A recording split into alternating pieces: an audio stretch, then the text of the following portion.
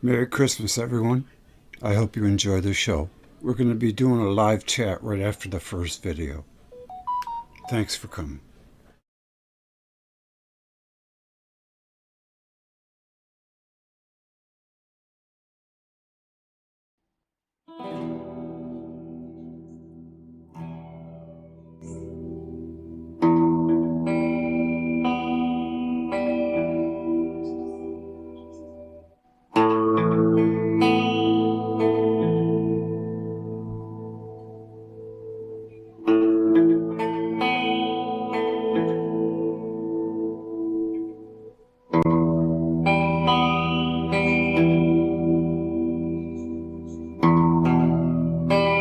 Capricorn, December 22nd, July 19th. The last Earth sign of the zodiac. January. Capricorn is represented by the sea goat, a mythological creature with the body of a goat and the tail of a fish. Accordingly, Capricorns are skilled at navigating both the material and the emotional realms. They scale the steepest mountains.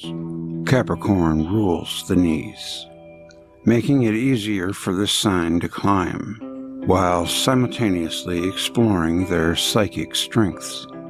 Capricorns tap into their inner fortitude to overcome whatever stands between them and their long-term goals, and they don't let anything distract them from getting ahead. Because of their unwavering focus, however, they are often perceived as cold and unemotional. Sea goats must remember that not every success in life can be featured on a resume, and that compassion is as important as any professional advancement.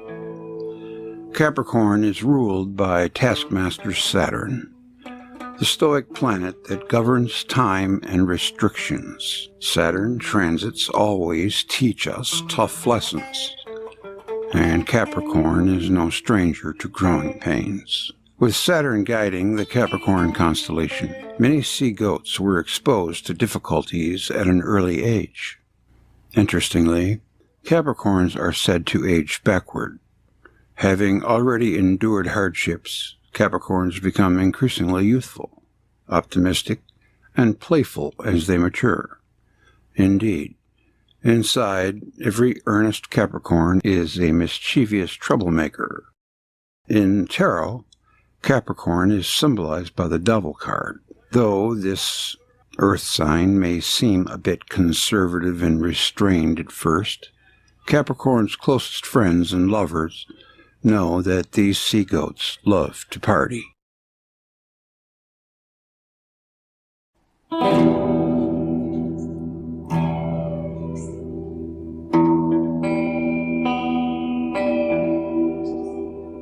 A cardinal sign, Capricorn, is excellent at taking action and launching initiatives. Capricorn's can-do attitude leads to success in pretty much any industry. While they're terrific leaders, they must also be mindful of their workaholic tendencies.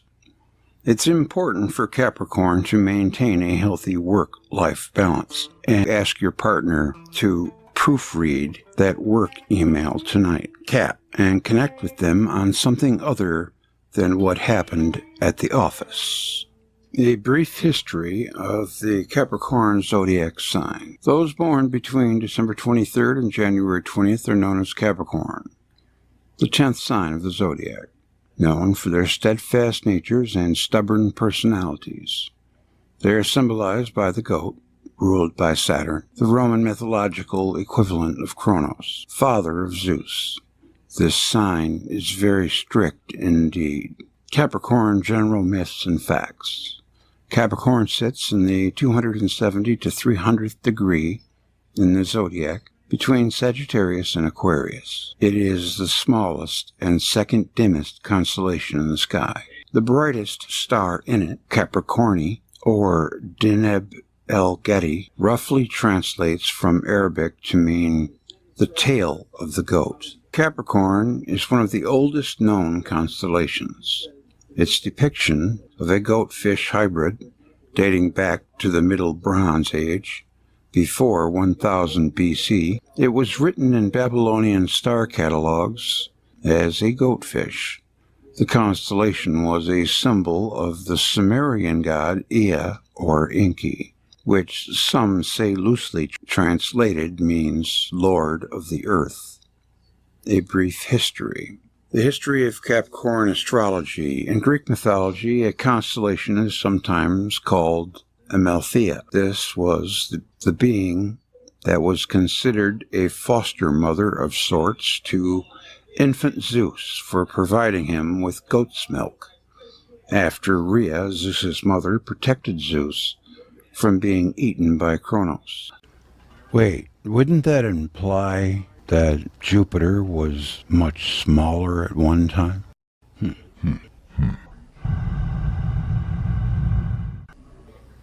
Others say Capricornus refers to Pan, the god with the goat's head.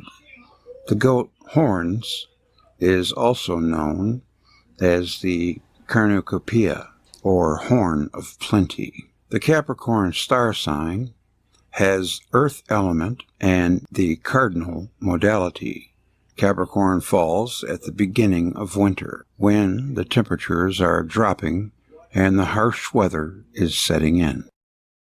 Those dealing with the transition must be active, hardy, resolute in their actions.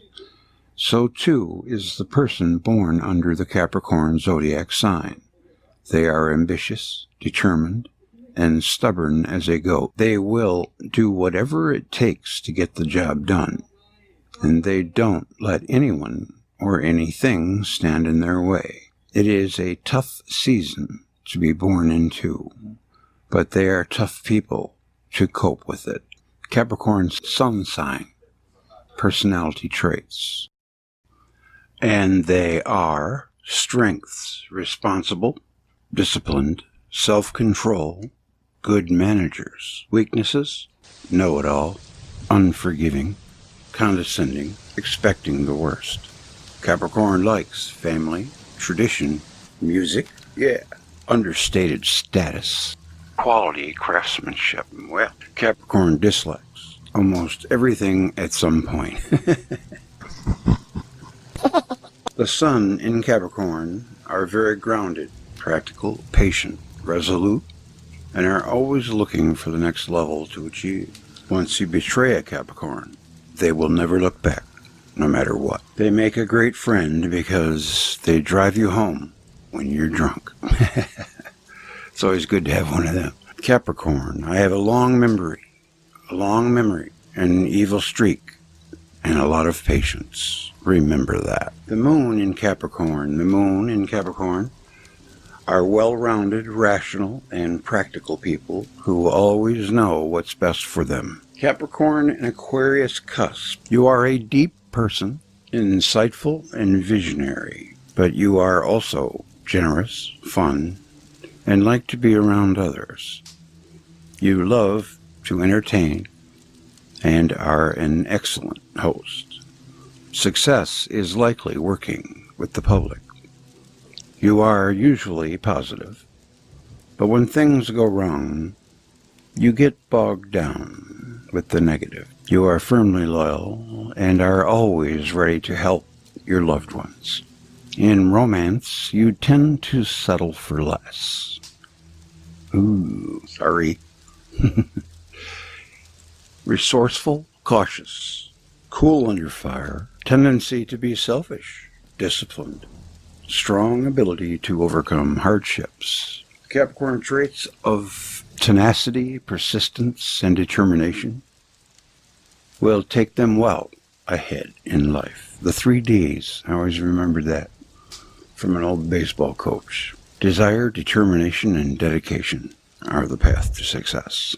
And here's some people are more trusting, but Capricorns are very cautious.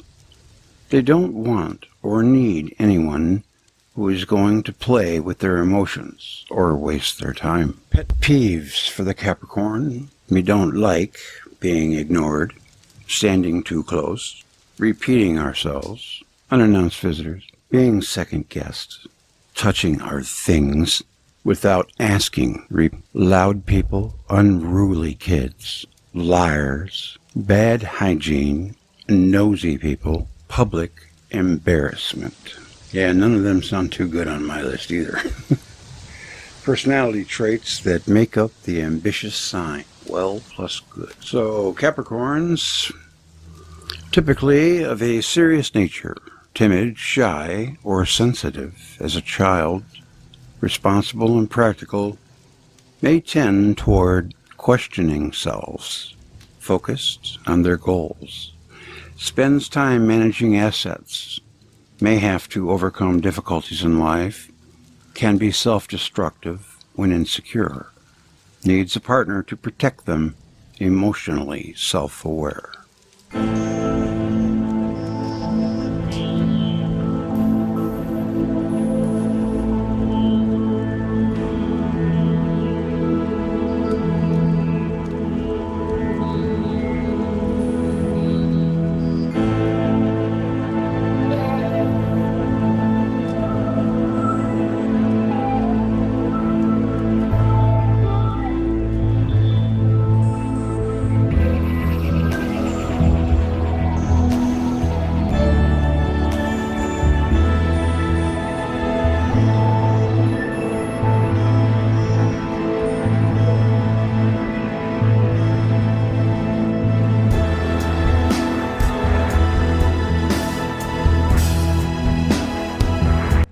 Other astrology traits have become associated with Capricorns over the years, including the knees, bones, and skeleton for anatomy, lead for the metal, and brown for the color. The skeleton is what holds up the body. Rigidity perfectly represents the solid nature of those born under this sign. Lead is a highly dense metal and sturdy, while brown represents the color of the earth. Once all of the fall leaves have blown away, it is a desolate scene and a stark landscape, but one that people will work hard to get through so they can get back to the spring. Of course, they know they still have 2 more months to go, which is why they are so determined to make the best of their situation. With such a deep, dark history, it's easy to see why the sea goat are seen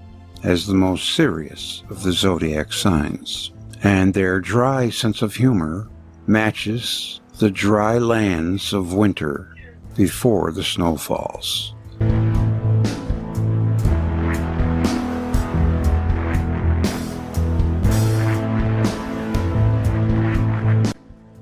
But if you want to survive a tough situation, go with a Capricorn.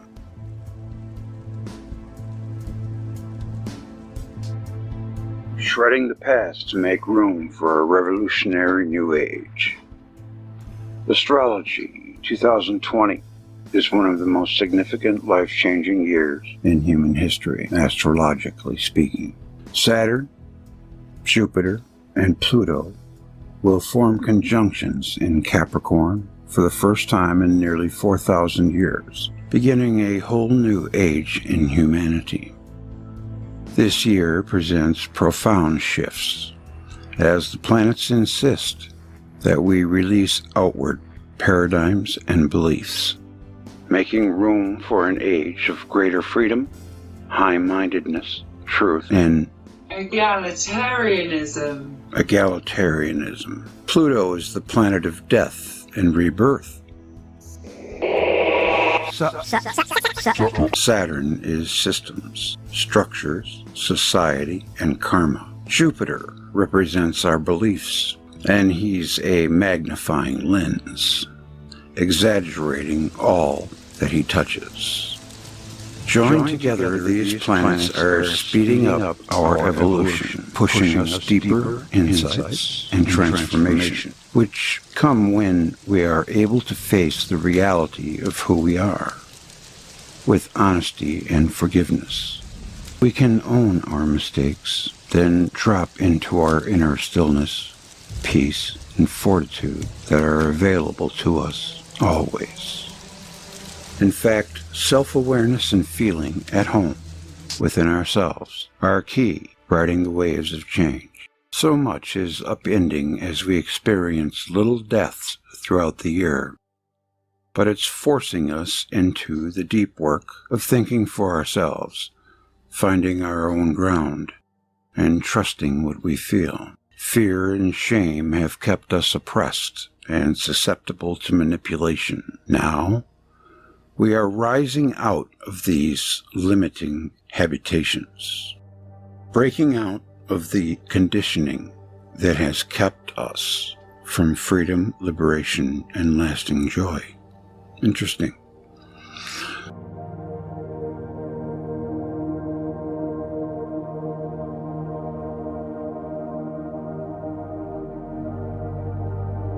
Our shared reality is shaking up, and incredible work lies ahead. We need to rebuild our lives and the world with an open-hearted care and an understanding of our inner connection. It's time to muster the courage to confront and fight corruption and deception without hardening our hearts. The good news is that Jupiter and Saturn are in Capricorn and Aquarius this year, and the North Node will move into Gemini in the spring. Integrity, truth, and divine justice are ready to prevail. Karmic rectifications are upon us, and if we insist on lying, cheating, or harming others, our lives could explode. No matter what happens externally, we can feel the strength of our spines, our connection to the earth, and the tenderness of our hearts. This is the axis of transformation in 2020, our secret weapons as the planets strip us bare, trusting us into a fresh new year, decade, and age. 2021 aspiration. In this year of profound change, may we realize the past and step into our unknown future selves with compassion and intelligence. May we work together, taking responsibility of our lives, relationships, and communities, while dissolving the belief that someone else will save us.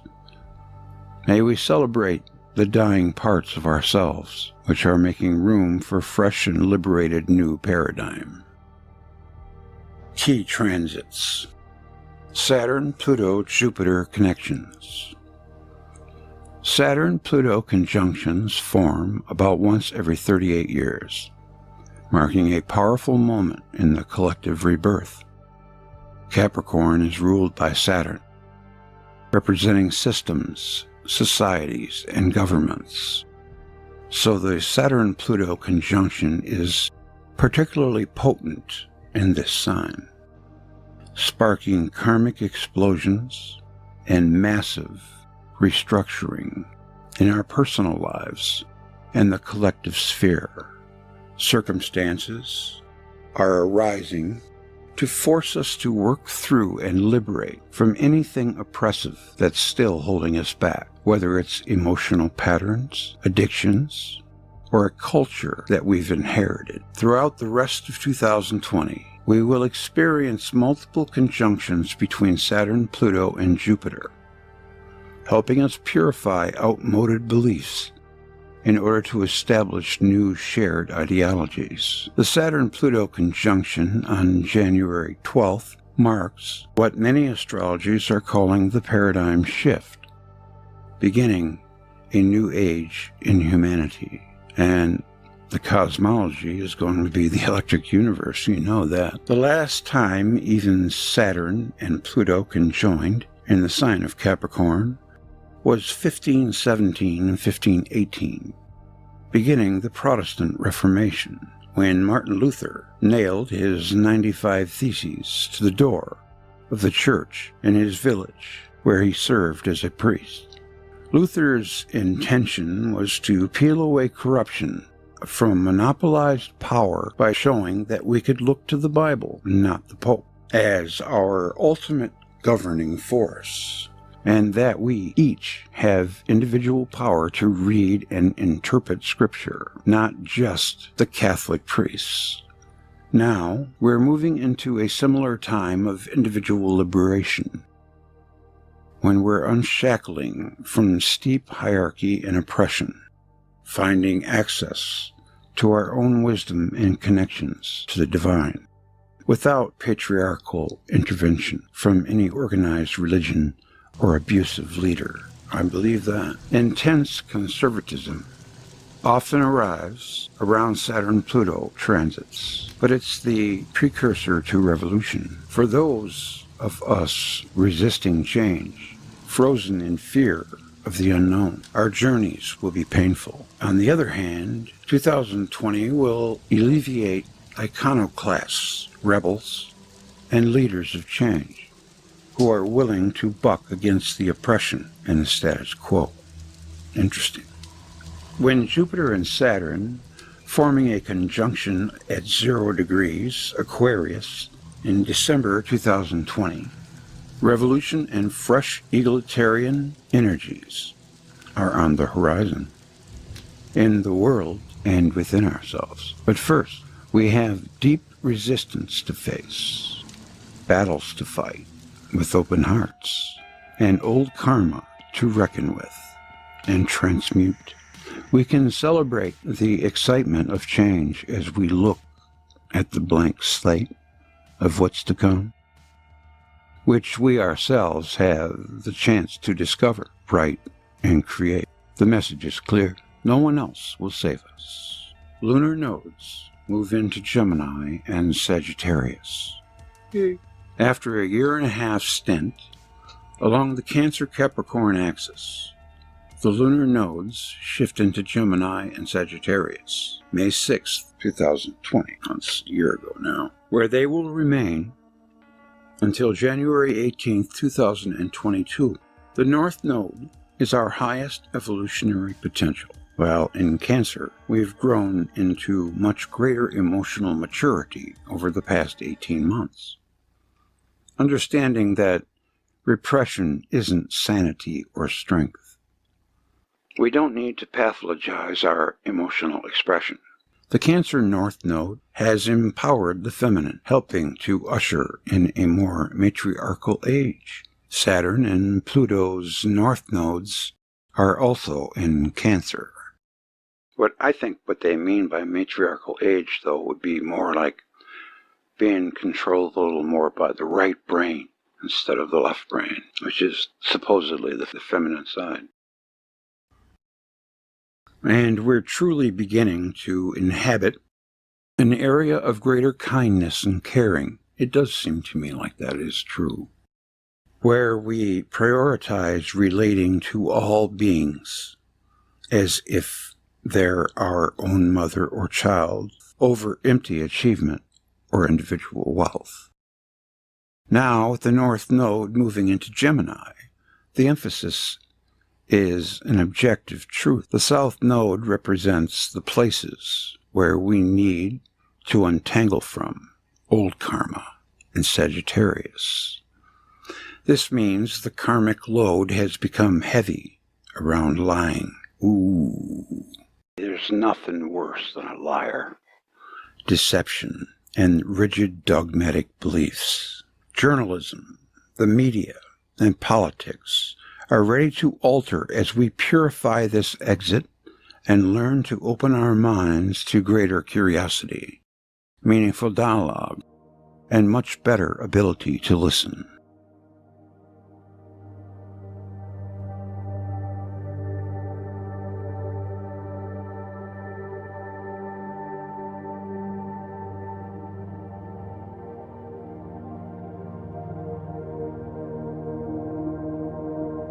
Eclipses of 2020. 6 eclipses arrive in 2020 when there are normally just 4 a year.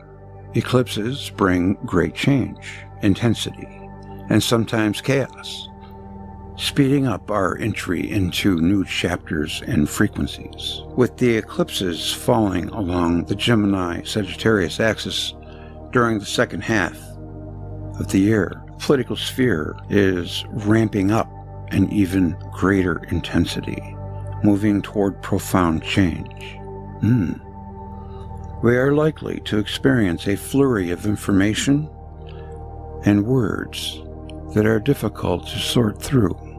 However, as the nodes square Neptune for much of the year, our path is obvious. We need to strengthen our stillness and meditation, calling on our own heart and clear intelligence to uncover truth for ourselves. Venus and Mars in retrograde. Venus retrograde occurs in Gemini from May 13th to June 25th. Then Mars retrograde occurs in Aries from September 9th to November 14th. Venus is the planet of love, values, art, and the feminine, while Mars represents our carnal desires, anger, and masculinity. Our inner feminine and masculine are up for periods of reflection, review, and recalibration as love, dating, and sexuality shift into new iterations. With Venus in Gemini, just after the North Node moves into the same sign, communication is key. The feminine is supported in sharing her voice and stories more freely, and communicating without shame. Our values are orienting toward more objective truth and education, rather than cherry-picking facts that support our established narratives and prejudices. As Mars retrogrades, we're driving deep into our anger and sexuality. Might we ask, is our anger asking us to establish better boundaries? Is it stemming from unprocessed grief? Is our sexuality an expression of our fear, shame, traumas, or the need for dominance and control?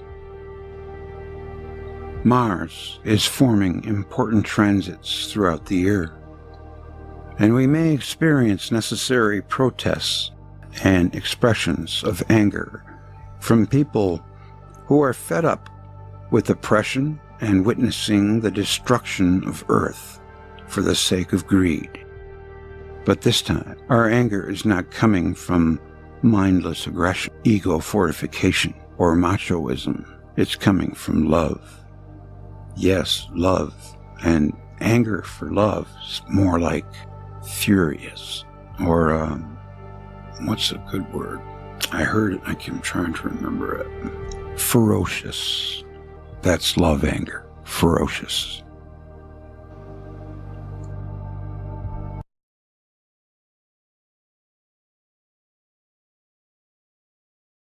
Ain Ghazal, a site named for a nearby spring, Ain, and situated along the edge of Wadi Zarba, was first discovered in 1974 when Jordanian road developers began building Army Street, the freeway connecting Amman and Zarqa. The site's significance was realized through a series of findings in the early 1980s. Ain Ghazal is of great importance for the study of prehistoric human society. During more than 2,000 years of Neolithic occupation, approximately 7,500 to 5,000 BC, the inhabitants of this prehistoric village site cultivated crops. They're said to be 8,000 years old as it is. Hunted, foraged, and also herded sheep and goats. The site saw changes in domestic architecture, stone tool technology, use of plaster and clay technology, and animal husbandry during its peak of occupation between around 7,200 and 6,500 BC. The inhabitants buried several plaster statues beneath the floors of houses and remains at the site. The excavation team uncovered several exquisite ritual artifacts, including clay figurines in the shape of animals and humans. I just think they look so cool. The letter, considered to be some of the oldest sculptures of the human form in the Levant, interpreted as hunting and fertility amulets.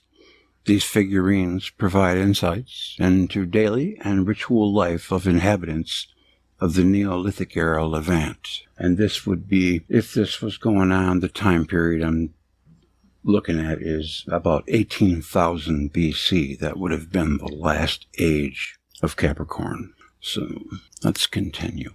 Acor supported the excavations at 2 to 1998. Well, they must have been pulling good stuff out of there. The greed knew no bounds, which were carried out under the direction of Gary O. Rolfson, then of San Diego State University, who received Acor fellowships. Rolfson was joined by co-directors Zidane Kafafi of the Institute of Archaeology and Anthropology at Yormuk University, and H. Stevens of the University of Nevada, Las Vegas. The excavations at Ain Ghazal, which ended in 1998, like I said, have provided meaningful evidence concerning the social organization and ritual behavior of Neolithic society in the Levant, as well as about developments in occupation resulting from environmental change. Funded by an Acor NEH fellowship in 2017-2018, Rolfson has also shown that areas east of Ain Ghazal, which are now desert, were more lush in Neolithic times, supporting more vegetation, livestock, and human population. Who were these beings who visited prehistoric Jordan, a place at the crossroads of the oldest human cultures? The statues, along with two of the oldest temples in the world, dating back more than 8,000 years, were discovered during excavations at the Neolithic settlement Ain Ghazal. Ain Ghazal, in the vicinity of the modern capital of Jordan, Amman, in 1983. Mysterious, lifelike, nearly life-size plaster statues are in many ways anonymous. They lack human arms and typical indications of gender. Ain Ghazal, a large village of farmers, herders, and hunters, is considered to be established around 7250 BC and later abandoned around 5000 BC. Archaeologists discovered evidence of multi-roomed houses made of stone with timber roof beams, plastered walls, floors, and courtyards. They also excavated cooking hearths with food remains, stone tools, stone and clay figurines, and graves. Ain Ghazal was settled in about 7200 BC. In the Neolithic period, scholars divide this period into pre-pottery Neolithic, 9000 to 5500 BC, and pottery Neolithic, 5500 to 4000 BC. It flourished in the pre-pottery Neolithic for almost 2,000 years. By 6200 BC, the settlement had grown to occupy nearly 40 acres, almost 4 times the size of contemporaneous Jericho. Only 30 miles away. Indeed, Ain Ghazal was one of the largest cities in the Neolithic Near East. I think that the beings look very interesting, to say the least. In 1984, archaeologists examined the side of a bulldozer made some years earlier during highway construction. They found the edge of a large pit about 2.5 meters under the surface, in which fragments of plaster statues were visible. The more than 30 human figurines recovered in the prehistoric village of Ain Ghazal had several strange features. Almost none had both head and body. There were either bodiless heads or headless bodies. This practice is attested not only at Ain Ghazal, but also at other sites in the southern Levant. All these figurines are created in clay containing limestone powder mixed with lime plaster. They are among the most ancient monumental artifacts ever found. Their size is varying from small, between 2 and 3 feet in height, to almost life-size figures. They have a certain look to them, like almost like emotionless. The Smithsonian. Their large elliptical in shape eyes are unique, and small ears indicate that these are depictions of an unknown ancient race witnessed by the local population of prehistoric Jordan. Many fragments of these very ancient artifacts were out of place and badly damaged, and putting the statues back together was difficult and time-consuming. Sometimes the broken edges of 2 fragments could be easily matched, like the pieces of a puzzle. But the edges of many fragments were heavily eroded, and this was not always possible.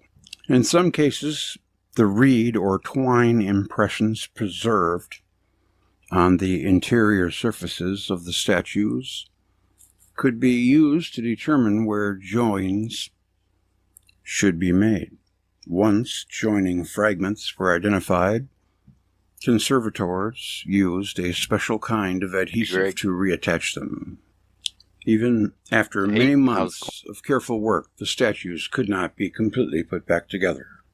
Conservators filled in the gaps with dough made of acrylic resin, glass microblooms, and cellulose powder.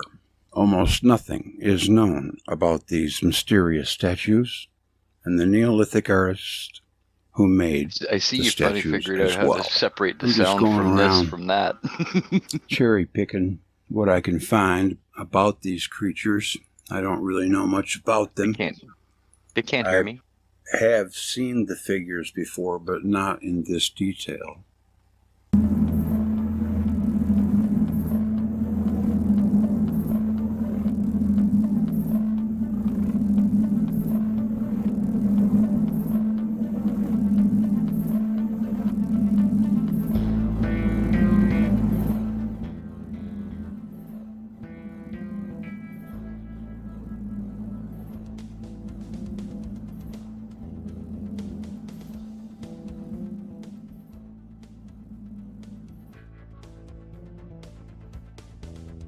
Yes.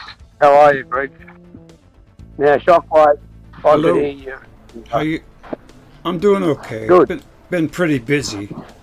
Let me turn this off. Okay. So who do we got here tonight? Let's see. Who do we got? I gotta look. Just you, me, and Shockwave. I invited a few people. Let's see if they show up. So what's going on? Are you guys up with what's going on with those drones all over the place? What's going on? What's going on with that? I heard that they're looking for some nukes or radiation or dirty bomb or something. Have you guys heard anything about that? Oh, I did hear someone. Hold on. Okay, go Oh, ahead. Nick was saying something too. Nick was saying something too, where they've had heaps of these drones flying around in England. So, yeah, who knows what it's about. Probably putting fear into people so they can lock them down again. Yeah, it's kind of crazy because they seem to be offshore or just floating around They're as big as an SUV. I didn't know they could make drones that big. It's looking for something. I think that some radioactive material came up missing, and they're worried about it. They're looking for it, trying to detect it. That's what I heard. I heard it from Joe Rogan. You know, he had a Eric Weinstein. You know him? Sorry, I had myself muted.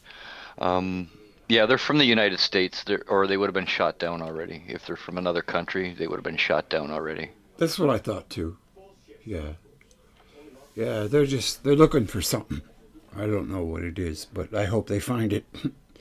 You know. Well, you might be right in the atomic materials search. Yeah. They're apparently they lost some material in Britain or something like that, and they're looking for it anyway.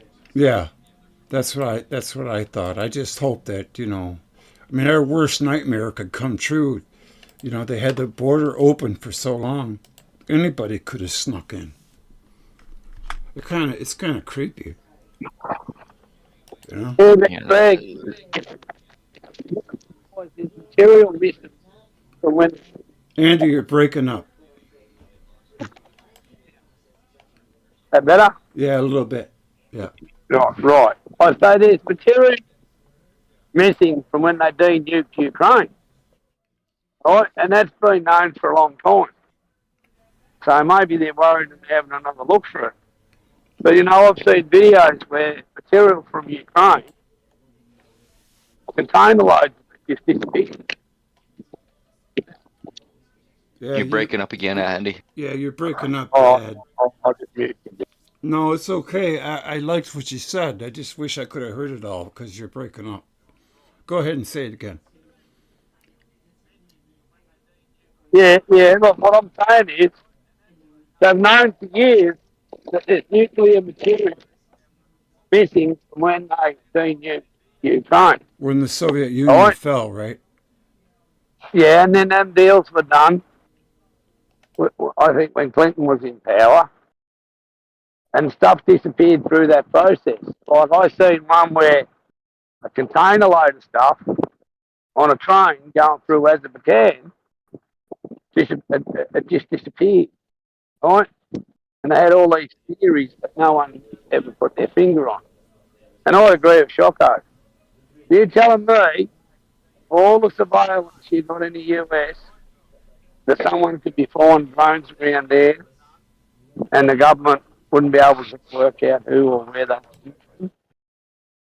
Yeah, they'd be shot down as quick as you could say boo if they were from a different country. If they didn't know the origin of them, they would say, "Hey, fire, fire, fire!" Yeah. Yeah, that's right. Like when they spend $1 million shooting down a bloody hot air balloon, and you don't think they're not going to take out these drones. Yeah, the thing is, they let that balloon travel all the way across the country before they shot it down.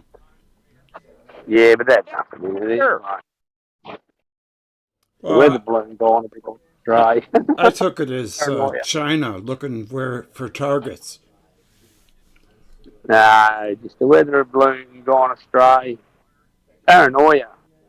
There's a lot of drones flying around U.S. bases in Britain and in the United States too. So that's Chinese nationals doing that. You know that there's a lot of Chinese nationals that have bought property around U.S. Army bases in the United States itself. Yes. So there's a lot of stuff that's going on that we're not privy to and that the government, I'm sure, is aware of. And we just have to try and figure it out for ourselves. And of course, you've got to remember too, at the moment, we're in the United States, you're in that government transitional period. So, different ones are going to take advantage of it if they can and all that. Let's see if they're still flying around here. That'll be interesting.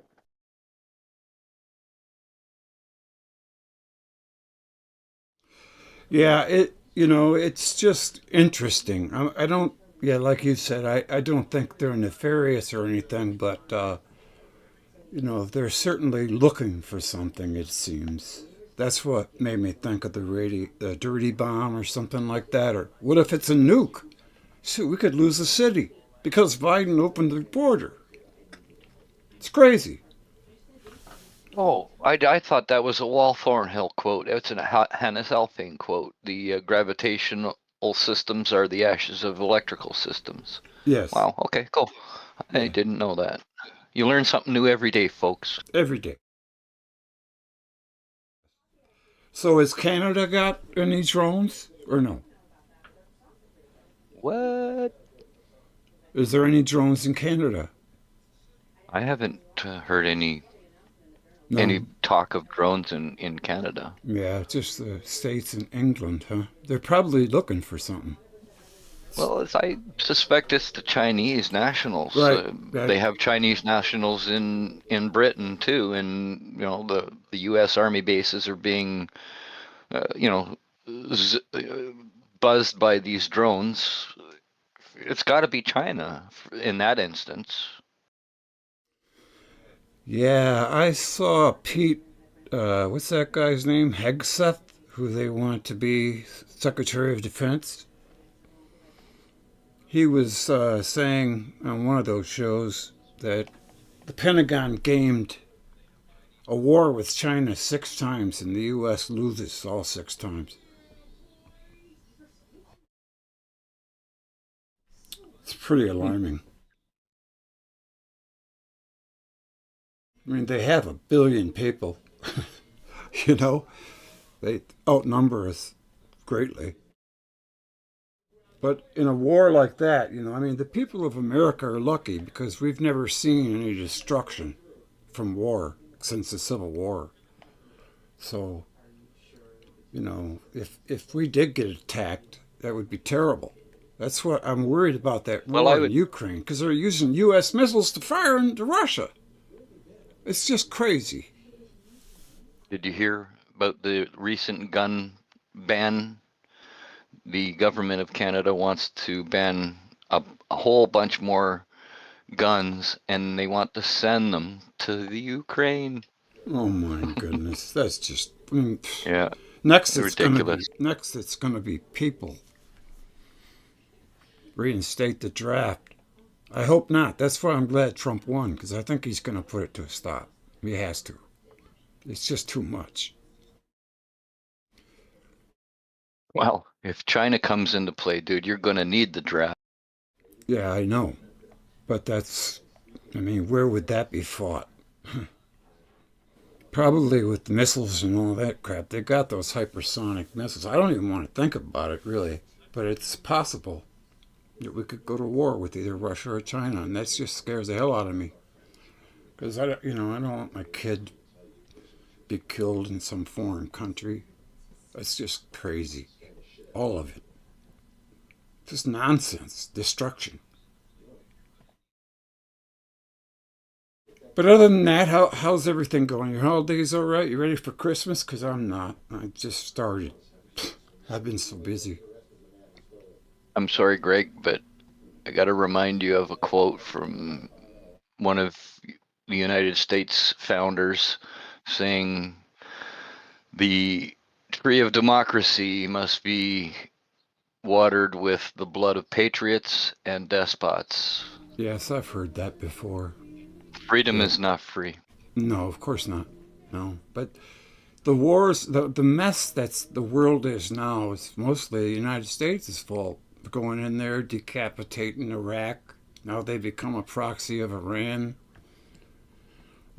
Israel wants war with Iran, and I don't like that because they're going to try to drag us into it. I don't know, but I hope not. I think Trump knows what he's doing. I think he'll end this shit. I hope so. Well, there's reports of a lot of Iranians bucking their system and going against the Ayatollahs. So there's always hope for an internal purging. Yes, that's right. The mullahs are in charge, aren't they? Yeah. Yeah. They have no separation of church and state in the Muslim world. Right. Yeah. What Church anything? encompasses everything in the Muslim world, including the state and the art and your daily life. Yeah. Is there anything new going on with the? Submission to Allah. Right. Right. Yeah. They want everybody. I think the communist mantra is that they will know they've won when they've hung the last liberal on the intestines of the last conservative.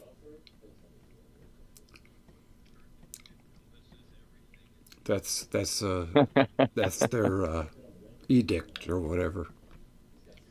Yeah.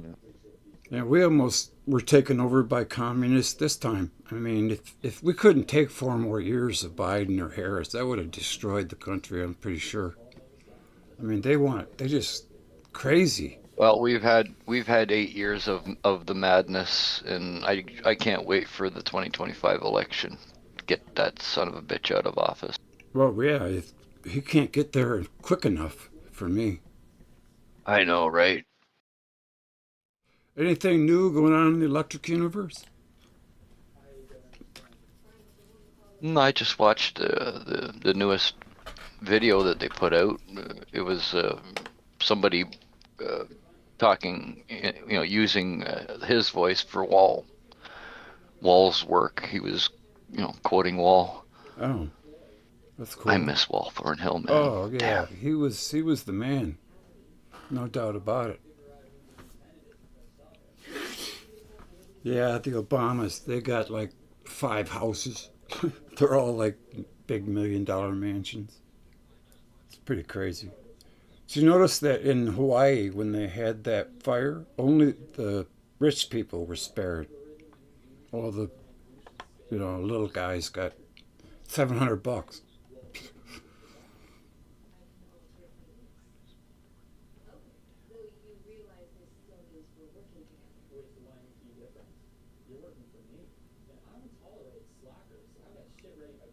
I'm waiting to see who speaks next. Yeah, Greg, I'll get back to you in a sec. I've got a bit of trouble. Now you sound great. Whatever you did. Sounds like it right here. Stop downloading that pornographic stuff. Yeah. Oh, yeah, he's back. Hey, where do you stand on the moon thing? Do you think we really went, or do you think it was fake? Of course, we've been to the moon. That's what I think too, but there's this guy named Bert Sabral who's kind of saying that, like they got this one image where they're showing the Earth from supposedly 130,000 miles away, and it turned out to be fake because the damn bright Earth was in the window, or the other window. So it kind of really looks bad. There's a lot of deniers, and there's a bit of fakery going on with NASA too. They want good PR, Yeah. and they'll resort to fakery because they've done it before in the past. But we have been to the moon. We have, and we are going to go back again this next year. 2025 is the year we're slated to go. I think they delayed it 1 year until 2026 for some reason, but we're going back shortly, and you'll see. They'll bring video cameras, and they'll go to the original launch site, and you'll see all the stuff that was there. Yeah. And Well, people are still gonna call it out as bullshit, and that it's done in the studio and all of this. Right. There's always going to be the deniers. Yeah. Like today, I was on Randall Carlson's live stream, and I mentioned that somebody mentioned Michael Tellinger, and I mentioned the fact that he's a flat earther, and he said, "No, he's not. I've been following Michael Tellinger for 20 years now." Yeah. I go, "Well, guess what? Here's the link dude, go watch him talk about the flat Earth, you dumb Yeah, nuts. that's And ridiculous. he wouldn't go and acknowledge the link. What link? He says, like, I've been posting it 3 or 4 or 5 times. Go click on the link, cut and paste it.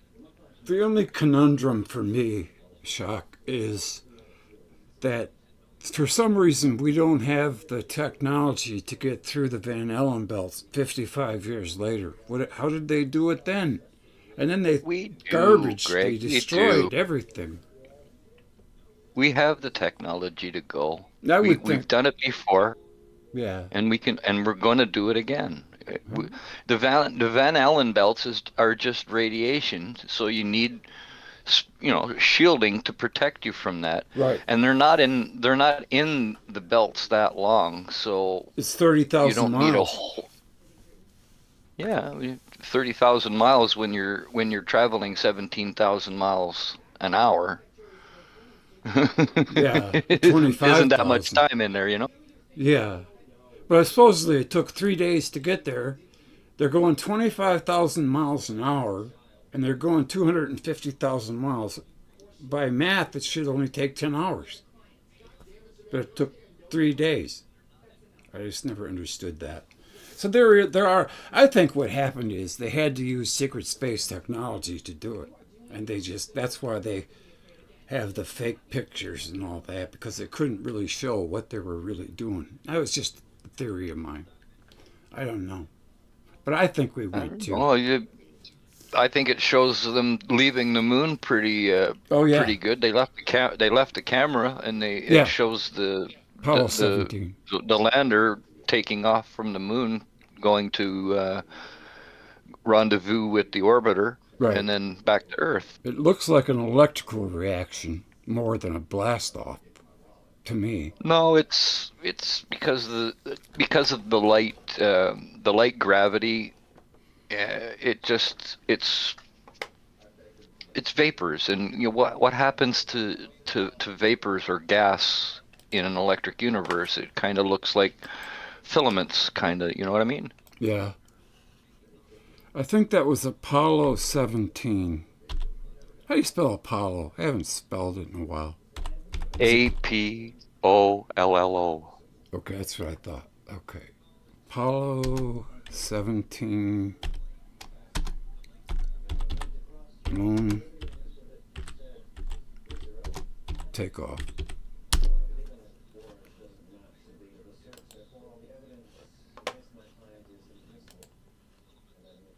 Let's see. Let me get.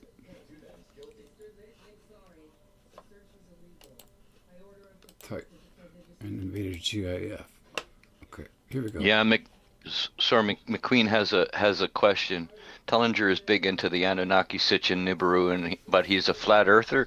Yeah, he's a flat earther, dude. I'll give you the link in a second. I didn't realize that. I've seen him give presentations before, and they're always pretty interesting. He talks about giants and the gold mines that they found, in Africa. Yeah, he's a Inky guy, an Inky and his Anu or whatever his brother's name was, Enlil, the mean one. And Enki and Enlil, Yeah. and Anu is their father. Saturn, Yeah. Anu. Doesn't that look like an electrical reaction? Why aren't we seeing a blast from the motor, from the engine? It just takes off and it's gone. There's no fire coming out of the rocket, unless you just can't see it. But it looks like they're using some kind of secret technology. That's the only thing I thought, because that would protect them from if they're in a magnetic bubble, that would protect them from the Van bubble. Oh yeah, definitely. If they used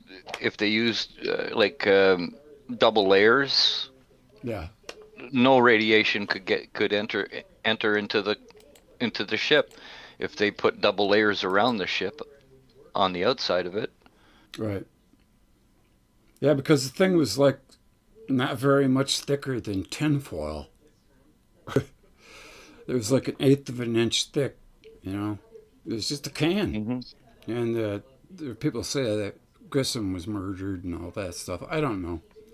It sounds good, but I think we win. The same kind of technology that goes into light aircraft is the same kind of tolerance or thicknesses and things like that that are used for space travel. Mm-hmm. You're looking at thin metals. You're looking at very light metals like aluminum and gold, like sheets of gold is an excellent. It's almost like lead, but lead is heavy. Mm-hmm. Gold is heavy as well, but gold is more. You can get it into a thin sheet and then get protection from it. Oh, okay. Where lead, would break apart if it was super thin like that. Yeah. It's really strange because, the thing was never tested. They had to rely on it the first time to work. It's just, I don't know. It's... Well, the radiation is radiation, and they didn't spend much time in it, and obviously it didn't kill them, so Right. It's a learning curve, experimentation. You have to push the boundaries to find out. Mm-hmm. You know what I mean? And that's the only way to do it is to send somebody there. Yeah, like when the person who discovered the South Pole, there were 5 expeditions that failed. 5 attempts before. Yeah. It's a good thing that didn't happen in space because they would have been screwed. Yeah.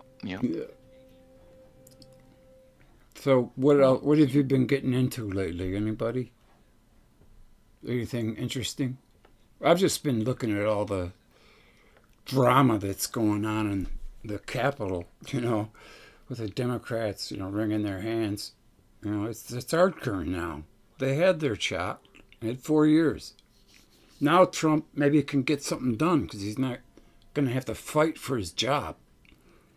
Because the whole time he was president, they were trying to get rid of him. Nancy Pelosi wouldn't stay off his ass. And he got a lot accomplished considering all the shit they put him through. I can't believe it. What they put one man through. It's a wonder he didn't frickin' have a stroke or something. But the guy thrives in that environment. He's just special. He gets shot in the ear, gets up, starts pumping his fist, fight. I mean, that was classic American. I don't think the attempts on his life are over with. I don't either. I'm worried about him. Yeah, Elon Musk too. They might try to take him out. Yeah. Because they don't play good. They don't play clean. They play dirty. They play hardball while we play jacks. Yeah. We give them the benefit of the doubt, and they give us no doubt at all. Right. That they want to kill us. Yeah. They want us gone out of the way. That's right. They want the baby boomers mostly gone because really, we still remember the past. That's like Mao in China. He changed the whole freaking history. Yeah. And something like that could happen. Look how quick they memory hold the assassination attempt. The first, both of them, actually, they don't even talk about it anymore. It could have been another Zapruder film. It's a good thing he survived. I was hoping that Neil would show up, but he didn't show up. So was I, but that's okay. Yeah. It is what it is. I'm glad you made it, because I've been looking forward to chatting with you for a while. Just haven't had time. I got this crap going on. It doesn't seem like it's getting any better, Shock. I don't know. I may have to bite the bullet. Yeah. I've been hitting it with everything I could think of for a year. and there's no change. Yeah. Still got the tumor. You know. Not a tumor. Yeah, it's not a tumor. I wish it wasn't. It's not a tumor. Yeah. Yeah, I hear you, bro. I'm starting to worry about shit myself. Like, you know, I'm getting up there in age myself, and pain in my chest the last couple of days has been worrying me. But take fish oil. I just visualize anything that might be going on just shrinking away. Yeah. You have to close your eyes and just visualize it shrinking, going away. Yes, I do all the time. Into a microscopic oblivion. Yeah. I'm listening to these videos when I go to sleep. It says anti-cancer, you know, like Royal Rife. Yeah, I don't know if it works, but hey, I'll try anything at this point.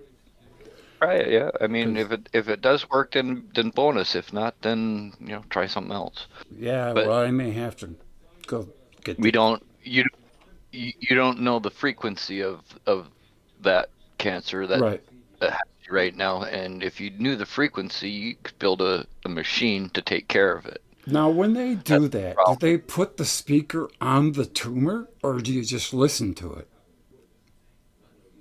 It's not a speaker per se. It's more of an like an ultrasound device. Mm-hmm. Like, you know, what they rub it on your skin.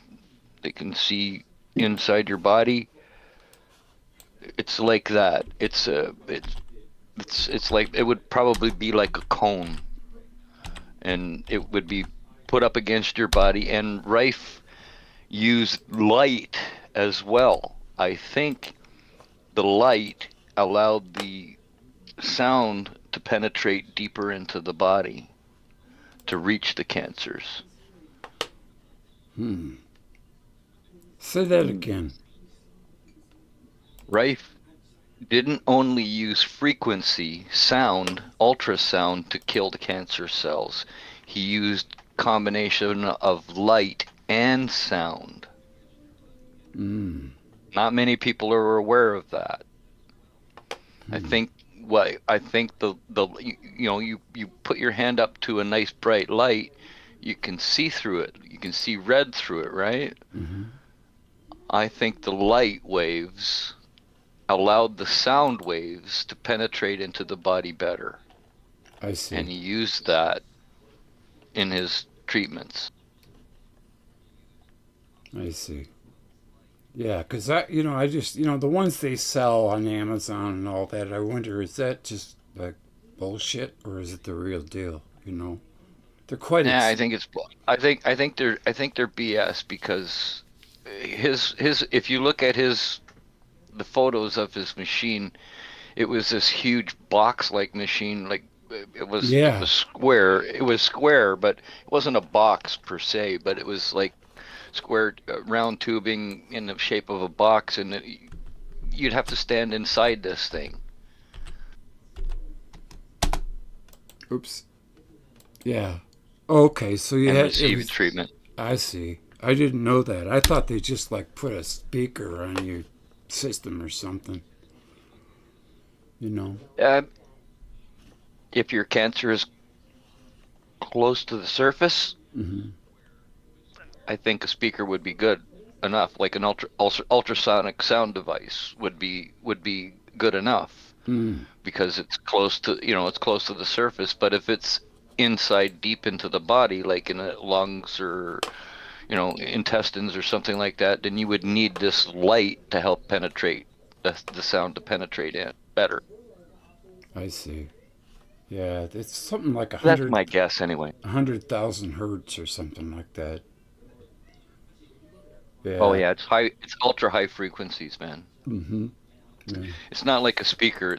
Like Google.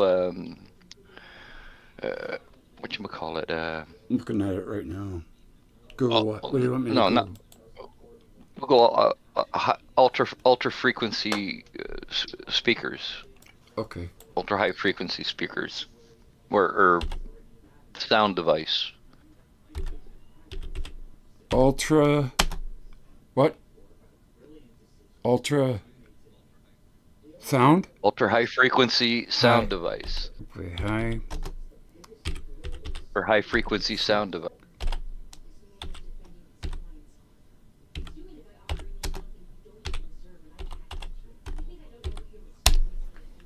Let's see what it has. Ultra high frequency.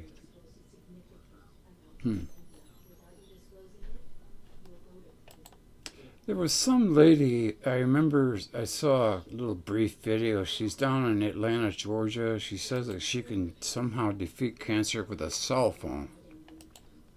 And I need to look into that more because I don't know exactly what she means. But she said using electricity and a cell phone. You forgot to put device after sound.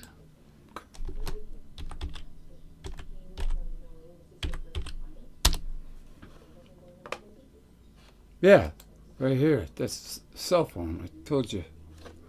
The world's first ultra high frequency handheld something. Oh, I see. Yeah, I'm curious about it because they're quite expensive. They're a couple grand. It's kind of out of my price range. But now you see that handheld thing on the right hand. Yeah, that's a sound device that puts out ultra high frequency sound that will read the structure of what's going on inside your body. Okay. But it puts it up on a TV screen. That's kind of what Rife was using, an early version of it, and it was a lot bigger than that too. Yeah, Rice. I just saw it. It was quite big, like you said. It was quite large. Yeah, go back to Rice. Okay.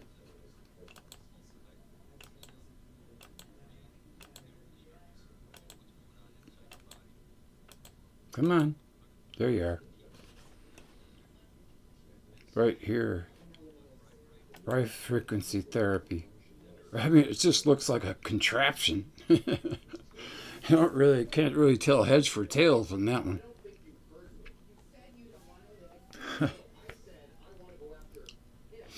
I was kind of disappointed. Neil didn't show up, and I invited Andrews too.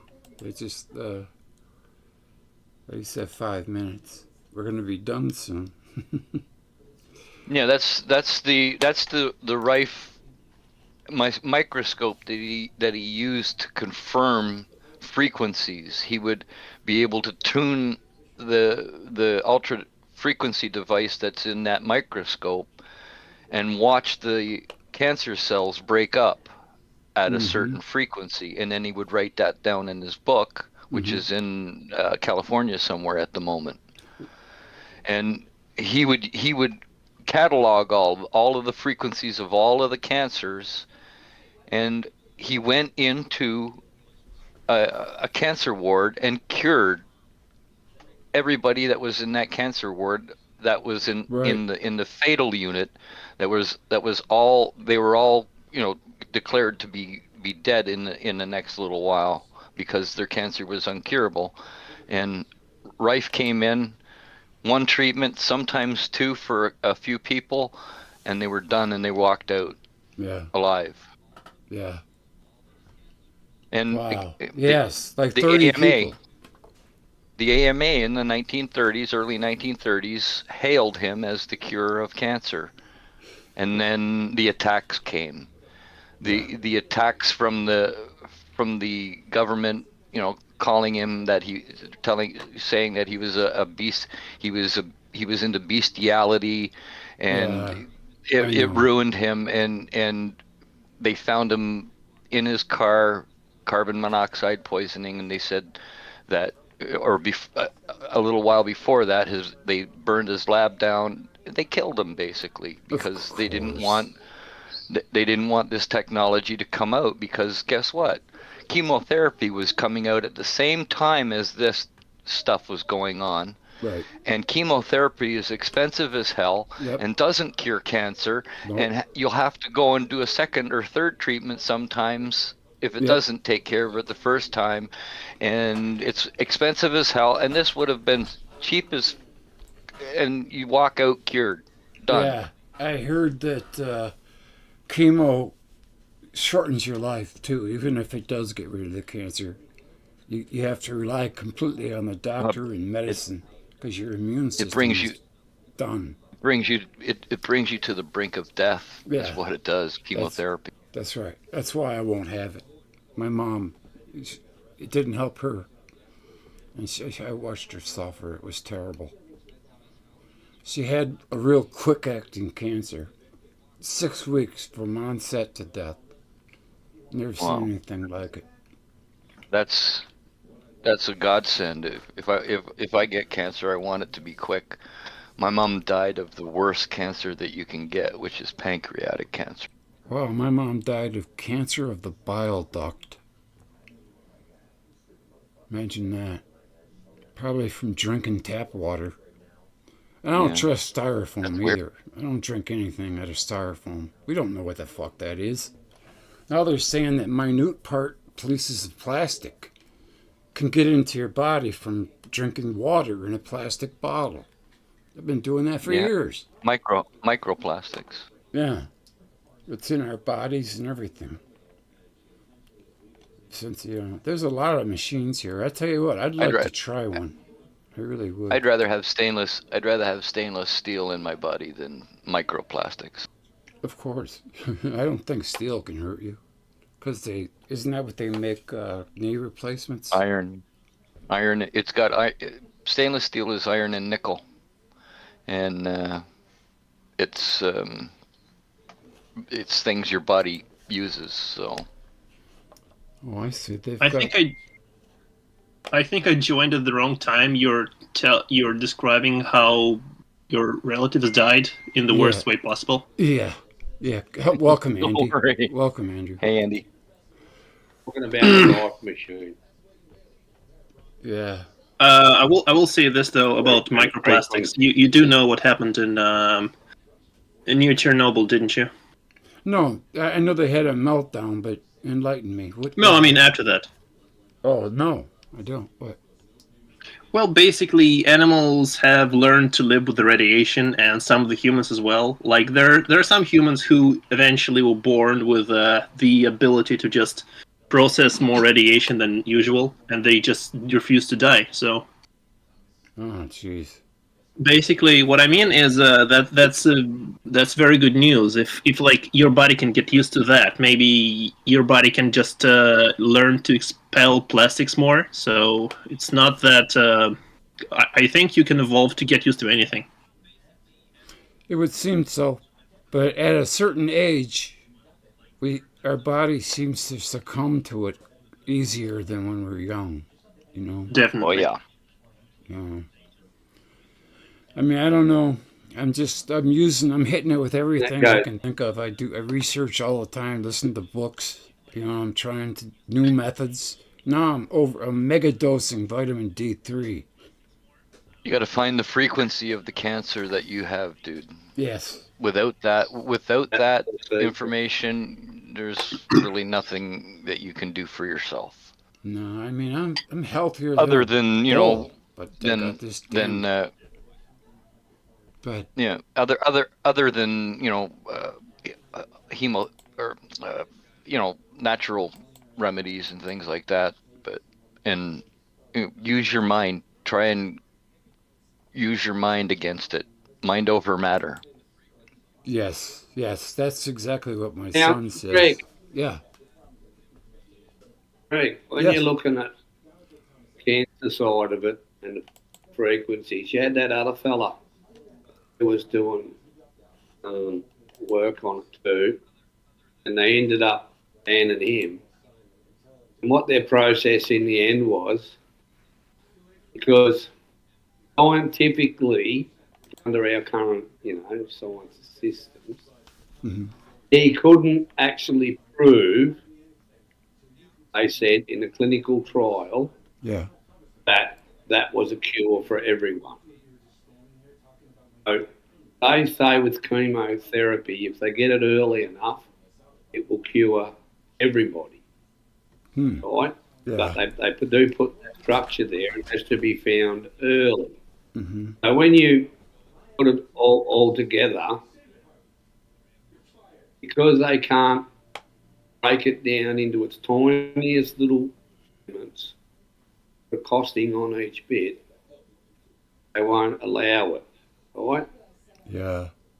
Because then, and the secret is what Shockwave just said, you have to find that frequency in each individual. And it goes back to what Andrew said with the radiation. People who live in the Sahara Desert probably live in a higher overall radiation environment. Well, that's not exactly what I said. Someone who say lives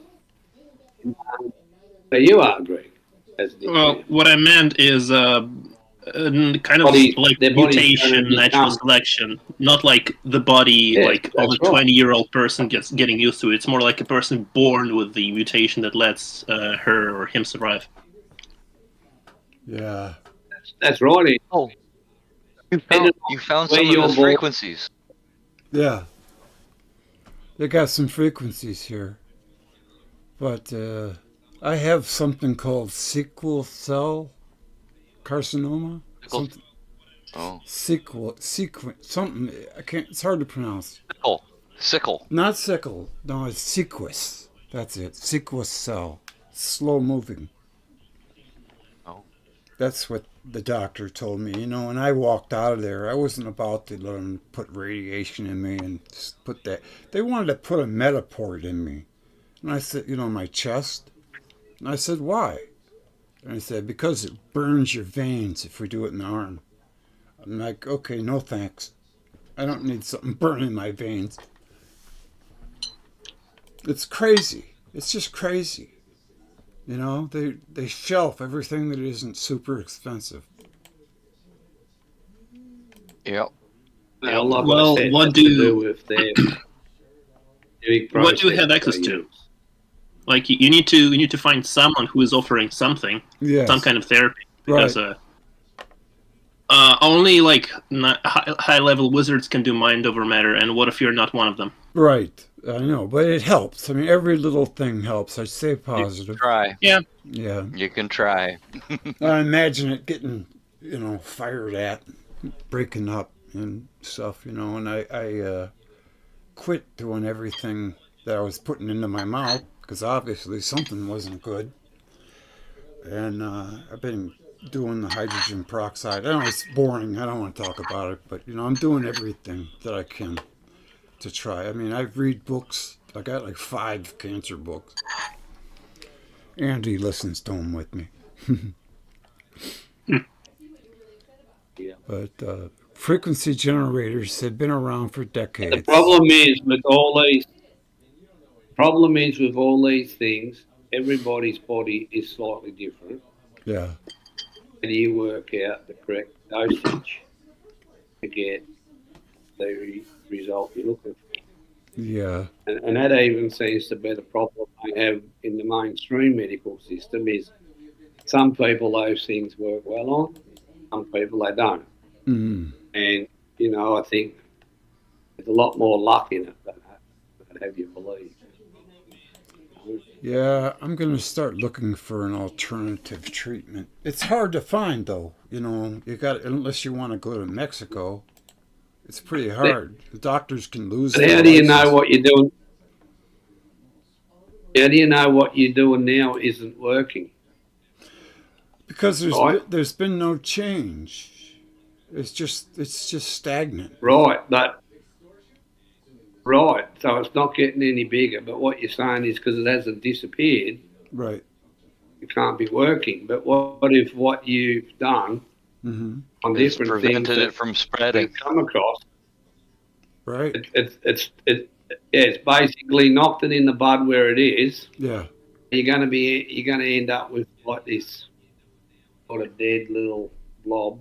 Yeah. Right? Yeah. That's. And then I've heard that. Yeah. From some of the information that we've come across, one of the worst things you can probably do to it now is start getting out the knife and cutting. Yeah, because you don't want to open up to air, that'll make it spread, right? Well, But the body's pretty amazing. You start making the blood supply move around it gets back in the blood supply. It tucks it So, away. it is. That's what I'm saying, Greg. You know, like, the only way is to do a blood test to see what the blood test is showing. Right. Changing treatments may end up becoming worse than, well, I seem to have it at bay. Yeah. The blood test and see. I've been dealing with it for 2 years now, almost. So. That's right. And if it isn't moving anywhere, that means you've pretty well nipped it. You've got it controlled. Well, I'm trying to get... Just keep doing what you're doing, dude. Plenty of sleep. Because right. I think sleep time is healing time. And doing hydrogen peroxide. I'm doing B17. And I'm doing fenbendazole. And I just got ivermectin, which is quite expensive. But I'm going to start that too. Hopefully. Well, you're not going to get COVID, that's for sure. I haven't had a cold since 2016. By the time you finish with all that lot, you're going to be pretty well pickled. Yeah. Well, yeah. I've been aggravating it by gargling with hydrogen peroxide. Well, you sure don't like it. It makes it sting like hell. But I do it 5-6 times a day. I know, enough talking about me. I know it's boring. But yeah, I'm in there swinging, man. I'm just strength training. I wouldn't say enough talking about you. You need to succeed. You need to talk to people who had something similar to you and lived. You need to hear what they have to say and what treatment they've done and do it yourself. Yes. You know that sound is magic, right? And there are 3 paths to Lunar, low energy nuclear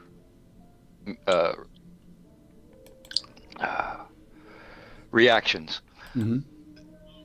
One of which is sono. Sono meaning sound, ultrasound. Okay.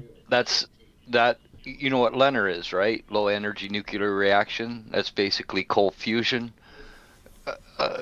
Making elements, changing elements at the atomic level with sound waves.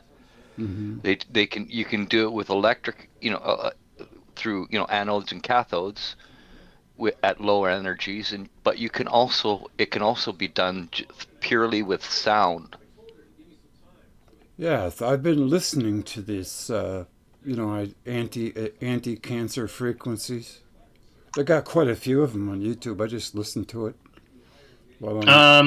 Is it a waste of time to contact one of the Electric Universe people, and I mean the ones who actually have time for you, and just say, hey, do you know anyone who is doing anything about cancer? Like anyone you could recommend? Yeah, that's a good idea. I never thought of it. You're right. Yeah, that is a good idea. Yeah, like damn good idea. The water guy, Jerry. Can't remember his last name. Pollock. Yeah, it's pretty interesting. It's stuff. Gerald. It's Gerald. Oh, Gerald. Yeah. Yeah. Only his friends call him Jerry. No, I'm joking. I have shit for brains anyway. Oh, look at this. Is interesting. Velcro straps can be used on both feet and hands, or easy to adjust. See, that's what I mean. You got to get the real deal. I'm sure there's a lot of fakes out there. Well, again, you have to get a device that outputs sound. Mm-hmm. These foot straps do what? Yeah. They don't. Do they put a frequency into your body? No, I don't think so. Right. They maybe put an electrical frequency into your body, but not a sound frequency. Those aren't that's not sound. That's something else. It says here the right hand is the negative side and the left hand is the positive side. I didn't know I that. call bullshit because Mm-hmm. that would mean all right-handed people or all left-handed people are evil or something. That's extremely stupid. Oh no, yeah, we use our right brain. Lefties are the Well, only yeah. ones in our right mind.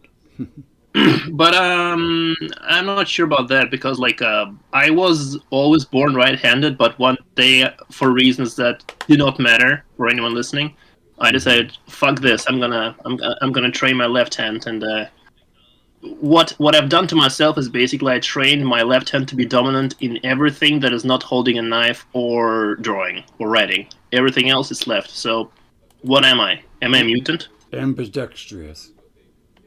I guess so. Amphibious. But my mind hasn't changed. That's the thing. It's not like you use a different side of a brain by using a different hand. That's not quite how it works. Yeah, it is how it works, in fact. Really? Really? It's scientifically proven, yeah. I guess I don't... What's scientifically proven? Scientists have been wrong on a lot of That lefties use the other side of their brain Right. than righties. Right. It's scientifically I What haven't you're seen saying that. is- But I haven't seen that. Unless science proves So what something you're that saying- doesn't exist in reality. Well, we have two lobes, you know. Oh, yeah. What but, you're now saying is I can swap sides of I can train my body to swap sides of the brain by persisting, which does take, and as you get older, it gets harder. Persisting to use, to train myself to use the other hand to what I naturally write with and do things with, would then cause me to have a different alignment in my brain. So if you can do that, that would be something where you teach everybody to write both hands as an example when they're young, because that would open their brain up. That's kind of I think that's torture because you're teaching people to do something extremely complicated with both hands. It's like you're spending how many years doing that? Yeah. Well, how many years did it take you? How many years did it take I don't know. Andrew, to get I mean, I was always writing with my right hand. That's not changing. I've always been a lefty. Yeah, but you now use your left very well. I can't do shit right-handed. Left-footed too. So I mean, I'm strong. You know, we just bowled 8 games today, and I'm fine. I got through it, no problem. You know, I've been strength training with my son and bowling about 3 times a week, trying to stay active because it seems to me, and I don't know, it might be mental, but it seems the more I strain myself and exercise, the smaller the tumor gets. But then it comes back. It's really weird. I think, like, I have some health issues that I will not get into. Okay. It's genetic. I can work with it, but basically, I've learned the hard way that forcing yourself to do like strength exercises and doing something that is more relaxed are different types of training. Mm-hmm. You cannot just force yourself. It's more important to stretch and to move and to breathe. Mm-hmm. If people, I think what he's talking do- about is yeah. forcing himself to get up and move and do stuff, and Right. Oh, okay, that's bad. that's what he's talking about. Yeah. Not what Yeah, you're because thinking. I thought like lifting boulders and like pushing. I work hard, but I work smart. Yeah. Yeah, I'm just afraid of becoming like, It's you work. know, you see some people that just look like all the life's just been sucked out of them, and they look like a shell of their former self. I don't want that to happen, so it's kind of like the fear of it that's driving me to be stronger. I have a terrible joke in my mind. Should I unleash it? Go ahead.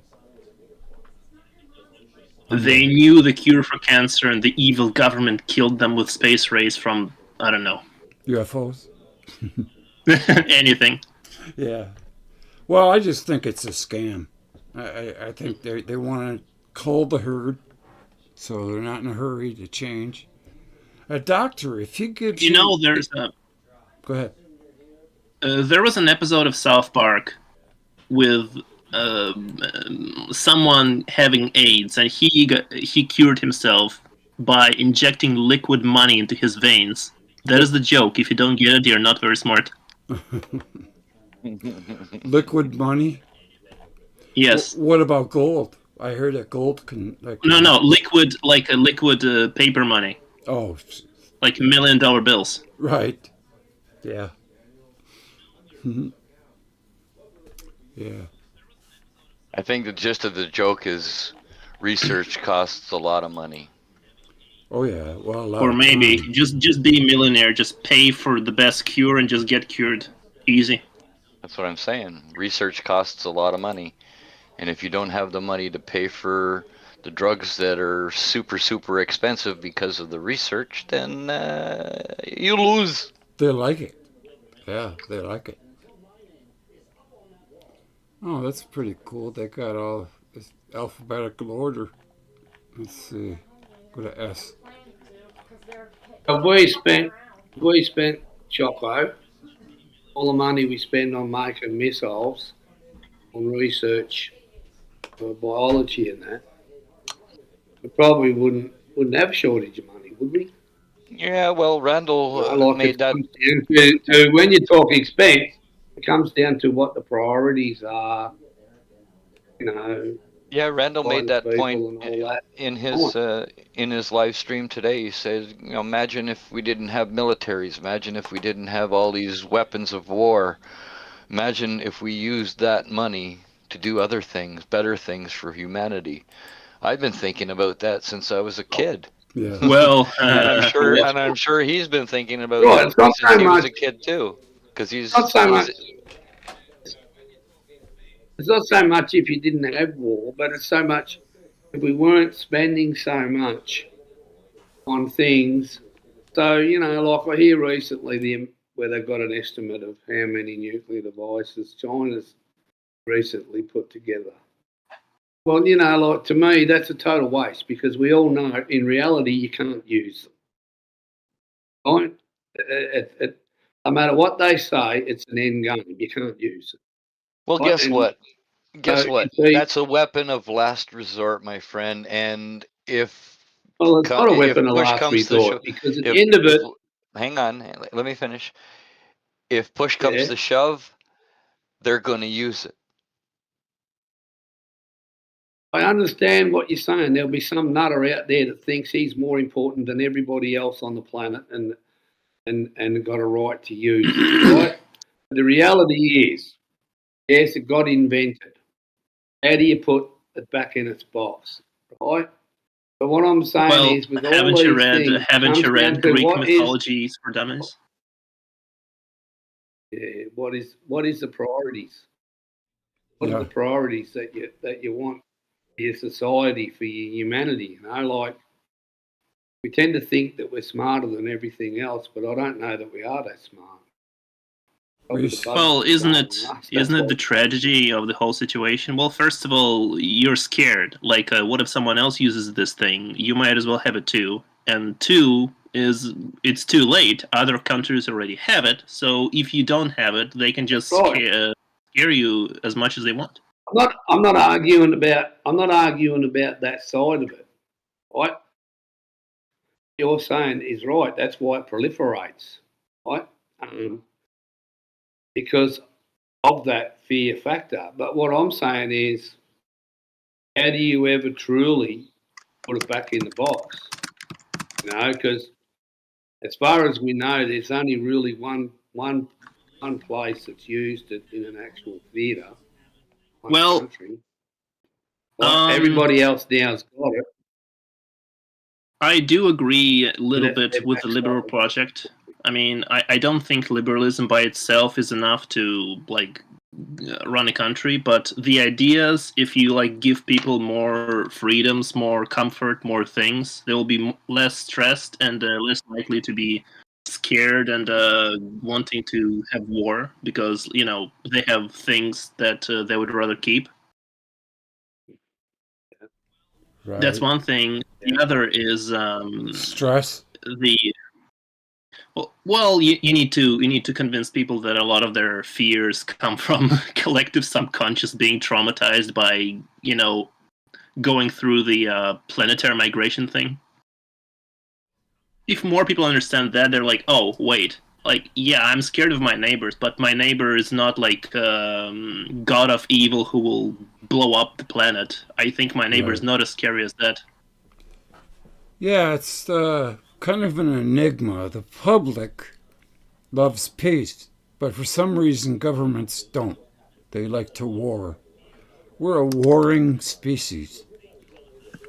Well, We've been at war I don't since know the beginning. that's technically true because I don't know that that's technically true because there's plenty of neighbours prepared to blow each other over the most minuscule thing. You look in our worlds now.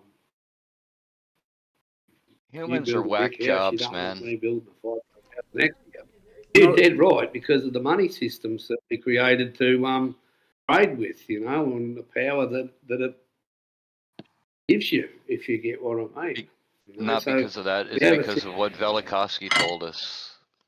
We're carrying the trauma of the event Species along with through the generations, and we're passing it to our kids to act this way. Until that's broken, then nothing will change. We have amnesia with acute scotoma. And scotoma is an inability to see beyond a certain place. It's like they don't really, or they're not very conscientious to see what's coming by their deeds. Like we've done so many evil things. I know, yes. We are starting to wake up. That was kind of strange, ironic when I was reading Capricorn. It said we're entering a new phase of life that's going to be different from the way it's been. So and it seems to be lining up. We got Trump coming in with a bunch of truthers. They're gonna lay out. I don't think Trump is that man. I think Trump is the same man he was in the 80s who wants to fix the United States economy. I don't think he read Velikovsky. No, I wasn't saying that. I was just saying that he seems to be true-hearted. I mean, the guy really cares about America. He has nothing else. He has nothing else left to do. Exactly right. It's a good time for him in his life. Plus, he's got all the great people that he brought in. I like Elon Musk. Like every single time Trump ever outsources anything to anyone, people make fun of him. You said America first, but this one thing is done in Mexico. Ha ha ha. Right. Yeah. Well, he done told Mexico. Better not send any more illegals here. In the chat, they're talking about wars and governments not having to fight it. It reminds me of Black Sabbath. Generals gathered in their masses. Oh yeah, that song was great. That's a great tune. Yeah, I remember the first time I heard it. It's freaky. Yeah. Yeah, because that was Paranoid, right? That was from the album Paranoid. Their first album was Witch in the Woods there. It just said Black Sabbath, but it had that girl in the woods. It's one of the greatest album covers ever. War Pigs. Yeah. Yeah, it's the first song. I'm pretty sure. It's either on Black Sabbath or Paranoid. It's been so long. I haven't Paranoid. I haven't listened to Sabbath in a long time. The one song. It's not on their initial album, which was just Black Sabbath. It's on Paranoid. Yeah, all those guys are getting into their 80s. I can't believe the Rolling Stones are still touring. I have to confess two things about old rock music. Yeah. I kind of grew out of it. Like, I used to listen to it a lot, and then I listened to it so much because I listen to music more as much as some people breathe. And eventually you can kind of notice the similarities, and you're like, I heard this idea so many times. It's kind of boring. So a lot of classic rock, can be laid to rest for me. Oh yeah. Some of it is cool. Like I prefer like other things.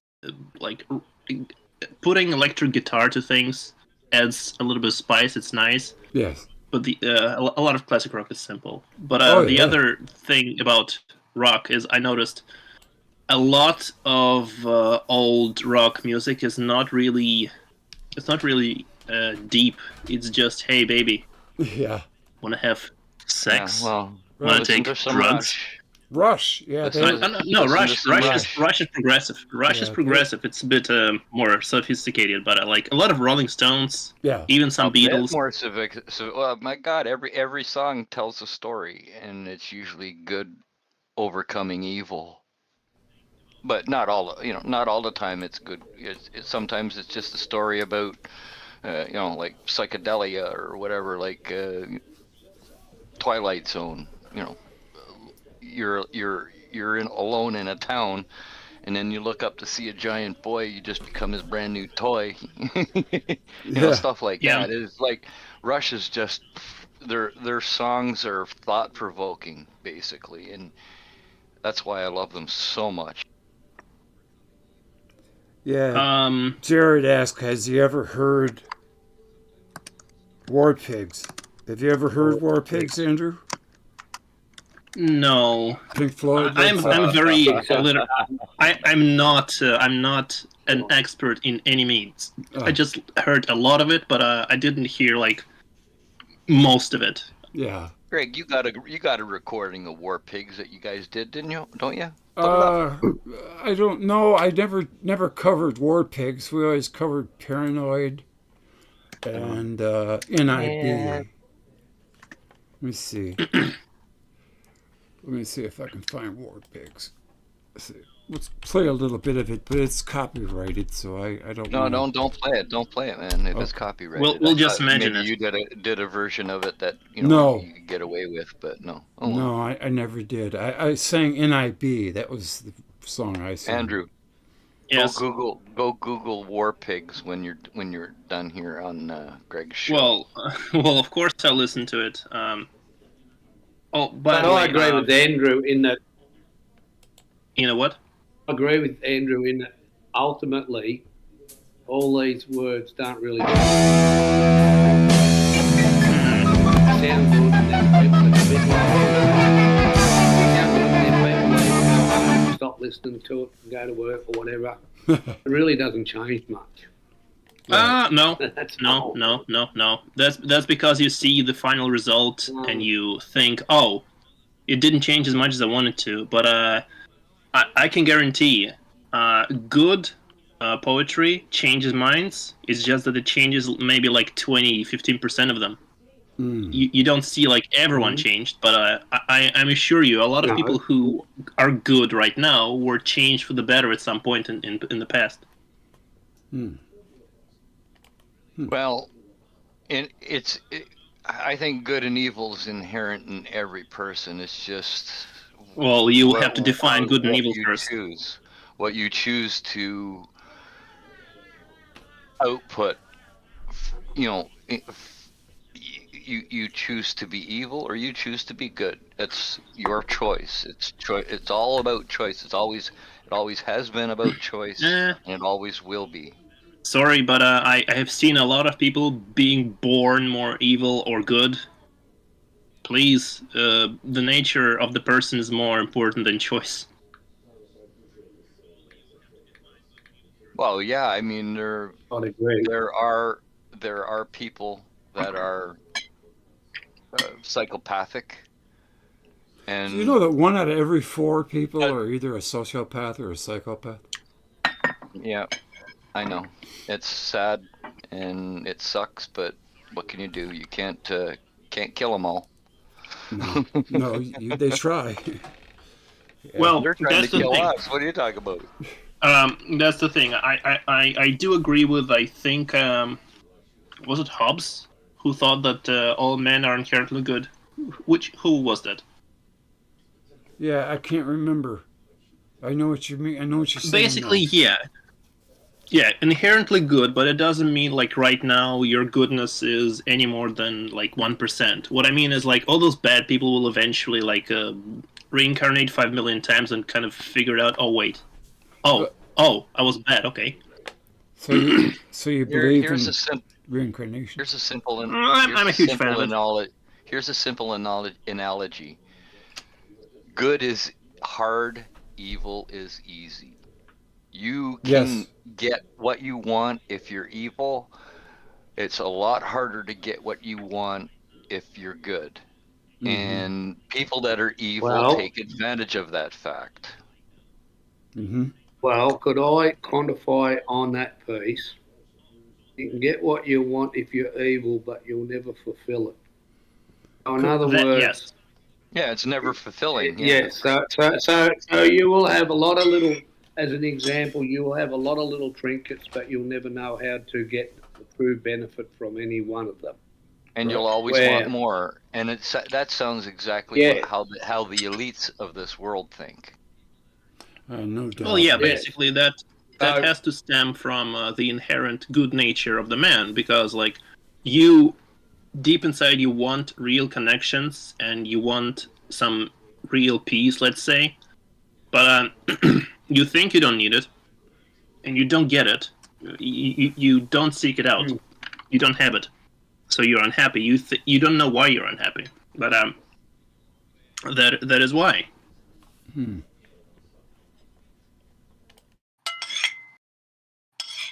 But that's kind of a mind virus. If you believe that in this world there are two kinds of people, those who abuse and those who are abused, if you believe that, you're done. Because you start to you will try to become the evil overlord of everybody. Because like if you don't do evil to others, they'll do evil to you. So it's either you or them. It's a balance.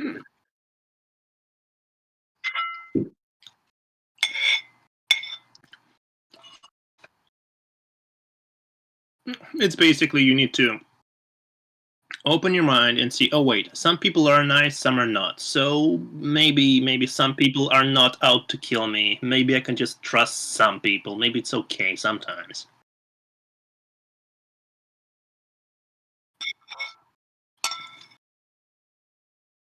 We get lied to so much, it's ridiculous.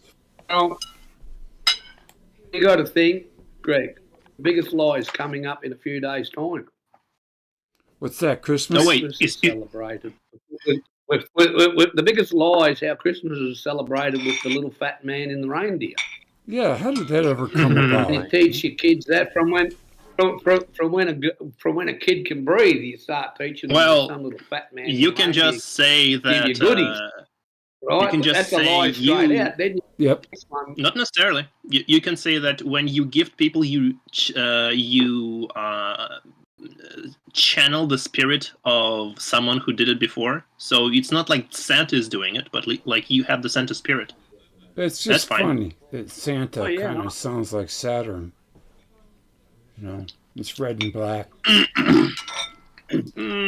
More like Saint. You mean you don't believe in Santa? You know, like I go through so many things I see. It's disappointing. With young kids and that, where you basically feed them a pack of lies when they're, you know, like in their young time. If you're like, I remember being places and saying different ones, what a load of crock this is. You're just lying to your kids, right? And they go, oh, you're taking all the fun away. Yeah. So, you know, like, it's funny. It comes down to what fun means. You've got to lie. Fun means you've got to lie, and so you then teach these. Yeah. You when they get old enough to understand it. Yeah. Well, at least all these years. At least I'm not gonna do it. It's funny. Oh, by the way, speaking of Santa, yeah, you first. I just wanted to say that they spend your whole childhood telling you these great things, and then, you know, once you learn them and you get out of school, then everything gets destroyed. And you're taught to stay in line, you know. I will say this. I watched a movie called Klaus, and it was basically going to be like the fictional story of how Santa Claus came to be, and it was like a man who, lost his wife or something, and they were toy makers, and like one day someone convinced him to make some toys for a town or something, and the movie is just perfect. And then in the end, it is implied that after he died, he like became the spirit that became Santa Claus. And I'm like, you can cut out the last minute. It'll be perfect. Well, I always thought Santa was real because he lives in our hearts. We're Santa. Well, that's that's like a spirit of winter. It's with like a metaphor. With a beard. Yeah. Like in Russia before communism and after it, the man who is Santa Claus is just the spirit of winter. That's all it is. Yes, but it comes from Saturnalia, the whole thing with the whole week. No. That's unrelated. That's the Festival of Lights. I just did a video on the festival. The festival is, but the man itself, the man with the beard, that's just the spirit of winter, and his beard is made of snow. I did not know that. I did. And if you're nice, he will spare you, and if you're bad, he'll freeze you to death. Oh, jeez. Yeah, like he sees everything you do, Nosy. If I'm good out here where I am, I'll be okay, but if I'm bad, I'll boil to death because Yeah. Well, have you tried living? Have you tried living in certain parts of Russia? Do you celebrate Christmas in Australia? Yeah, of course we do. Oh, we don't go and buy all that rubbish. I didn't know if it was an American thing or well, we used to have. No, that actually came. No, they don't celebrate Christmas in Australia. They're pagans. Yeah, they were. Yeah, we have a pagan form of it. Wall Thornhill said we have a pagan form of it. It's all about giving gifts. Wall Thornhill said you can't give criminals. Christmas is paganism carried on through the millennia. It used to be Saturnalia. The dates were changed. It used to be a week-long celebration. Now it's a one-day celebration of Jesus Christ. Celebrate the Nova. They changed the story. But speaking of lies, imagine lying to people that everyone was Jewish in the beginning of time, and then some people chose to leave and worship evil gods. Well, that's instead of the other way around. You're talking about the 12 tribes? Yeah. That's like why the word pagan is so dirty, because you're talking about people who worshiping the devil, the evil, the stupid people. Is Judaism a race, or is it just a faith? Well, it is a faith, but if you have enough people of the same faith left, like living in one space, it kind of becomes a race a little bit. I can tell you the story of Judaism in like under 60 seconds if you want. Okay, so there were these Semitic people, and what makes them Semitic is they look a little bit different, but they're basically southern white people. And they had like several groups, like some of them were Canaanites, some were Akkadians, some were Phoenicians. And eventually, like around 400 BC, a group formed that kind of made their own religion based on Platonism and some other things. Basically, someone made up the Torah and the Tanakh around 400 BC, and what? Platonism, a Platonic god, a single god. Yeah, kind of. It's basically they took a lot of mythology from the Middle East and they kind of put it through the Platonic filter, and took some ideas from Greeks too. So there was no real Judaism before 400 BC. They were just regular people. Some of them lived in Egypt, for example. We have like letters preserved that they were sending to each other. They were just the same as Akkadians, the same as Canaanites. They just worship certain gods, and it's the same as like Mediterranean. They had the same pantheon basically.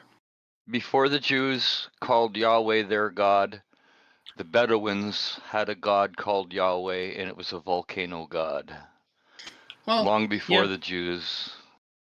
Like made in the that beginning, religion. the chief god was El. That was probably Saturn, and he had a wife and the like a assembly group of and friends. the Yeah. assembly of gods was Yes. called what? Elohim. Yep. Now that's plural. And the Yes. assembly of gods is what? Saturn, Venus, and Mars. Hello. You know Exactly. what gets me is the apostles were illiterate. They didn't write their books. They were written by Phoenician scribes from between 600 and 900 AD. We don't know that. Well, Like anyone can be what literate. All mention of the assembly of gods is taken out of is removed from the Bible, is it not? is it? Yes. Because, yeah. What I mean Oh, well. is there was not like single decided Judaism before 400 BC. People just have different variations of like Middle Eastern mythology, and everyone basically did the same thing. Yeah, and basically you go and you look and you go around those times, there was big changes. Some of those groups joined up, and with their myths from the past and what they were experiencing, then became the fact, which became what we've got. So basically, even now, Jew is not a race. But also what you lived in. Yeah. They were a group of people that could work together on The tribe of Dan, the tribe of Dan, I think that any ground feature in Europe that's named Dan, like the Danube, could be founded. It's were impossible to founded tell. by the Israelites, the tribe of Dan, that spread across the globe. It's like it is entirely possible there was a group of people called Dan, the tribe of Dan, but what they believed in was probably changed. And where in the world are the most elongated skulls found? Well, didn't the one man who was obsessed with them said South that America. it's South America? It's Besides South America, South and America. like it's a Black Sea basically. Yeah, the Ural Mountains area. No, Black Sea is not the Ural Mountains. It's very far away. Not Urals. The in between the Black Sea and what's the other body of water there? There's Caspian Sea. Caspian Sea. Right in between there's been a lot of elongated skulls found. And that is one of those things that bother me because we don't know who those people were.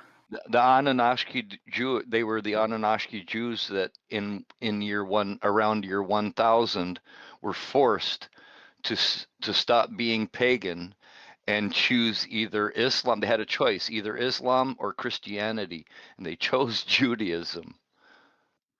You mean Ashkenazi? Ashkenazi, and they moved out from that area out into Europe and spread out all around.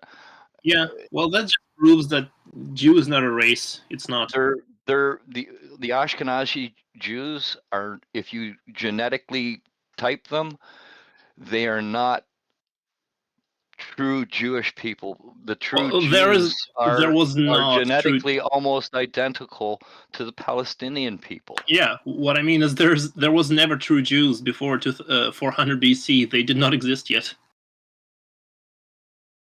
Oh yeah, I know. The religion did not exist yet. The Jewish state only became a thing after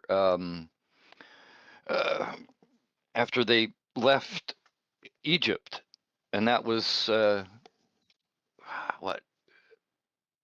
When was the Exodus? Well, historically, it technically didn't happen. Well, there were some because there's a lot of indications that it did. Yeah, what I mean is the biggest presence of Semitic people in Egypt was the Elephantine Island, and before that there were like small mentions here and there, but there's no like physical evidence of any major. Egypt, where all of the tribes of all the Semitic people that were in the area that Egypt over the years captured into slavery, and they revolted after a while and left Egypt. I believe it. Sometimes that did happen, but yeah, the story of the Exodus is heavily changed from whatever happened in history. Well, that's why I said that they revolted and left, and then they got chased by the Pharaoh. Who knows if the parting of the Red Sea really happened? There are some people who claim that there's like a piece of writing. We think maybe it did because of a close pass by Venus that lifted the land at the appropriate time, and then allowed them to walk, and then as Venus passed by, the land dropped again and the waters flowed again. Again, there are some people who claim, and I would love to hear from those people, but there are some people who claim there's real writing that talks about Red Sea parting path halfway and then fixing itself, so no one really crossed it at any point. Some people drowned, though. Well, in an electric universe, we think that when a planet comes close to another planet, there's a big pull on the surface, and that would lift that area. Yes. It would create earthquakes and all kinds of stuff. So yes. Basically, what I'm saying is apparently it parted a little bit, but not all the way, and no one crossed to the other side. If people left Egypt, it was by other means. Well, I'm not sure that that's right, but there's a lot of documentation that they left Egypt, crossed the Red Sea. There's even markers that have been moved, like ancient markers that were at the points of the crossing. You can't convince me that there wasn't a mass migration of people across the Red Sea. In boats, definitely.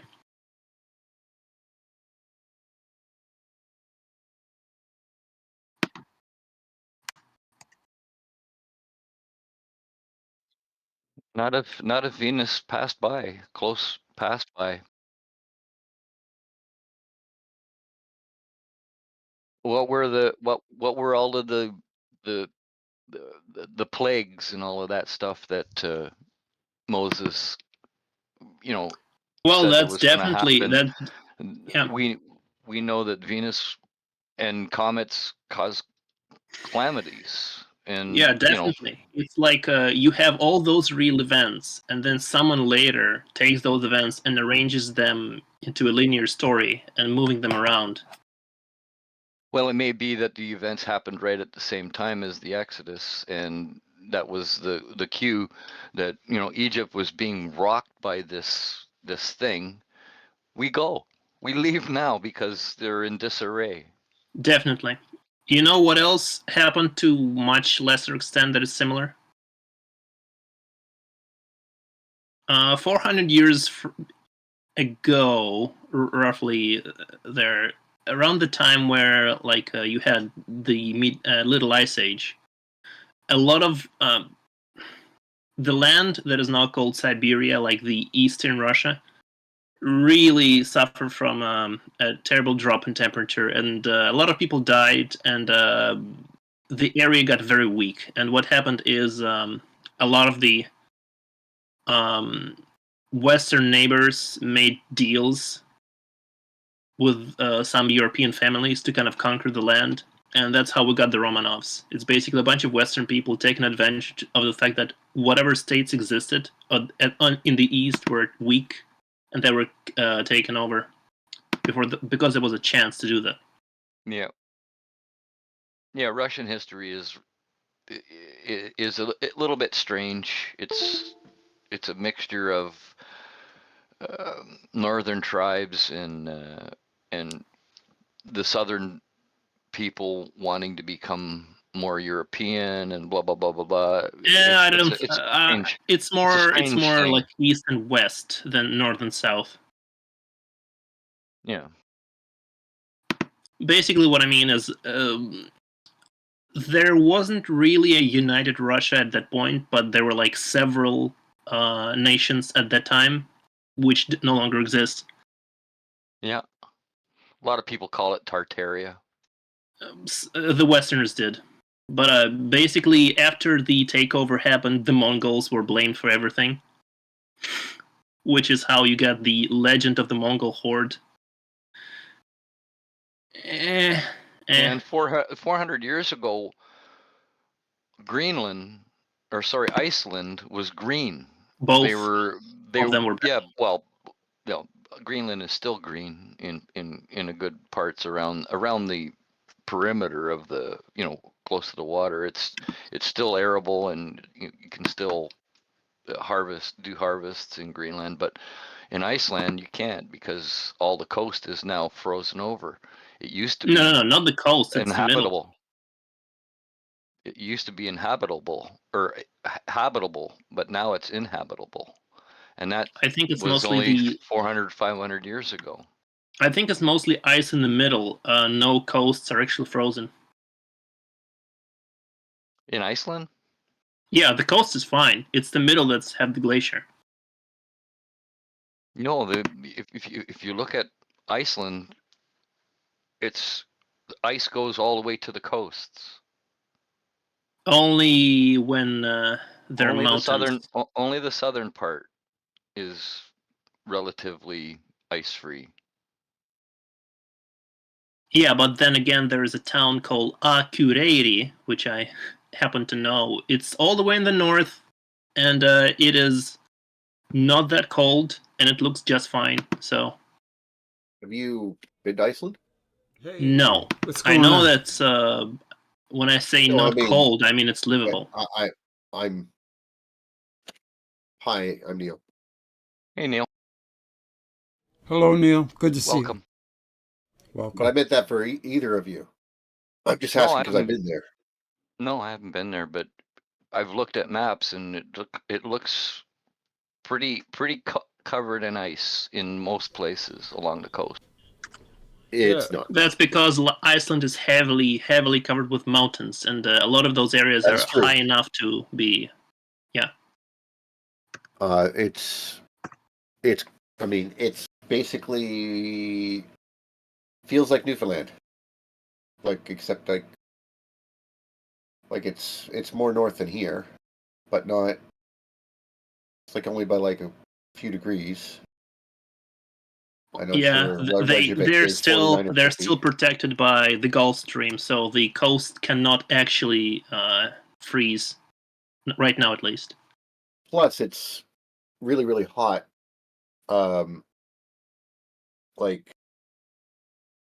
There's places which you can see that the snow, you can tell that there's lava tubes underneath your feet, because you can see places where the snow is just gone in this strip. Oh yeah, they have a lot of geothermal activity. They use it for power generation. But the record temperature in Akureyri, the town in northern Iceland, is 29 Celsius. Negative? Positive. Oh. It does I'm gonna link here. Yeah, I'm gonna open a couple of images on Wikipedia, the best images, and I'm gonna send them into the chat right here. I'm gonna choose some of the better looking ones, when it's summer. Oh yeah, the only thing that's kind of weird is the fact that their horses are really small, and when they say they have trees, they're lying. They have shrubbery. They do have trees, especially now. But I just meant that they're just not a lot of trees, is all I meant. They're very small. Yeah, they cut most of the trees, and since the soil is not that deep, they're having a huge problem growing them back. But they're doing it with modern technology and the people kind of coming together. I'm gonna. Where should I post the images? Channel? Which channel? Which channel should I post the images? This channel. Lobby? No, the Great Hall. Yeah. Or in the chat, in the Great Hall, in the chat, wherever. There's a little box that you open chat and you could just. Oh, I never did that actually. Okay. Surprise. This is a nice image, and some more will come soon.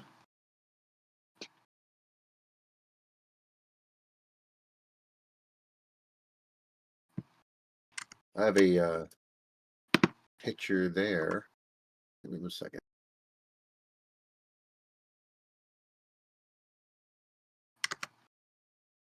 Okay.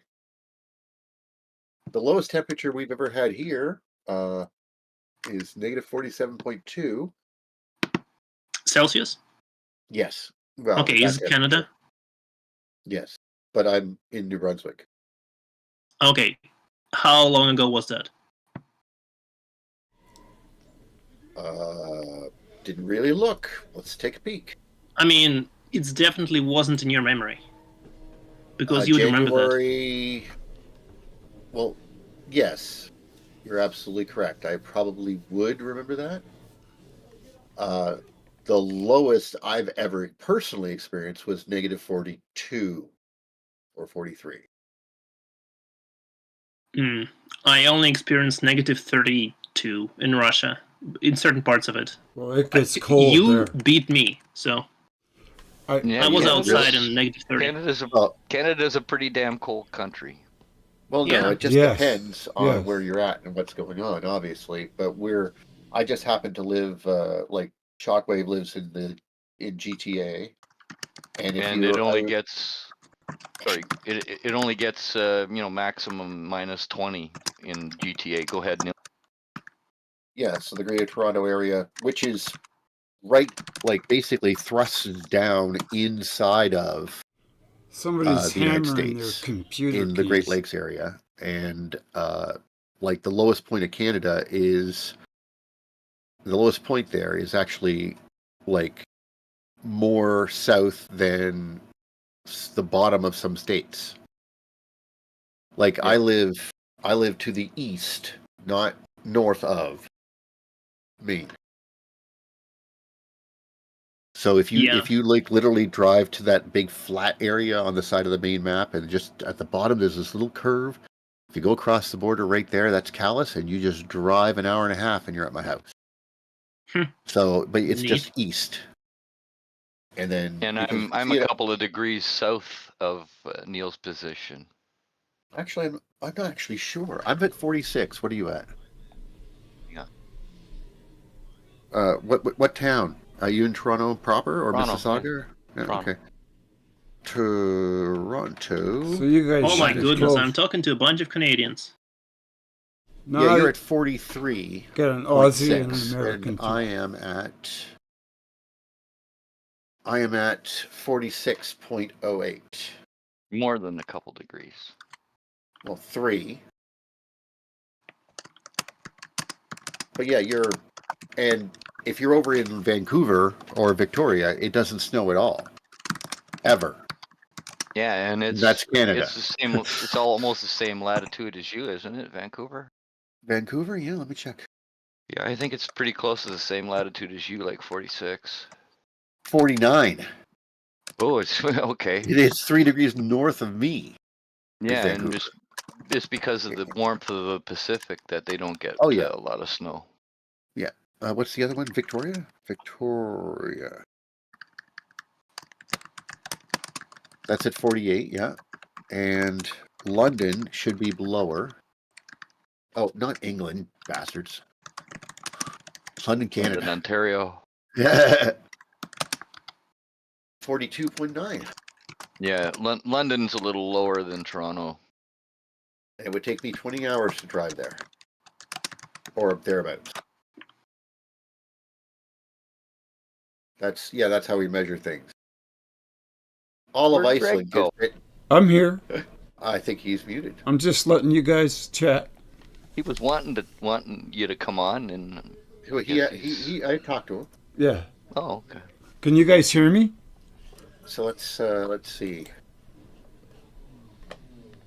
Oh, I had my mic muted. Sorry. I was talking away. I thought you guys were listening were. to.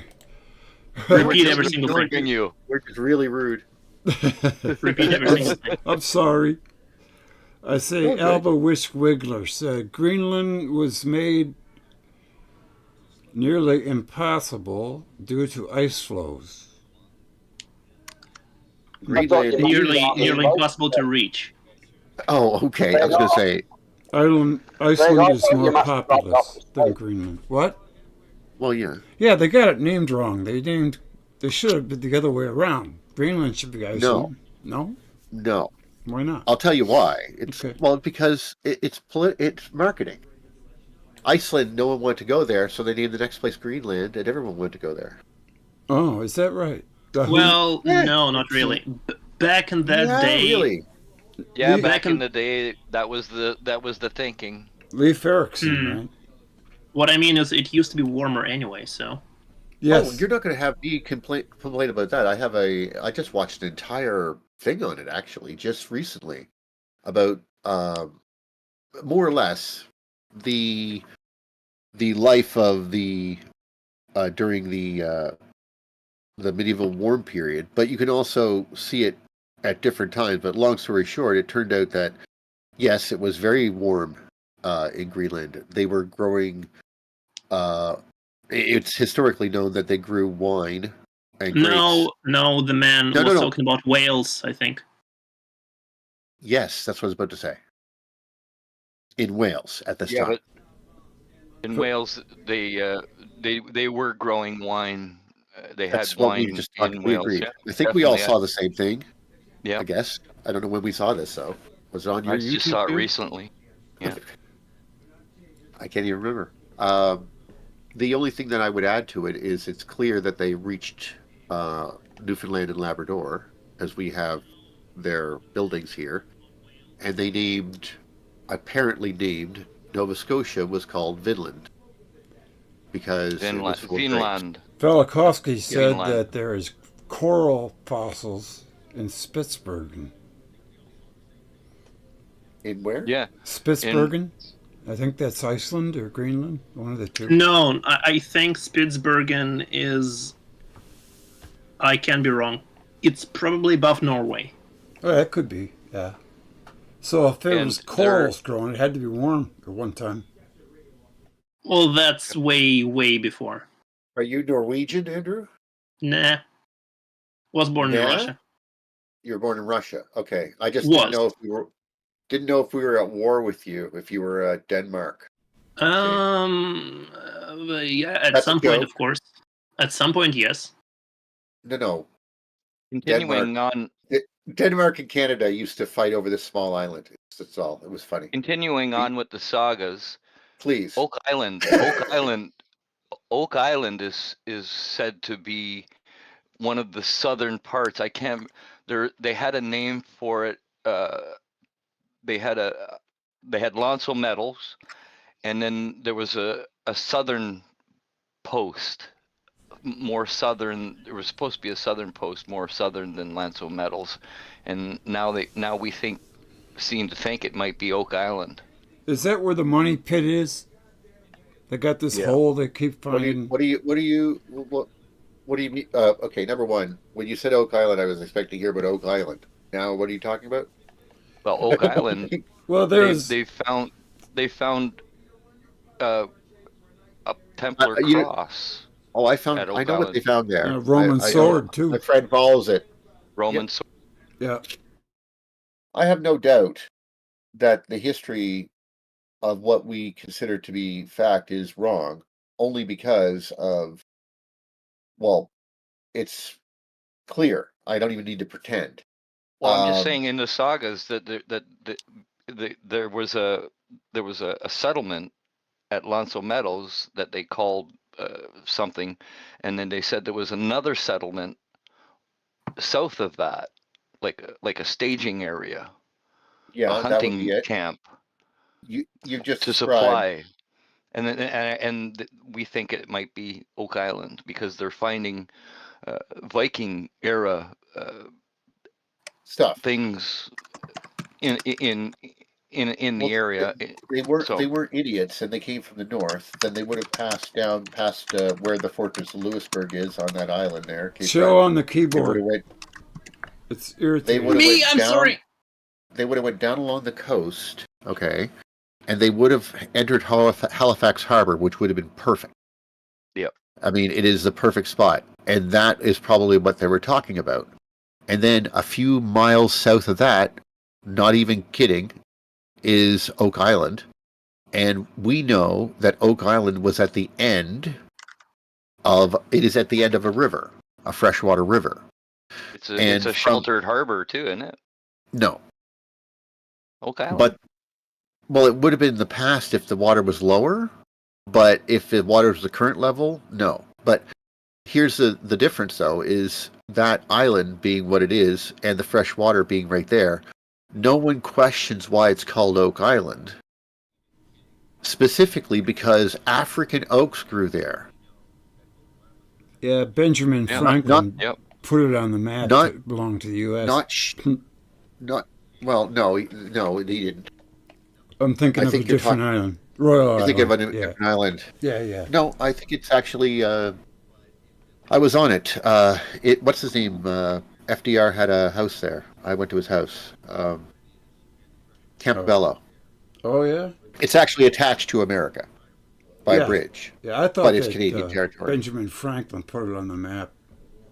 Kind of drew it. I maybe got confused about it, but from what I understand in this situation, without even talking about the lower water levels and the structures underwater in some of the lakes and stuff, because these lakes don't get disturbed like oceans, right? So things that stay at the bottom forever.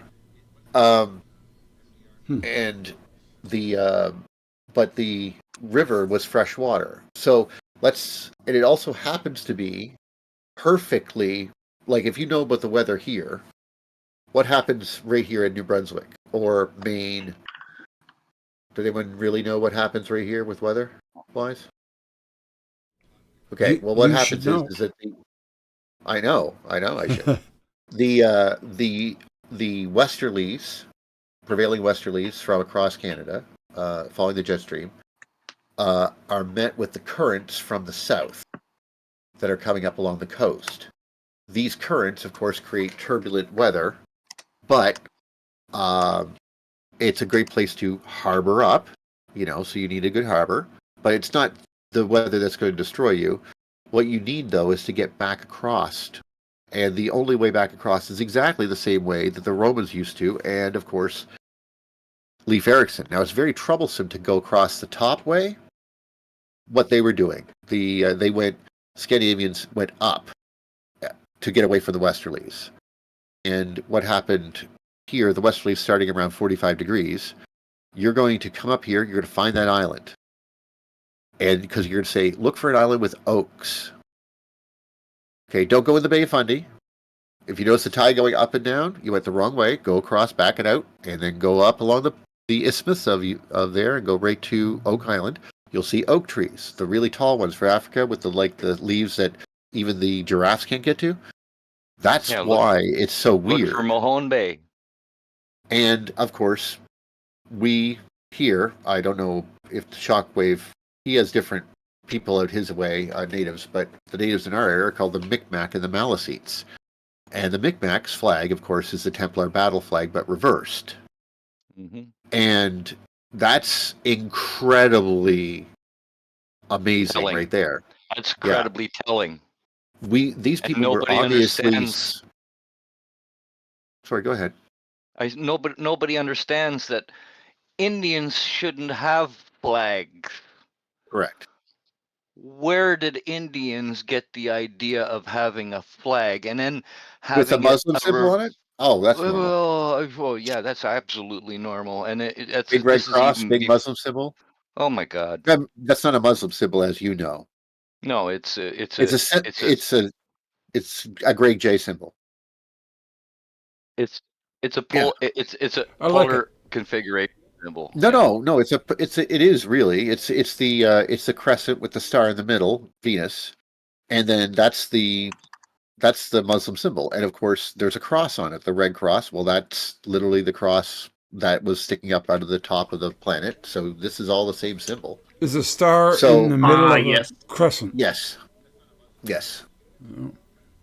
That's the symbol for Muslim. That's why they're talking about that god, the bull And the god, crescent- Taurus. And the crescent isn't the moon. The crescent is the crescent that was seen on Saturn. the body of Saturn, Yeah. flowing around Or the Jupiter, body, depending on where which- day is night and night is day Ah, in the Egyptian pantheon.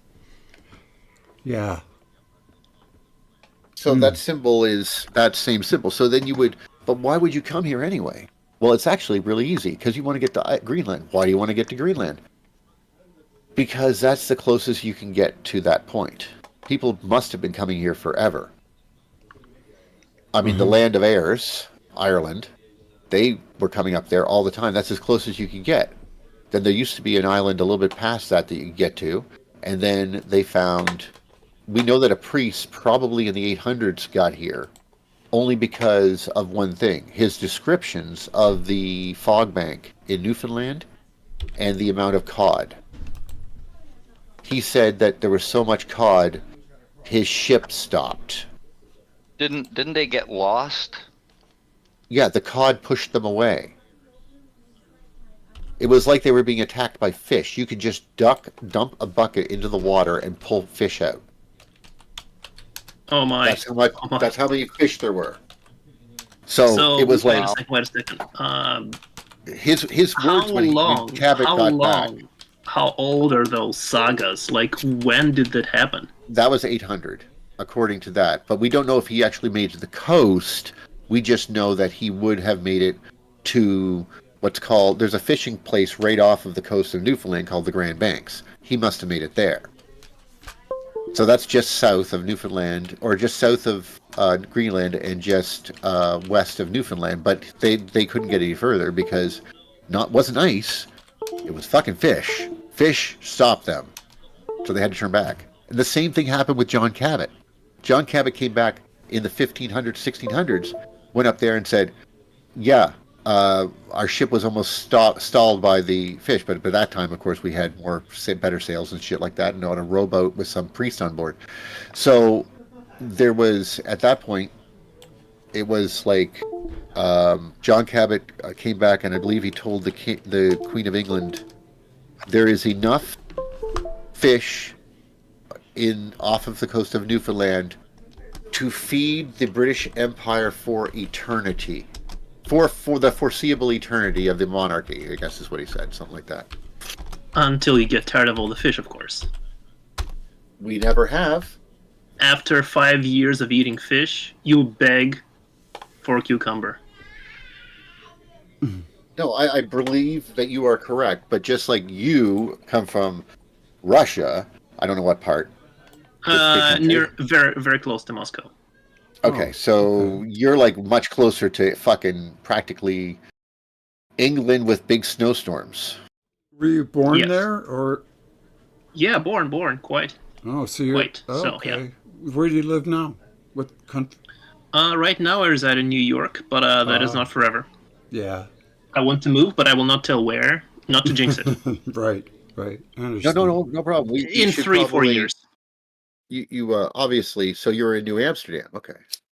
Yeah, yes, I am. That Dutch colony. I know Remember that. Like, I'm quite They had to ignorant build about a many giant- things, but they not had all a the things. They had build a big wall to keep the fucking Indians out there. Now we call it Wall Street. Yeah. How did you manage to get out of Russia? Was just decided to move and just did it? Is it that Mostly easy? my parents. That was in 2008. Ah. Okay. It's like they moved before for greener pastures and it's complicated. Basically, for reasons that do not matter, they moved here first and then they got me. Although I had to wait 9 years, which was very fun. What do you think of Vladimir Putin? Don't ask. I a don't have Russian any. I don't have any hot original opinions. He's just a ex-KGB agent who used He to be hasn't like been a there. thug. But he now That's has accurate. this idea that he will make the Russian Empire great again and bring back USSR. These guys are Not sure how far Sorry, I far apologize he'll for get with it. swearing. Sorry, but What? wow, the delusion of some people. What's that? What do you mean? Putin. Oh, well, he seems to me to just be for Russia. That's perfectly fine. Yeah. That doesn't matter, though. He's not really that way, though. He's for Putin. Well, the guy's probably Exactly. a multi-billionaire. What I mean is it is known that he dabbled with organized crime and stuff like that. So if he's this great man, he is organized crime. Oh, so he's a typical politician. No, he's a spy, Funny. ex-spy. Yeah, next spy. Yeah. Yeah, he used to be KGB. Yes. Which then became the FSB, and but what I'm saying is that that's not the thing that matters. The delusion is trying to reclaim past glories by angering people, as opposed to understanding that power comes, in this particular case, the power really hasn't changed since the introduction of the United States to the political scene.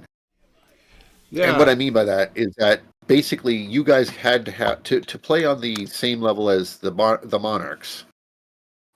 Let's just face it, who own countries, okay, they are never going to look at new money the same way as they look at old money. And watching you guys flop around, it wasn't until you got like Roosevelt's and other big families that they said, okay, now there's people there that we can talk to that speak the same language as us. And they were sort of begrudgingly accepted into, but were still wholly owned by the banks of London. And that is where things sort of stand. The Russians are incorporating into this world, but they want to be the rich people to talk to the other rich people who, let's face it, elected politicians don't matter. We're talking about princesses, kings, lords, those type of people. So he's the never going to elite. get the empire. The real elite. And I don't mean elite. I mean royalty. Like, people think that they're big, okay, but there's nothing like, I literally own your country. Yeah. Well, it doesn't seem to be like a communist country anymore. Look at North Korea. Well, they cannot be. They sent 10,000 troops, and a lot of them went to the other side and surrendered to get away from North Korea. Duh, who wouldn't? Yeah. But that's not even. Yeah, well, basically, can I interrupt you for 30 seconds? Interrupt all you want. Go ahead, bro. Okay, so basically, the argument about Putin bad, Putin good, it can be all laid to rest by me when I bring up the fact that for the past 20 years, Putin, if he really was this powerful man in charge, he could have fixed Russia 10,000 times, and he didn't, because we had a lot of land and resources.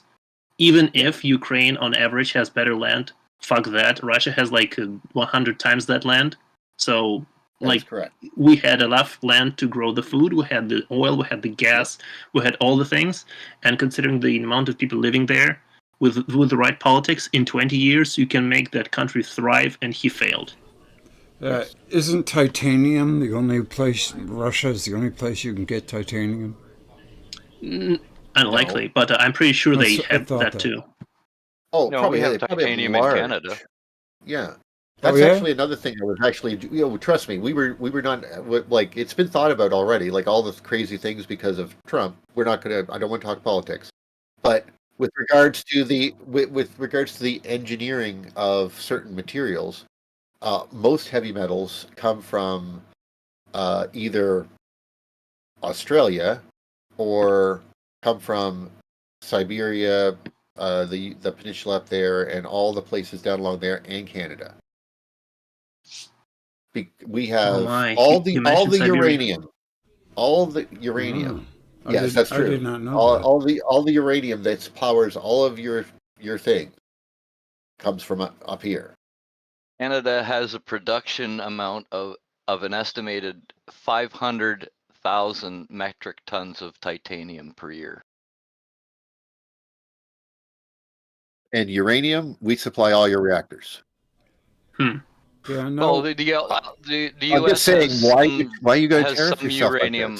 like this? The U.S. Just has saying. the U.S. has some uranium in the Four Corners area.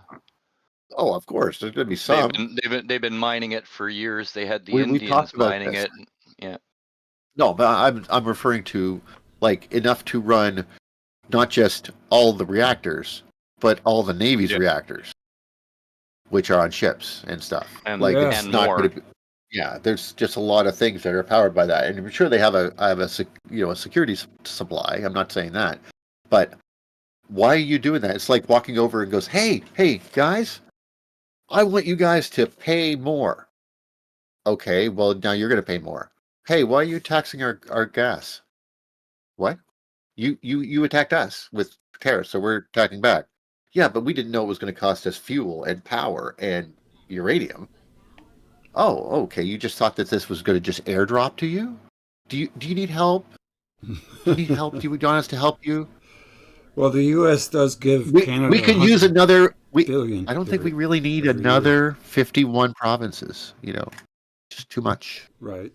That's a funny joke. We'll do our best to help you. Get you back into the real world. Pull you back into I know Canadians hate Americans. I know that. No, we don't. No. I've never met an American. I've never met an American, and I said met American I didn't like.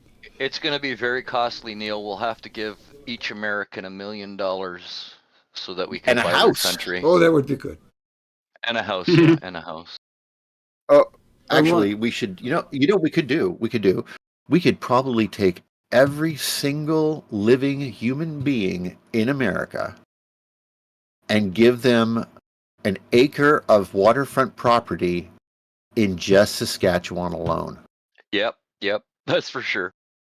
Did you know that? Oh, don't worry about the mosquitoes, I was just telling some other friends. I said, do you know that Saskatchewan has more lakes, rivers, and freshwater ponds than the entire country of the United States? How many Finnish people moved to Saskatchewan? Finnish? Well, it sounds like Finland to me. We know a lot of Ukrainians move there. Oh, a lot of Ukrainians are in the southern part of France with yachts and millions of dollars from all the money. Those are like the Biden's in them. Yeah, like $300 I don't know if you know billion. Canada's you're talking politics, and I don't want to talk this. No, I'm just talking. We can talk politics here. We're not children. No, I didn't mean. I didn't want to keep go. I didn't want to be the focus. You're right. No, I was just saying, Chrystia Freeland is Ukrainian background. Dude, I think Christians. Nobody is Canadian. Like we're all immigrants. We got fed to the kind lions. Of. No. I was the problem with immigration, like you immigrate to Iceland from Norway, and after like 500 years, I'm sorry, your children are Icelandic now. Deal with it. Well, 500 years, okay, you might want to say that. But my family, for example, only came here like just after or just before the Civil War in America. And so when we got here, we were the only people on that road and everything like that. And we're still called Clan Thompson. We're from Scotland, part of the McCavishes. Oh, I see why you chose your image with the dapper man with a hat. Actually, someone made that for me. Said that's what I think you look like when I hear you talk. And I was like, oh, that's nice. But no, what is APOC Winter? Well, it says Neil Thompson in here, but APOC Winter is just a handle that I have that was based on a character that I made for a tabletop role-playing game back in '97. Oh. And the name is only original because it's just apocalypse and nuclear winter put together. You're a better nerd than me. I never played tabletop once. No, I never did either. But I played mini hack and slash. No, Hey, my Neil. geekiness is that. My nerdiness is the Not fact quite- that I Neil. will do engineering. So what? I'm not quite that geeky, I but had my name is an for an American. atomic explosion. Hey, are you not hearing someone else try to talk there, Shockwave? I'm sorry. Grouch? I hear I you. said, I Roach is heard, back. Oh, okay. I had an American. I had an American a couple of days ago trying to explain to me why Canada would be better off joining the Union of America and how they can manipulate it What? and how the Canadians would be happy for a while, but they'd soon realise how much better off they were. I had an American telling me how Canada should join the Union. Yep. Okay, we're already in a union. It's called the fucking Commonwealth. That's what I tried explaining to him. That's what I tried explaining the Commonwealth system, and he We wouldn't have a. we have gone to war for each other. Yeah. Like straight up, no doubt. Yeah. Like if you attack one of us, it wouldn't matter any other treaty. We would go, this is the Queen's land, this is the Queen's army, you just attacked it. Now everyone's after you. Right. Well, Like and it's going to be, like doesn't matter. I'm just trying to say it, but you would definitely. I mean, if there was any conflict, we're not debating what would happen, but I don't think that the conflict would be so clear cut. Plus, of course, no one would want to hear English-speaking babies, blonde-haired children die, no matter what. So as soon as that gets on the TV, it's done. Yeah. Poor white people cannot kill those. No. I speak specifically referring to any conflict between the two countries would end with as soon as that happened, because they speak our language and we would hear children screaming and crying. Yes. Do that. And I made a little joke. Cannot kill white people. Oh, okay. Okay, I get it now. Although you do understand that we're from Canada, we've only killed white people. Yes. We were straight up going, you want some more grenades, you Nazi shitheads? It's like Ukraine and Russia. White people killing white people. Exactly. And we've never lost the war. But do you see who's failing that? Because the morale of the attackers sucks compared to the morale of the defenders because of that reason. And we want to support one over the other because of that reason, you see? So I will say this. Ukraine is a very young country. I'm surprised they have any spirit at all. Because, 200 years ago, they were, a field full of farmers who belonged to nobody in eastern Poland. You're coming from a country that... Well, you got to understand that, Greg. And he's coming from a country that the head office is 500 and some odd years old. Okay. Yes. And that's just when they built a head office. They were around before then. Well, I just think about those people in Ukraine. I mean, imagine being in the middle of winter with no electricity, no running water, no home. It's got to be terrible. It's right off the Mediterranean. It's probably not going to get as cold as Moscow. Oh, okay. Yes. Okay, so it's southern hemisphere. I did not know that. No, not southern. I was thinking Russian. Not southern. Winters, It's just well, clearly, yes, Russian winters would be bad, but they're just off, they're actually on the left side of the Black Sea and towards the Mediterranean. Basically, they're just sort of like north of Istanbul, Constantinople area. So it's warm all year? I wouldn't say warm all year, but certainly not Canada or Russia all year. Yeah, or Michigan. Speaking of, you seem to be a very knowledgeable gentleman. Tell us all what is the warmest part of Russia? Me? Yes, you should know because your geography is very on point. Oh, thank you. Yeah, Neil's a smart guy. I love him. Well, let me just think here. Russia is literally the largest country in the world, so thinking of all its borders and what would be warmest is Crimea? No. Close?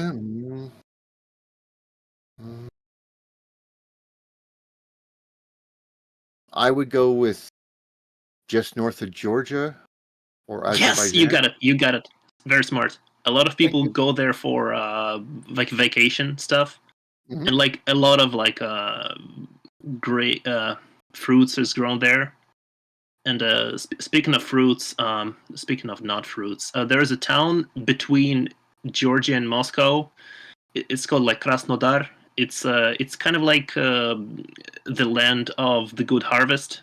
The name kind of means like Krasno is like red, but it's also like great. So great gifts. So the land gives great gifts. That's down by the Caspian, isn't it? Close, but it's basically that's the same level as London. Yeah. Yeah, and the same latitude as Turkey. No, above Turkey. Yes. Yeah. But not necessarily everywhere. So they get snow. Okay. Yes. But okay, if I was to describe what Ukraine kind of feels like, just when I look at it, like when I just looking at Ukraine, I see no difference between that terrain and say Ontario. Okay. It'd be more Saskatchewan-like, wouldn't it? I was going to say Saskatchewan first, but they have a lot of trees. But they do have a lot of flat land. Speaking of trees, I have to finish this old topic that's like 40 minutes long, 40 minutes old. I need to finish the topic of Iceland. It has more trees now than ever because humans brought them back, but thanks to the medieval ice age or whatever it's called, the little ice age, and people kind of trying to survive, it was almost treeless at the end of the 19th century. And the people have brought the trees back. They're good people. It's very interesting because I was there in 2010 and there wasn't a lot of trees. So that depends on where you are. Of course. Most of the trees are near the cities. Yes, I did notice that. They were doing some there in the area. There's a place I've used that you can see from Reykjavik. Right, it has a flat top mountain. Well, I cannot speak that language. Trust me, a woman's. Neither can I, but knowing Russian, I can just see. Yep. You can do that. For me, there's no connection. Like when I thought that I could just go to Europe and I could figure it out because like I could do German, I could do Latin, I could do French, I could do Spanish, a little bit of this, a little bit of that. No. And then I learned there is no concept. There's nothing that matches Icelandic and anything I speak.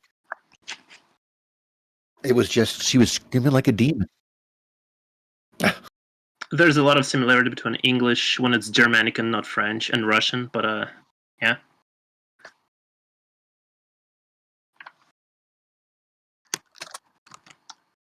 Your daughter's cool, but anyway, another thing I'll mention is northwestern Russia, which is like near Finland, and northern still, upper still, the Kola Peninsula.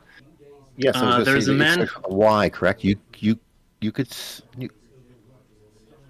I don't know. I don't want to say Yucatan. It's a something peninsula. Yucca. I think it's different one. It's at the opposite end of the country. Not that one. Oh, okay. I'm looking at a map right here. You said by Finland, and there's a giant crescent-shaped island just off the coast. Yes, okay. It's not. That's not the island. It's too far away. I'm talking about right next to Finland. It's sharing some of the territory, but okay. There's a man who lives there, and he kind of makes videos about the area, and it kind of blends into the electric universe because, like, a lot of like legends, folklore from that place talk about like times where it was way warmer. But and why wouldn't it be, right? Anyway, he does show a lot of old photos, like 100 years old, of the area, and it's basically no trees. Really? And right now, it's a lot of trees because the trees are coming back. We've been going for about 2 hours, so we're gonna wrap it up in about 10 minutes. Okay. Yes. Okay. Yes. It's been a Because great chat. Because the Earth is warming back up. Hello. It's not just that. There It's you are. when the climate goes bad. Not only do people chop down the trees, but a lot of the existing ones, they just die, and they're then replaced by a different species that is more adapted to the cold. It's usually correct, yes. Hey, Yeah, Pauli. Yeah, so yeah, I we think have a lot of natural reforestation for all those people who are afraid that global warming will kill everybody. It doesn't matter. Hey, Pauli. if I could just bring something to light, that would be kind of cool. Go ahead. I'll talk after you. I got something to say too. It's very quick. It's the two things. I'm going to post a picture about the size of my province and the size of Iceland, and because I just took a picture of it. And then the next one will be, I just noticed that if you really want to know more about the electric universe, I found that the biggest, like, if you look at the northern part of Canada, like you would look at fields of things being torn up on Mars, it's very akin to that. And plus, the fjords alone are like the ends caps of the Grand Canyon. It's just suddenly the land is gone straight down. And that is all along the northern parts. If I was to be so bold, I think that because of the positive negative aspects, we often don't think about this. We think about great hot things welding to things, and that's the fun, cool part. But once it goes into space and starts coming back down, it just falls down, mixed with remains of the animals that were also blown to pieces, and it rains down in giant carpets all over Canada and Russia. In fact, that's what happened with one of those. We found that creature in Alberta that looked like it was just sitting there on the ground, walking along, and it was crushed by like 15 feet of friggin' hot earth, and it was fossilized. But it. I wonder how many of those land features were made during the planet's formation, and how much after life already existed. Well, they said it was very, like, we had an ice age because of that fog bank, but then of course all the trees along the edge. I mean, we still clearly have in Canada, I don't know about what parts of Russia, but in Canada, there's basically a giant swamp to the north that's frozen. It's called tundra, but it's just swamp. Yes. Yeah. Yeah, it's pretty and desolate. But the fish inside that swamp, okay, are still frozen. No one wants to look at this. The evidence. Don't look at the evidence. No. Don't look at the evidence. This means that this was a swamp right up against, because of all the melting ice coming down, fresh water pouring into this whole area, and then suddenly that's gone, and the fish and everything in that swamp are solidly frozen and have been for the last goddamn 10,000 years. Neil, you can see the fish sitting right there. Wow. It's crazy. Anyway, that was it for me. Yes. And before I leave, Greg, as I said, go ahead. Make contact electric universe people. Oh, I mean, like the real ones. Let me ask them. Okay. What? Yeah. Let me ask you this question: if you have a glass full of water and ice cubes, and the ice cubes melt, does the water overflow the glass? No. Well, then then global warming is bullshit. That's not the problem. It's the ice on land. What do you mean? Ice on land. Oh yeah. That will raise in other words, when the glass is full, Greg, put another ice cube in. Yeah. Well, then it'll probably overflow. But I mean, there's islands that are not even. It's coming from the ground. Threatened, and they're close to sea level. No. I'm not even saying that it is or is not happening or all this other crazy stuff. What I do know is that it has changed in the past, and it will change again. And whether or not the theory is right or wrong doesn't make any difference, because we know the truth will. But at the end of the day, 20 or 30 years, we're going to know. So this whole thing will be a generational stupid mistake, or it would be the smartest thing we ever did. Oh, and Greg, Yeah. ask But probably Neil. it's going to be a generation stupid mistake. Ask And Neil yeah, to I help work for the you. Thunderbolts, so Ask Neil to help you find somebody in the Thunderbolts that maybe could help you with the big C. Yeah. Yeah, Neil, if you know anybody that can, I mean, I know that our bodies are electric. If you tune in on the cancer, it could probably be eradicated electrically. That's the I that's the wish. thing. It's quite obvious that we haven't unlocked magical abilities yet. We have to keep upgrading, but this Well, world I is not think perfect. if I was to even be even more so bold, uh, the way if the way that I look at it is with regards to the body, it's trial and error. Same with the mind, and we have learned a lot. But this is the same kind of learning that we have learned about the universe and quantum mechanics. It's not exactly a science yet because, I mean, it's science, obviously, medicine, don't get me wrong. I love healing people. But if it was something that we knew, we could do exactly what we do with the television screen that's in front of your face, and I can use 7 decimal points of voltage to change the brightness and everything of that 1 pixel and do it a million times. All that kind of shit. There is nothing compared to the amount of knowledge we know about electricity compared to what they know about anything else practically besides maybe classical mechanics. Right. So, I mean, think about it. We don't even know why we die. Right. Easy Yeah. peasy, It's easy peasy. Our telomeres. No, regeneration machine is that true? Is that true? gets the shit. And, Yeah, we and have, also quarks. We're at probabilities. What the fuck are you talking about? May At that- I say my opinion on the whole life thing? sure.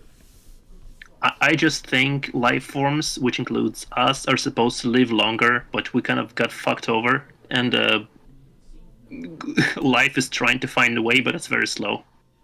Actually, Sure, under Saturn only we do- lived longer because there was less harmful radiation. Red The light. sun that No. we live under now, you are Less more. harmful is just different. What I mean to- is, it is natural for just lots of people to die, and like the population itself, like in 10,000 years, will figure itself out. But life is pretty ruthless. Like a lot of people have to die before we get better at living and healing ourselves. If I was to be fair, I think the answer is even easier to figure out than that. Saturn was the god of time and the god of death. And it was considered so because when it left, we had become when we have gone from, let's just say, not conscious to semi-conscious or fully conscious, depending. I mean, clearly we fell backwards a bit, and then we start picking ourselves back up again. But the issue is the fact it was the god of death, and we should separate the words getting killed or murdered and dying. If you get eaten by a lion, you get killed by a lion. If you died of old age, that was new, and that only started happening, apparently, after Saturn left. Right. I don't believe that. I think we just lived longer, but I think death is just normal. Pauli. Yes, but it is the time rate. Basically, your odds of getting killed by something else, it goes up quite high compared to the chance of you dying naturally. If you're in a certain sport or job, and if you live 1,000 years and you're going to die in 1,000 years, you're probably going to be eaten by 400. Yeah, all the man-made electricity can't be good either. Pauli, how are you doing? I want you to get in before we go. How are you? Oh, Welcome. oh, hi. I'm fine. Yeah. How are you doing? Okay. We had a very long conversation. Yes, we did. It was I good. see that you've been doing this now for 3 hours. Yes. I showed a 40-minute video first, and I know. I wish I would have checked. I just now got back to my computer. I So know. I'm kind of bummed. Yeah. Well, you'll catch the next one. We'll start doing this all the time. Well, I did listen to the last episode that was recorded, and it had some segments that were old, like me talking about my cats. I used to have 2. I have 1 now. That's something. Well, yeah, my cat, Aw. she's 14. I don't know how long cats live, like 20 years? No, my other As long cat as they died kind want. of young. It's unfortunate. Yeah. The old one is Greg, the one that's still here. Greg, I just wanted to pop in and wish everyone happy holidays. Thank you. And Oh, that's hey, why I what's going came on, in Val?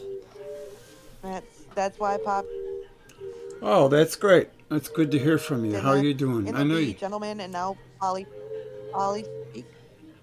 Well, yeah, you know me. Of course you know me. Yes. Oh, Valery. So I'm doing okay. Good. Andrew, I did a little thing with my province in Iceland there. It's the last pick. Please go on. Where is it at? It's okay. Oh, just in the Great Hall, the chat with the Great Hall. Don't worry about it. I was talking to Andrew because he was. I wanted to know how big the size was. Paul, you ready for Christmas? Yeah, kind Yeah. of. I'm crocheting an Afghan for somebody, Oh, and I keep thinking it's not big enough. So, what do you, but crochet? yeah, I'm crocheting it. Yeah, those are not my mom And, used to make those. They're beautiful. Yeah, I mean, Nice and thick. I crocheted a whole bunch of different, Afghans blankets or whatever and other things, and they just sat there and started adding up in my closet, and I'm like, who can I give these to? Because none of my family, they're not into it. They're not into that kind of stuff. Oh, And so I'm like, who? Anyway, I ended up finding people that actually want them. But the one, the one person that kind of started the whole thing, she, oh, you're kind of in a crocheting frenzy? yes, there you go. Well, I hate to leave with not giving you guys a chance to chat. You came a little late, but we'll do it next time, and you make sure you make it on time. I'll give you Do I everybody still a have 30 heads up. seconds left? Yeah, go ahead. Do I still have? Okay, this is regarding something you said. What's your real name? Sensio? What's? Oh, who, me? Yes, remind me. That's my name is Cynthia Joe. That's okay, Cynthia. and Basically, so Cynthia Joe is what that's my nickname. That's what I was called. Something you talked about on a chat way long ago. Basically, I want to reply to that. Throughout human history, and especially now, and it's not going to change, there are a crap load of people who want to make fake photos and fake videos of scary things to scare you. Yeah. Most of it is not real. Just keep that in mind. Oh yeah, I think it's just it's unbelievable how much fakeness now is on. It's just I don't even know. Especially with CGI being so easy to make. Did you know Sigmund? AI does everything. Did you know Sigmund Freud was a pedophile? No. That's what I heard. I mean, he could be, but I need proof. I need proof. Definitely. I need real proof. Let me just be honest. Let me just be honest. Throwing our standards of 2024 onto my grandparents would put people in jail. I think what's happening is a lot of people on the internet want to be heroes and like save the children, and they look up like someone's history. Oh, he dated a 16-year-old. Oh wow, what a horrible pedophile. Oh my god. Things like Diddy, all the stuff he was doing. It's just crazy. That's today. That's today with our current standards of how we view women. And I mean, do you know how they raised my parents? I mean, you were like by the time you were 10, you had your full education. You were already using a chainsaw in the fucking woods, right? So they were miles beyond us. Okay, like in some cases. So when they get married at 13, that's what they did. I was going to say, 13, 14 years of age being married at, 200, 300 years ago was not that uncommon. During the Great Depression. During the Great Depression. So you have to get married when you're really young, otherwise. It wasn't that marriage wrong. was mostly for convenience because it was easier to just live when people help each other. It wasn't wrong. It was also it was also easier with a 10-year-old. Can I No. chime in as No, we that's all not what- obviously probably hate that crate Yeah. stuff. probably has the youngest children here? I have Yeah. no children. As the person who has a 10-year-old, the Yes. maturity levels of children nowadays are nowhere near what even my generation, my Right. parents' generation, my Oh, yeah. grandparents' Yeah, generation yeah. was. Exactly. Yeah, I Yeah, agree. I cannot judge. Although I can tell you the age was like even my parents were married when dad was 20 and mom was 18. Like just basically when she was an adult, boom, they got married. Like it was just Yeah. expected. How old I was How when I got long were they married, yeah. dating? I have no idea. Yeah. But Oh my God, they probably did it before 18. They go to hell. yeah, Oh no. Oh no. exactly. But they weren't going to tell anybody because of that reason. But I'm sure that they were just horny teenagers like everyone else. Yeah. Sure. Yeah. Yeah, And but trust yeah, me, but, I tried to explain that to somebody else one time. I went, "You do understand that we didn't have iPads or cell phones back then. Well, then what did you do to keep busy?"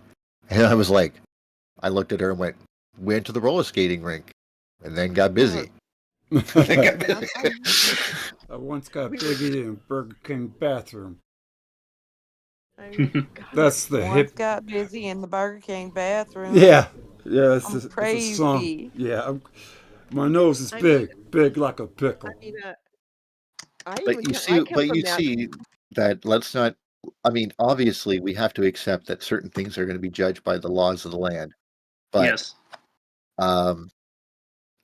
but if we really take things into consideration,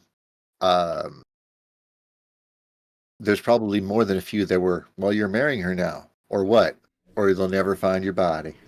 A shotgun wedding. Although, yeah. Yep. Although I will remind you, most marriages were done for convenience because you needed to like have security so that like the woman is taken care of. Yeah, Because if there was security, if like the parents were rich or she was allowed to work and whatever, she might wait. Well, and Yeah, also yeah, do recall yeah, that I'm discussing a particular period of time where no one had any money, and then World War II happened. Okay, Yeah. That and is when my dad's parents were married, and the age gap was concerning. My grandmother was 17. My grandfather was 32. They were 15 years apart. back then I could see 32. They That's the probably age gap for them. of the main guitarist of Deep Purple and his first real wife and the last one. I actually I Richie think that Blackmore? this Yeah, is all, he got married at like 50 something, and he had his children when he was 60. Yeah, more black. Give me more black. but not to concern ourselves. We got to understand that just to let you know, no matter how much we talk about it, those people stayed together. Like I was with my grandparents, both sets of grandparents were married at least 60 years. Yes, that's before true. one of them died. Yeah, I And had one like we that, took and the care one of that had them. the age gap was different. They divorced. Well, no, the one that had the age gap was my They mother, divorced. my grandparents. Mine, I had one that they stayed together over 60 years, one set. And the other set, the one that had the big age gap, divorced after he had his first stroke. She was too young, and my dad was the baby, and he was 17 years old. They divorced in the 70s. Well, that was the 70s already. Yeah. Yeah. I mean, I must be older than you, but my parents, like I said, my dad's was born in 45, my mom was born in 47. My dad was born in Yeah. Was your 1912. dad in the Korean War? Was your dad in the Korean War? My grandfather was. Good night, Both everybody. I gotta go. Yes, we're I'm gonna only wrap it 44. up. I got more videos to show the My dad folks. Yes, I don't have time to teach you or tell you how much how one father Greg, went to war someone in and the the other chat one said that no he one knew sent he you was money. born. Say What? about any Did of he go to that war? is What's that? people knew their role. Everybody had a role. I heard and they money. Knew. You grew up knowing Yes, what you were someone supposed sent you to money. Oh, Yep. beautiful. Thank you. Thank you so that's much. Felix Coconuts. Oh, Nice. I could use it too. Let me tell you, I'm hurting. Christmas wiped me out. Very nice. Yes, it I is. should Well, we're actually. gonna have our commune one day, Greg. Yeah. Yeah, well, we're going to come out and In our- visit you. I know you're living in I that hope big old so. house on the lake by yourself with your kids. Me and Greg are going to come Yep. out and see you. Yeah. I can't wait. And I remember, can't wait. I He miss the just hell out of you. dragging him out of the house if is something things go, else. if things go crazy down there, you always have Canada. Just come right on up. Doors open. Good. Everyone's a just Canadian. hop right They on just haven't across. gotten here. Yep. Well, I let's can throw a stone to Canada. let's Okay, do this well, again. Let's do it again it's soon. the glasses, But anyway, no, of course. You guys are awesome. And, well, I'm getting doing a little practice with a couple of videos I'm making for someone. So I'm Yes, actually hoping that I'll be able to start building a team and let's- actually doing yeah. something myself. So Let's hope, like within the next 10 or 20 years, we figure out how to. Someone in the chat right now. coconuts. Look in the chat. When Yeah. I'm not able to imagine. No, it's in the Great Hall chat. Oh, in the Great Hall chat? Yes, That is it is a correct. thing that exists. Yeah, I know, He's but I talking didn't. to you. Oh, We put a lot of pictures in there. okay. Which one? Welcome or? Last At one, the bottom. last message. No. Great Hall. Yeah, I'm in. The room you're in. I'm on the Great Hall. Yeah, Okay. I just see You've all your opened the chat? boxes. Open So- the chat. I don't know how to do that. Here, let me show you. I did this for the first time today. No, I'll take care of it. It's the Okay. word bubble. It's the Felix word bubble next Coconut. to. Felix Coconuts. Thank you, Felix Coconuts. Yes. Okay. And then I'm not I'm sure gonna send if this to you, Greg's mic. I'm not sure if Greg hears me, but yeah, I I- hope within the next 10 or 20 can hear years you. we figure out more I sent ways it you, to buddy. treat diseases and prolong life. Let's just hope we figure that out soon. Yes, yes. Well, whoever I can't see who it was, but thank you very much. Thank you. I wish I His could. name is Felix Coconuts. Felix Coconuts. Thanks, sir. It should be. Well, He Felix, said that's he a used guy, PayPal. right? I'll just send you pictures, man. Don't worry. Well, Look thank in you your very inbox, much, okay? Felix. That was very nice of you. Longtime listener, loves your work and the streams. Ah, that's sweet. Thank you very Donated much. for Christmas, and that maybe it might be useful. Oh, Cheers. you better believe it.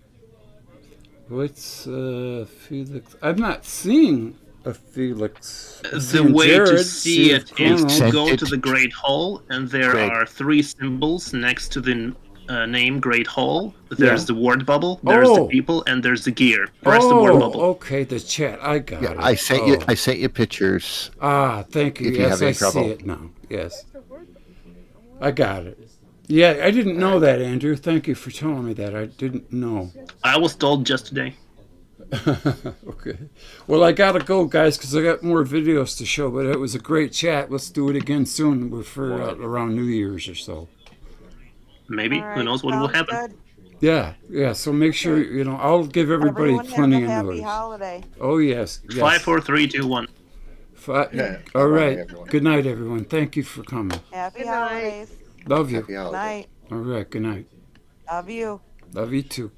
Take care. Good night, Gregory. Good night, everybody. Andy, I'll call you Pauli tomorrow. Girl. We'll listen to that book Yeah. for sure. We've been All right, listening. mate. All right, Catch guys. you later, Greg. Okay. That was good. Yes, I loved it. That was a really good discussion, that. Yeah, we went for I couldn't get a word in, but it didn't matter. 2.5 hours. Yeah, well, you were just kind of kicking back listening like you usually do. All right, guys. Yeah, look, Neil, you get Neil talking and that, they have a big, broad subject, Yeah, and it's often quite interesting. we got to get our big Yeah, buddy so, Nick. Nick in anyway, here. I better let you go back. Okay. I was going to say when you said about, you know, the videos are going to say, oh, well, you can always save them for next time. Right. Well, we're going to... Anyway, Greg. Yeah. All right, we'll do it again soon. And no worries. See you, Greg. Bye. Bye-bye. Take care. We're going to play Aquarius Rising right now for any of you Aquarians. We're going to do the zodiac thing tonight. So,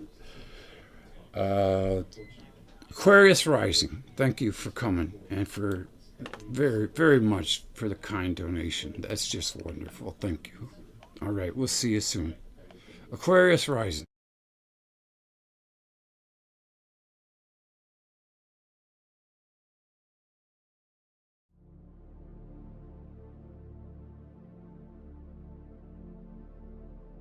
Aquarius.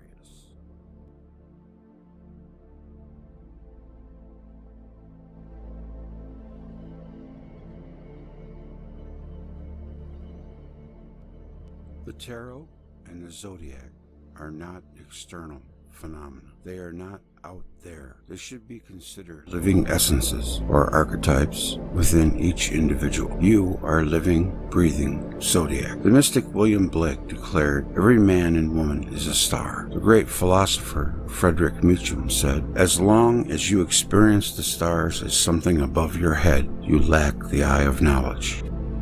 Teroscopic charts, like any divination chart, is a map delineating the interaction between the conscious and unconscious mind, the unconscious dimensions of being, the masculine and feminine aspects of the self. However, due to modern society's aversion to whole-brain intelligence, the esoteric disciplines once revered by kings are all but deleted from serious concern, being relegated to novelty and pseudoscience. Few New Age authors today understand that astrology and the tarot are part of the Western tradition. They are the result of centuries of meditation and the meaning of existence. They are the quest to us from adepts who knew what life was all about. The Hermetic arts should be taught as they were intended. Old paradigms distract us from the great work, from realizing that each man and woman are their own priest and priestess. Working with the Hermetic arts can initiate us into our true roles and can introduce us to our life path or dharma and help us see through the illusions that plague inauthentic or karmic modes of existence. Michael Cancerian.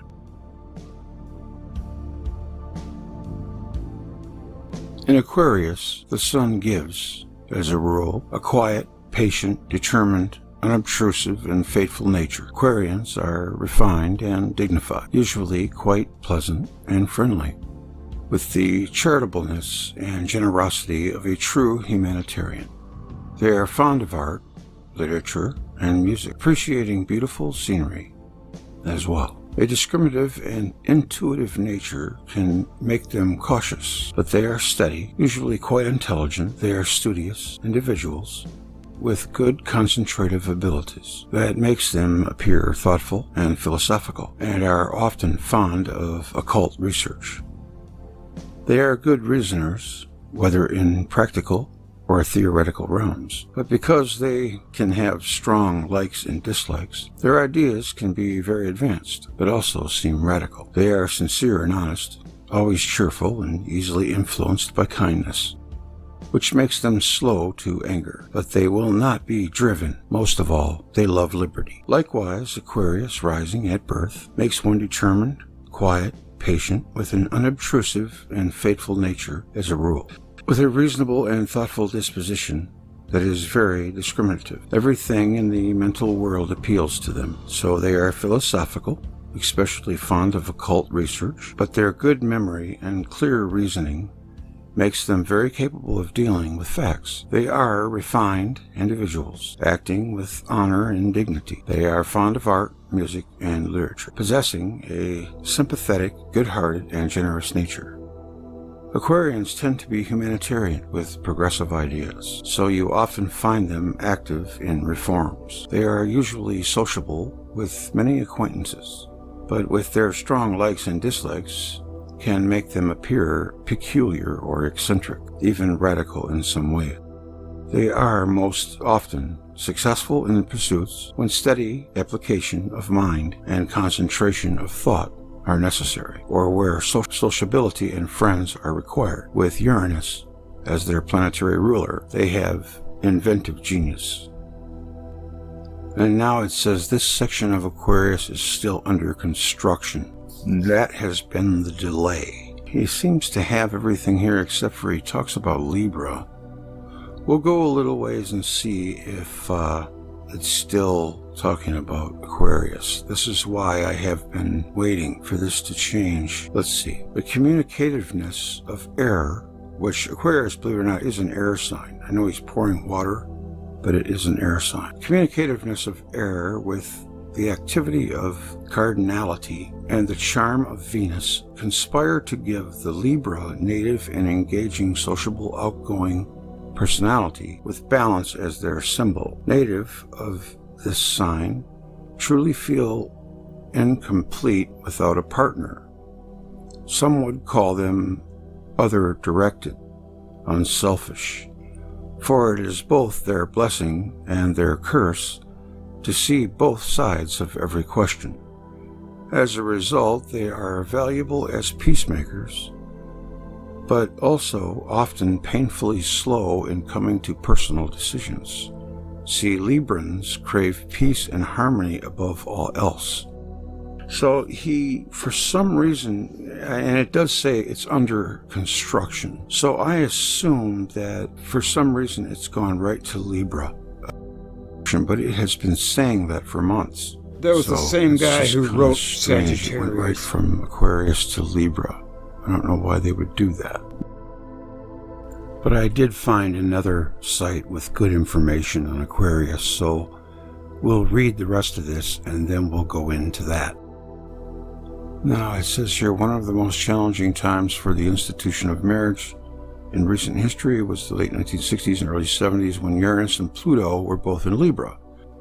Artistic work also blossomed with Venus figurines, cave painting, petroglyphs, and exotic raw materials far and far from their sources, suggesting the emergence of trading links.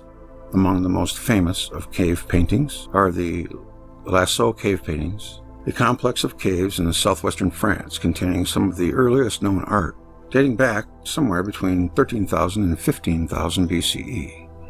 More complex social groupings emerged, supporting by more varied and reliable food sources, specialized tool types, probably contributing to reasoning increasing group identification or ethnicity. These group identities produce distinctive symbols and rituals, which are an important part of modern human behavior. The reason for these changes in human behavior have been attributed to the changes in climate during the period, which encompasses a number of global temperature drops, of already bitter climate of the last ice age.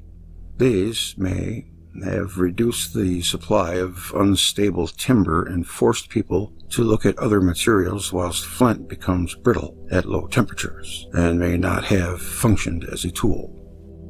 It is also argued that the appearance of language made these behavioral changes possible, complexity of the new human capabilities, hence that humans were less capable of planning and foresight before 40,000 years, and that speech changed that. Images of women, mostly figurines, of the same type as the Venus, or Willendorf, all dating to Paleolithic Stone Age period, far outnumber images of men, and indeed there are most common cult figure remaining from this little understood long period of prehistory. Some have argued that this would mean that in the hunting culture of Paleolithic society, a matriarchy existed and women ruled. Others suggested that the role of the male in reproduction was not yet understood and did not occur till Neolithic times of agrarian and nomadic peoples. Most likely, the people lived close to nature, meaning they honored the Earth Mother and Mother Goddess as well as the male energy of the sun, and they attempted to live in harmony with the rhythms of the universe.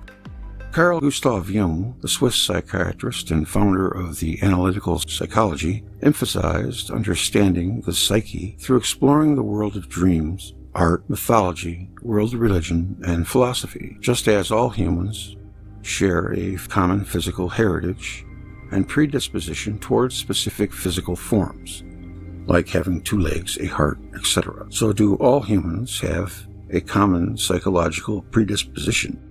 Our physical predispositions are determined by our DNA, while our psychological predispositions are stored in the collective unconscious. Jung was the first scientist to use the age of Aquarius to help us understand the new paradigms available when we bring the unconscious to consciousness. As we know from ancient Egyptian history, there are symptoms of psychic changes that appear at the end of one Platonic month and at the beginning of another. They are, it seems, changes in the constellation of the psychic dominance of the archetypes or gods, as they used to be called, which bring about or accompany long-lasting transformations of the collective psyche. This transformation started within the historical tradition and left traces behind within it. First is the transition of the age of Taurus to that of Aries, and then from Aries to Pisces, those beginning coincidences with the rise of Christianity. We are now nearing that great change which may be expected when the spring point enters Aquarius. Cyril Fagan believes it originates in an Egyptian ideogram called the Akhet, depicting the rising of the sun, and its meaning was the horizon or ascendant, because most ancient cultures timed the equinox and solstices by the observation of the sunrise. That's probably why they don't know what to write here, because they don't have anything. Neptune entered Libra in 1942 and stayed there until 1956, creating a generation of baby boomers. With unique challenges to relationships, most of these Neptune in Libra individuals also have Pluto in Leo, and are striving to uphold the sacred institution of marriage and be devoted to their parents, while fiercely making a statement of self-assertion and individuality.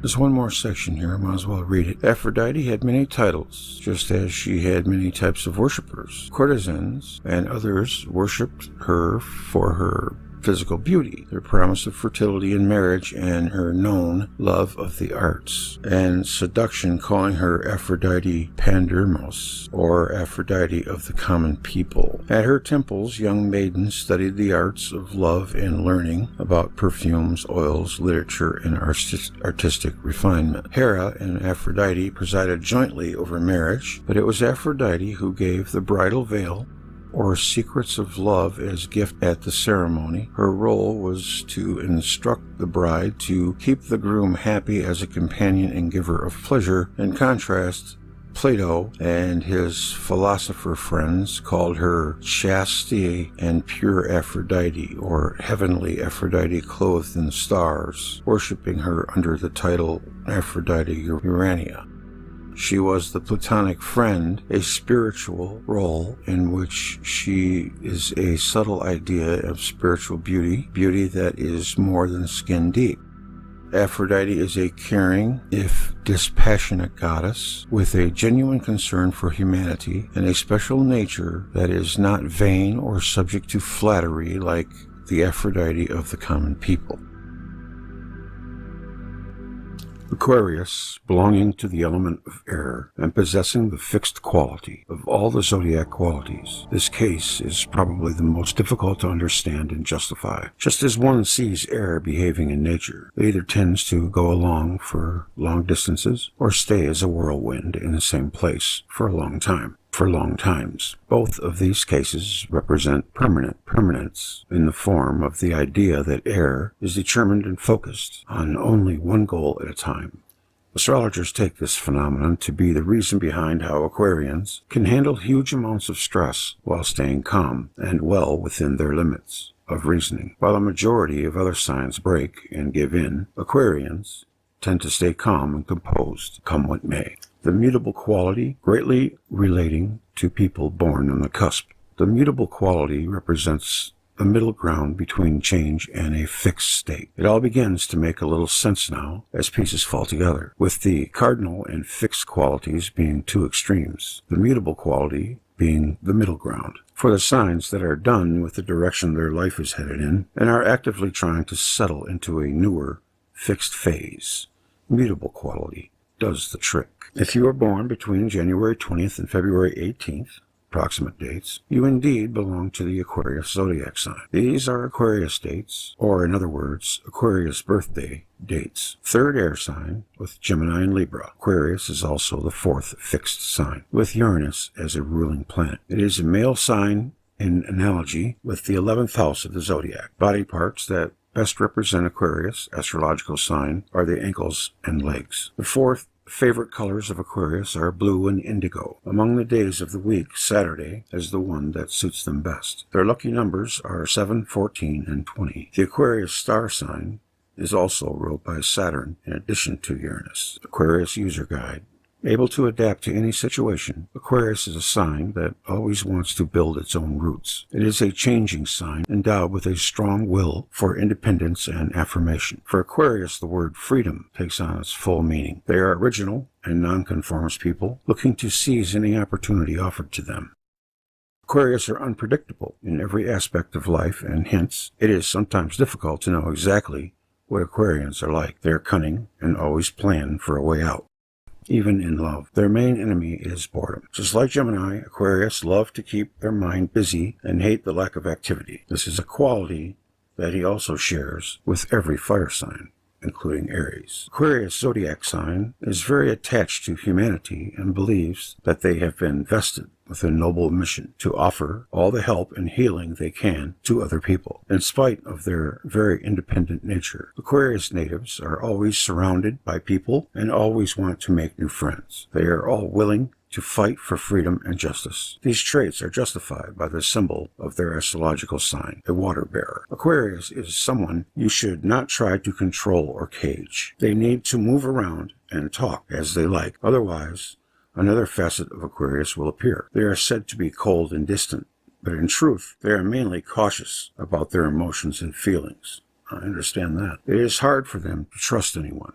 I understand that too. But once it is done, they are gentle and caring beings. What Aquarius are like, Aquarius astrological sign. Related to the 11th house of the zodiac, the house of friendship, the Aquarius sign is an ideal friend. They adapt perfectly to other people and to different types of friendly relationships that may arise. Aquarians are believed to have two sides. One side is all about being shy and quiet. On the other hand, the other side of Aquarius zodiac sign is about being energetic, boisterous, and eccentric. However, one thing that is common among the two sides is that they are both rational thinkers and love to help others around them. They demand independence and believe intuition must be combined with logic to make the best possible decisions.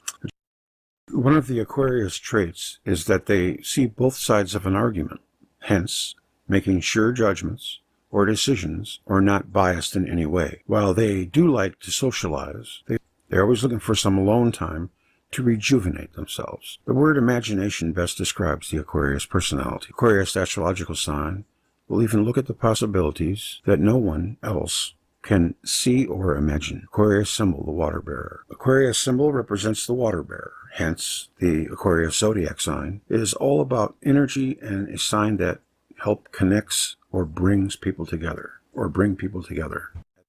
While Aquarians appear to be strange at the time, they can see possibilities that no one else can see. The essence of Aquarius energy is original, fair, logical, liberal, community-oriented, connective, inviting, humanitarian. The negative aspects linked to Aquarius energy can be irrational, desperate, destructive, and detached.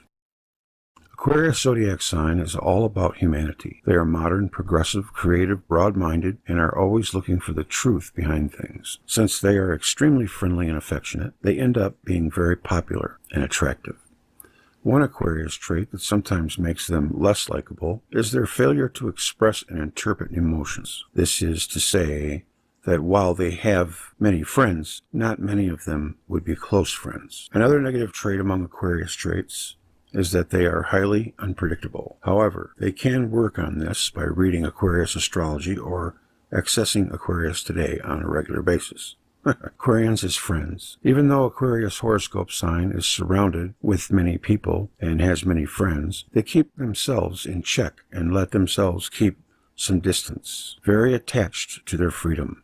Aquarius star sign cannot be the kind of friend evolving into something sentimental. Friendly relations with Aquarius are always intellectual or ideological then. As soon as this line has been crossed, or they feel that their freedom is in jeopardy, Aquarius will withdraw. Sentimentalism in friendship makes them uncomfortable. Their best friends are Aries and Sagittarius, 2 fire signs, with whom he gets along wonderfully well. If Aquarius were a vegetable, if Aquarius were a plant, it would certainly be popular. In addition, forget-me-nots, majorism, or poets' eyes are also among the plants that are best suited for them. In general, Aquarius natives have preferences for eccentric plants, such as carnivorous plants. Finally, the guardian plant of Aquarius is the orchid. Animal. Large birds, such as the albatross, are the best representation of Aquarius.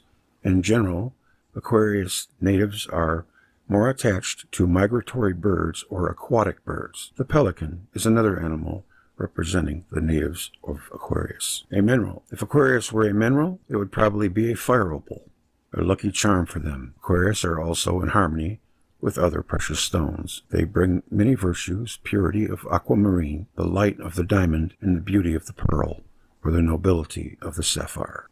Looking at Aquarius compatibility with other signs, one helps one understand what is Aquarius. This also sheds light on how many Aquarius personalities or Aquarius characteristics complement the personalities of other signs of the zodiac. Aquarius and Aries. It is Aries that gives people belonging to the Aquarius zodiac sign the confidence to put their words into action and not just sit and wait for a miracle to happen. Similarly, Aquarius can bring stability to Aquarius's life. I think it might be a typo. Aries can bring stability to Aquarius's life, helping them to finish their incomplete projects first and then move forward. Both signs of the zodiac admire and respect each other a lot, and this is what helps them resolve any conflicts that come their way. Aquarius and Taurus. Aquarius and Taurus are 2 signs completely opposite characters. When Aquarius craves freedom and independence, Taurus isn't independent enough. While they might be drawn to Aquarius,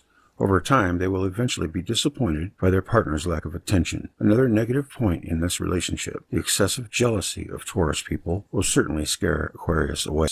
Aquarius and Sagittarius. With Sagittarius, a fire sign, Aquarius, as an air sign, can envision quite an interesting relationship in every way. Very social. Both signs love to share and so live their relationship in full. As always, Aquarius know how to adapt, thus leaving Sagittarius free in their actions. They will be kind of well-appreciated couple with a lot of friends. It is a relationship that is made to last.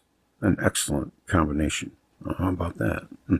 And this is Aquarius and Scorpio. Aquarius and Scorpio are very passionate beings. They can get along well and build a strong relationship. The dominant tendency of the Scorpio does not concern Aquarius, who will not lack the imagination to adapt to it. However, one should note the very jealous nature of the Scorpion, which can be a problem for the Aquarius, who craves freedom. With some compromises, these 2 signs could be made for each other. And that's it. Aquarius with Aquarius. Life is beautiful between 2 natives of Aquarius. Both of them are free-spirited and are looking for adventure and travel plans. So their relationship is made to last. These 2 complementary signs, in perfect harmony and love, 2 Aquariuses have a strong connection and even tend to isolate themselves a little. Aquarius and Pisces. On the same wavelength and sharing many affinities, Aquarius and Pisces were made to be together. It is especially the mysterious side of the native of Pisces that will lure Aquarius in. They are both sensitive and passionate beings. They will make a very beautiful couple and will certainly experience many moments of happiness. Watch out for them water signs, though. They can get you. To sum it up, signs most compatible with Aquarius, keeping in mind Aquarius traits, are Libra, Gemini, are Aries, and Sagittarius. Similarly, signs not very compatible with Aquarius are Scorpio and Taurus. And that is about it.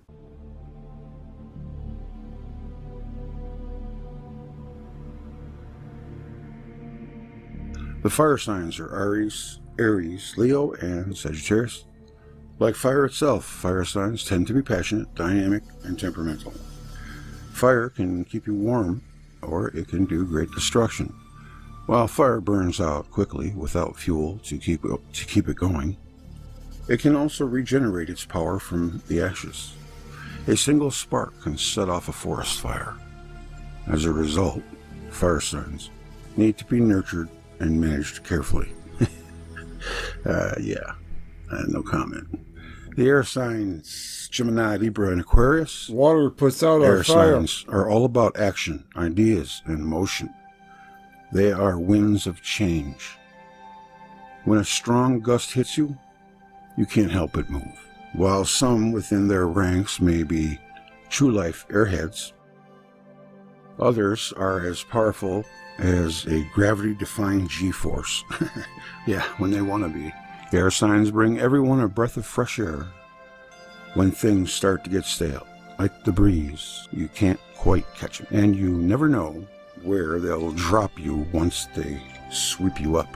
It will almost always be an adventure, though. Then we have the earth signs, Taurus, Virgo, and Capricorn. Earth signs keep it real. They are grounded people on the planet, the ones who bring us down to earth and remind us to start with a solid foundation, slow and steady. These builders are loyal and stable and stick by their people through hard times. Gee, I wish I knew what that was like. On good days, they're practical. At worst, they can be materialistic or too focused on the surface of things to dig into depths. The water signs, Cancer, Scorpio, and Pisces. Intuitive, emotional, and ultra-sensitive water signs can be as mysterious as the ocean itself. Like water, they can be refreshing. They can drown you in their depths. You sure can. These signs often have intense dreams and borderline psychotic intuition. Psychic intuition, sorry. Security is important to them, after all. Water needs a container, or it dries up and disappears. So there's fire and earth and air, water. You can be dominant in an element or lacking in an element. You can also have a chart that is equally balanced in each of the elements. The meaning of this is just like what it sounds. A chart can be dominant or lacking in those corresponding qualities. The elemental states of each sign in astrology. There's another layer to the story. Not only do the three signs all share an element together, but each one is thought to reflect a different variation of the element, or a particular state. This is where modes come into play. There are three modes: cardinal, fixed, and mutable. The planets are split into three groups, where 4 planets each belong to a mode. We won't delve into modes in this article. Read about the meaning of modes in astrology here. But each group helps describe the variation of the element the sign takes on. Here are how the signs each express their individual element. I was going to read for Aquarius. Here we go. Aquarius is reflected by still air, such as that which predominates in space. It can also be seen as the quality of electricity, an intangible current, a carefully controlled and contained flow of energy, and yet at its basis composed of erratically moving particles. Excellent. Those born between the dates of January 21st and February 20th are doubly blessed, that babies to be born during that period for many years to come will be favored of the gods. Lucky dogs. The solar system has entered the sign of the Son of Man, Aquarius, where it will remain for over 2,000 years. According to planetary revolutions, the Sun passes through Aquarius once every solar year. Thus, we have the double influence of Aquarius vibration, January 21st to February 20th. Air contains 78% of nitrogen gas, believed by scientists to be mineral in ultimate potency. Minerals are formed by the precipitation of nitrogen gas. Differentiation is attained by the proportion of oxygen and aqueous vapor, hydrogen, that unites with nitrogen. A combination of sodium and chlorine forms the mineral known as common salt. This mineral absorbs water. The circulation or distribution of water in the human organism is due to a chemical action of molecules of sodium chloride. Crude soda cannot be taken up by mucous membrane absorbents and carried into the circulation. The sodium molecules found in the blood have been received from vegetable tissue, which drew these salts from the soil in high potency, the mineral or cell salts can also be prepared to absorb it. And biochemic or homeopathy potency as fine as the trituration of nature's laboratory and the physiology of plant growth. Then they are thoroughly mixed with sugar of milk and pressed into tablets, ready to be taken internally to supply deficiencies in the human organism. A lack of the proper amount of these basic mineral salts, 12 in number, is the cause for all so-called disease. Common table salt does not enter the blood, being too coarse to enter the delicate tubes of the mucous membrane absorbents, but this salt does distribute water along the intestinal tract. Now this is the, I've talked about them before, it's bioplasma. Bioplasma, it's got the 12 cell salts. I got Ted to buy it, and he says it's, he swears by it. Since I've been using them, you get like, I don't know, 1,000 of them for $10. Since I've been using them, I haven't been sick. That's all I know. And I used to get at least one cold a year. Thank God, my biggest nightmare is to get the flu and then get pneumonia. And then you're a goner. I know a couple guys who died last year. One of them was from the flu, pneumonia. In the cold northern states, you got to worry. Because right now the flu is an epidemic. Okay, I'm going to shut up now. All right. Aquarius is known in astrological symbols as the water bearer. Sodium chloride, known also as natrium miracetum, is also a bearer of water and chemically corresponds to the zodiacal angle of Aquarius. The term angle, or angel, of the sun may also be used, for the position of the sun at birth largely controls the vibration of blood. So then we have sodium chloride as the birth salt of Aquarius people. The governing planets are Saturn and Uranus. The gems are sapphire, opal, and turquoise. The astral colors are blue, pink, and Nile green. Aquarius is an air sign. In Bible alchemy, Aquarius represents Dan, the fifth son of Jacob, and means judgment, or he that judges. In the symbolism of the New Testament, Aquarius corresponds to the disciple James. Part 1, Introduction, by Inez Adora Perry. Dr. George W. Carey's book, The Relation of the Mineral Salts of the Body to the Signs of the Zodiac, has seen many editions, but it was not until 1906 that I secured my first copy, and mentally hungry for truth, eagerly devoured its pages. Such actual meat and drink it was to me, so fascinatingly interesting, that I was convinced at once of its immeasurable value to humanity. The realization became intensified year after year as constant experience and intensive research were conclusive proof. I believe that the day is not far distant when Dr. Carey will be acclaimed as one of the world's greatest benefactors. In this chaotic and materialistic age, he discovered and published a priceless key which unlocks the door to mental as well as physical health. An understanding and use of this key will accomplish the physiochemical process whereby mankind can regenerate. This means the slow but sure rise from physical and mental degeneracy, disease, unhappiness, and death to the glorious state which is the heritage of everyone. Thus will be consummated the scripture injunction, Be ye therefore perfect, even as your Father in heaven is perfect. Matt 5:48. The great majority of people will be startled, if indeed not actually shocked, by the statement which 15 years of earnest research and experience causes me to make. Duty and a sincere wish to help humanity are also contributing factors. But there is another and more powerful reason. Our solar system is entering in the cycles of the ages. The sign of Aquarius, the Son of Man, and those who know the truth, or any part of it, must write, speak, and live it. Aquarius is the humanitarian or human sign. And the planet vibration, Uranus, is the ruler of this division of the zodiac, which is the path of the solar system. Therefore, as this is the age of truth, those who speak and work for it are working in harmony with natural law, while those who follow the opposite course will wonder why they are not prospering. To prosper means to have sufficient for one's necessities, to be physically and mentally comfortable. It is only truth that matters. Opinions do not count. Dr. Carey was not interested in the latter. He was an iconoclast. He felt impelled to make significant statements, no matter how they were received. My method and purpose is the same as his. I inspire to give out facts as I know and have proved them to be. Therefore, please consider carefully and earnestly the following statement, which should be written in letters of flame. A knowledge of and the practice of the process necessary to the attainment of perfection is absolutely impossible without a thorough understanding of physiological chemistry.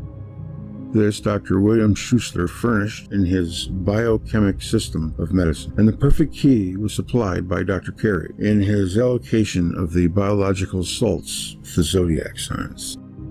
The truth of the foregoing statement is as definite and real to me as the fact that I live, moving, and have my being. I wish it could be made even more empathic so that it would be engraved forever in the minds of those who read it.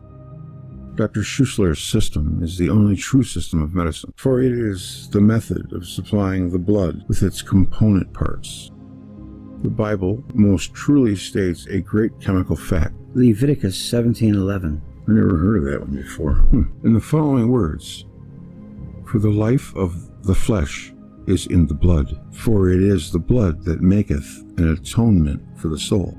As the blood is the life of the flesh, it naturally follows that, as man is a trinity, body or flesh, soul, and spirit, the quality, condition, or health of his body determines that of his soul, which corresponds in exact degree. The word atonement means at one mint, atonement or harmony, at one mint or harmony. If the blood were chemically perfect, the highly differentiated and attenuated nerve and glandular fluids, which constitute the soul, would also be perfect. It is only when the blood is chemically perfect that the full quota of spirit, otherwise God power, can enter the body, for like attracts like. The study of Schussler's biochemistry enables us to become acquainted with all different kinds of material or basic substance, which the great chemist and architect of the universe created as a medium for the spirit, which is life. Spirit manifests imperfectly when material is deficient. Deficiency means disease, lack of ease, inharmony, imperfection. Dormant, unhealthy, or imperfect brain cells not make for an efficient brain. Thought corresponds to the nature and condition of the brain cell, for they consume our thought machine, and the quality and value of that which brings forth depend entirely on its condition. Herein lies the explanation of all the trouble in the world. Sin, crime, disease, death, unhappiness, insanity, fear, cowardice, lack of positivity, differences in opinions, and the wars of nations and peoples. Each one of us represents a conscious or aggregate of vibrations, a sum total of those present in nature at the time we come into birth. Indeed, it is what makes birth possible. A certain rate of vibration is manifesting at the particular time, and a corresponding result is produced. Whatsoever a man soweth, that shall he also reap. Sowing and reaping and sowing constitute birth and death. If we were not responsible for the kind of life we live, we would not be accountable for the form of death which we attract. Interesting. It is not, then, equally logical that a reincarnating ego must, because of the vibratory law of attraction, come to birth in an environment and into conditions which are decided by this self-same law. Otherwise, justice would not exist. Justice is conformity to divine law. It is the working out, the expression or administration of law, doing the right thing because it is the best. In Greek mythology, which constitutes the sacred and secret writings of that people, we find this statement, which, it seems to me, agrees perfectly with the foregoing. Amphion built the walls of Thebes, the human head, by producing a harmonious vibration. The stones, mineral elements, into their places by the music of his lyre. The lyre is a certain marvelous organ in the head.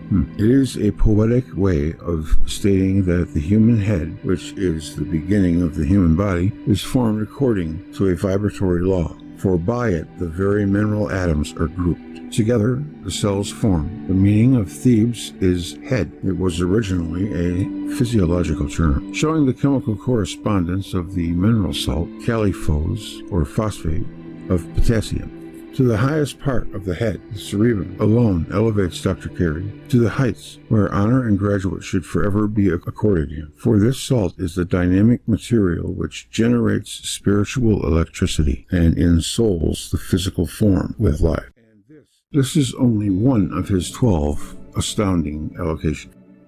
For astrology, the synthesizer of all knowledge, both cosmic and microcosmic, in the universe and in man, reveals to us why Caliphaz is the Aries salt, the substance through which the Most High manifests in man, is the cause of actual life in his form, and to the degree in which the cerebrospinal nerves are supplied with it, will energy or life manifest in and through him? The light of intelligence, spirit, or father will burn brightly if this substance, which alone can feed it, is sufficiently and adequately furnished. Therefore, perfect supply of the right chemical elements means perfect cells, perfect brain, perfect thought, perfect acts, perfection, a God-man. In contributing the foregoing, I bespeak my deep and lasting gratitude to Dr. George W. Carey for the chemical light which he has thrown on dark places. Reader, truth is the water of life. May you drink deeply and begin to learn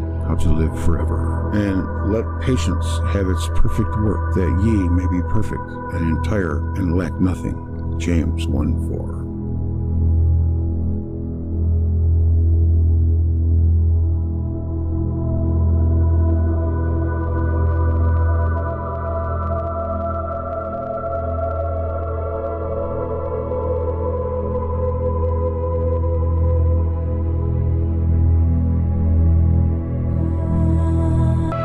Take care. I'll see you down the road.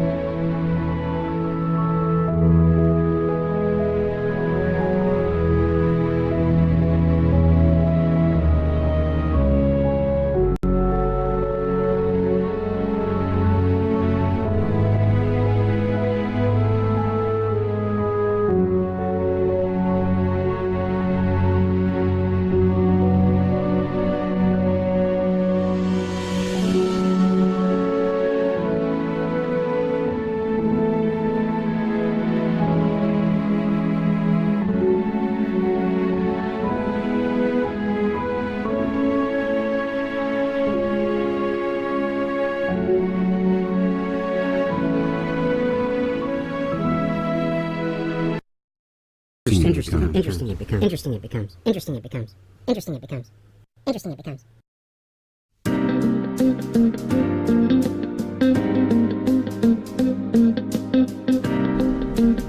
Good Day presents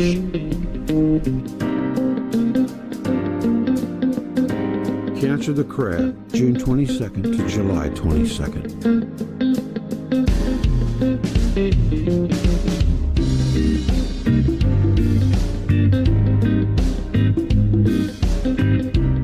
He is a water sign, abstract meaning, the concrete foundation for the expression of the I am. the living organism and its power of growth. Concrete and traditional meaning, the home and all domestic feelings, the soul, all psychic feeling, imagination, receptivity, sensitiveness, mediumship, suggestion, body part rule, the chest cavity, the breast and the stomach, the mucous membranes. Traditional physical characteristics, not usually above average height. Tendency to stoutness, sometimes an awkward or heavy gait, round face, full cheeks, tendency to short nose, sometimes prominent at the tip, gray or light blue eyes, pale complexion, wide chest, hands and feet small, uses crab-like positions and motions of the arms, mental tendency, fond of novelty, change, and traveling. Yet usually attached to relatives at home, inclined to public life, desirous of possessions, cautious, prudent, careful with money, yet often imposed upon, sympathetic and changeful. Some psychic or occult faculty manifests. Traditionally, Manly P. Hall says, emotional key words, artistic and dreamy, maternal, kind-hearted, romantic, domestic, impressionable, psychic, imaginative, serene, intuitive, restless, despondent, sometimes lazy and self-indulgent. Mental keywords, versatile, self-sacrificing, receptive, expresses great veneration for ancestry and precedent, thorough, preserving, cautious, reserved, and brooding. That's funny. When I read those about Sagittarius, I don't think I put them on the video, but I remember just about every one of them words struck a chord with me. That's pretty amazing. I wonder if it did for you too. Let me know in the comments. According to the A to Z horoscope, maker and delineator by Llewellyn George, in Cancer the Sun gives a quiet, reserved, retiring, sensitive disposition, yet inclined to publicity, versatile, changeable with many ups and downs, changes of occupation and position, but desires to stick to his own course. Cancer natives possess a fertile imagination and dramatic ability, and they love nature, adventure, and strange experiences. They are mediumistic, like as in a medium, receptive, and influenced greatly by their surroundings. But they are industrious, prudent, frugal, and very conscientious, one of my favorite words, with a highly retentive memory. They love approbation, sympathy, and kindness, but they fear ridicule. They are generally fruitful and reproductive and very patriotic and attached to home and family. Similarly, those with Cancer rising at birth are changeable, sensitive, and have a retiring disposition, somewhat sentimental, but sympathetic and very talkative, fond of home and family. They have a tenacious memory for family or historical events. They are industrious, frugal, economical, anxious to acquire the goods of life. They have strong emotions and delight in beautiful scenery and in romantic or strange experiences and adventures, but fear of ridicule or criticism makes them discreet, diplomatic, and conventional. They also have a psychic and mediumistic faculty and are receptive to new ideas. Their ability to adapt themselves to any environment makes them well suited to pursuits of a fluctuating nature, such as catering to public needs and desire. Vital temperament. Friendly Gemini helps us interact with one another, although not intimately so, and without real sense of deep connection to one another. Smiles, handshakes, and even witty remarks abound as everyone's talking up a storm. Unknowingly, Gemini sets the stage for Cancer to emerge by demonstrating how much fun it can be to intermingle to those we find interesting. The concept of informal sociability is thus born in Gemini, but what is done innocently in Gemini turns into one of the most powerful forces to ever take hold of humankind in Cancer. raw gut emotion. This is something beyond mere compelling power that seemingly came from deep within. Cancer is the first sign to put us in contact with our soul, which is a different entity than the fiery spark of spirit that Aries embodies. This is not to say that Cancer will be all too clear about what soul means, but they sense that something potent inside itself moves it to want to protect all in life that is vulnerable and in need of shelter, making Cancer the first sign to poignantly feel both love and sadness for the human condition. Join the party. I've felt like that for a long time. Cancer's biggest worry is that the often indifferent outer world, which cannot easily fulfill our inner needs, doesn't even have a notion of who we really are deep down inside. As a cardinal water sign, Cancer is very active and sometimes pushy in the expression of its feeling. In the same way, cardinal Aries cannot easily turn off its dynamic, fiery energy. Cancer has difficulty shutting off its emotional faucet. The water always seems to be running forcefully because this is a highly reactive sign, driven by its surging feelings. The crab was born with an amazing sensitivity that allows if to absorb what's going on inside others, even the stuff that's kept hidden from surface exposure, a trait it shares with both the other water signs, Scorpio and Pisces. I've been in two major relationships in my life that were for very long periods of time. They both just happened to be Pisces, and I got clobbered twice. When they say water signs put fire out, they're not kidding. It wasn't always bad, of course. It was always good until the end. When it was bad, it was horrible. Cancers are always alert to the unspoken feelings of others, which is a good trait. Somehow thinking that they are obligated to offer their sympathetic support to those in need. People's neediness arouse its maternal instincts, making them feel compelled to mother people. Once it picks up on their distressing and thus intrude on their emotional space. Yet the crab sees itself more as being timid and shy, although this can hardly be so with such assertive energy as cardinal. Actually, how Cancer responds to its surroundings is as varied as the phases of the moon. Its planetary agent, some see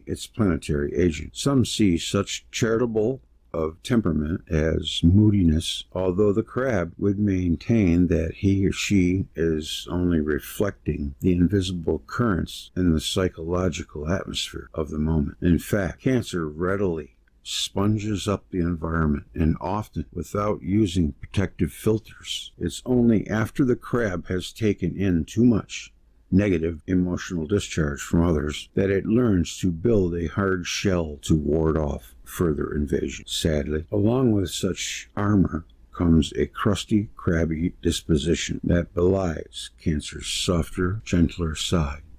Sometimes these mood swings are how Cancer deals best with its own feelings in flux, its own internal high and low tides. Nonetheless, the crab is the first sign to introduce a warmer kind of caring that goes deeper than the comforting energy of Taurus.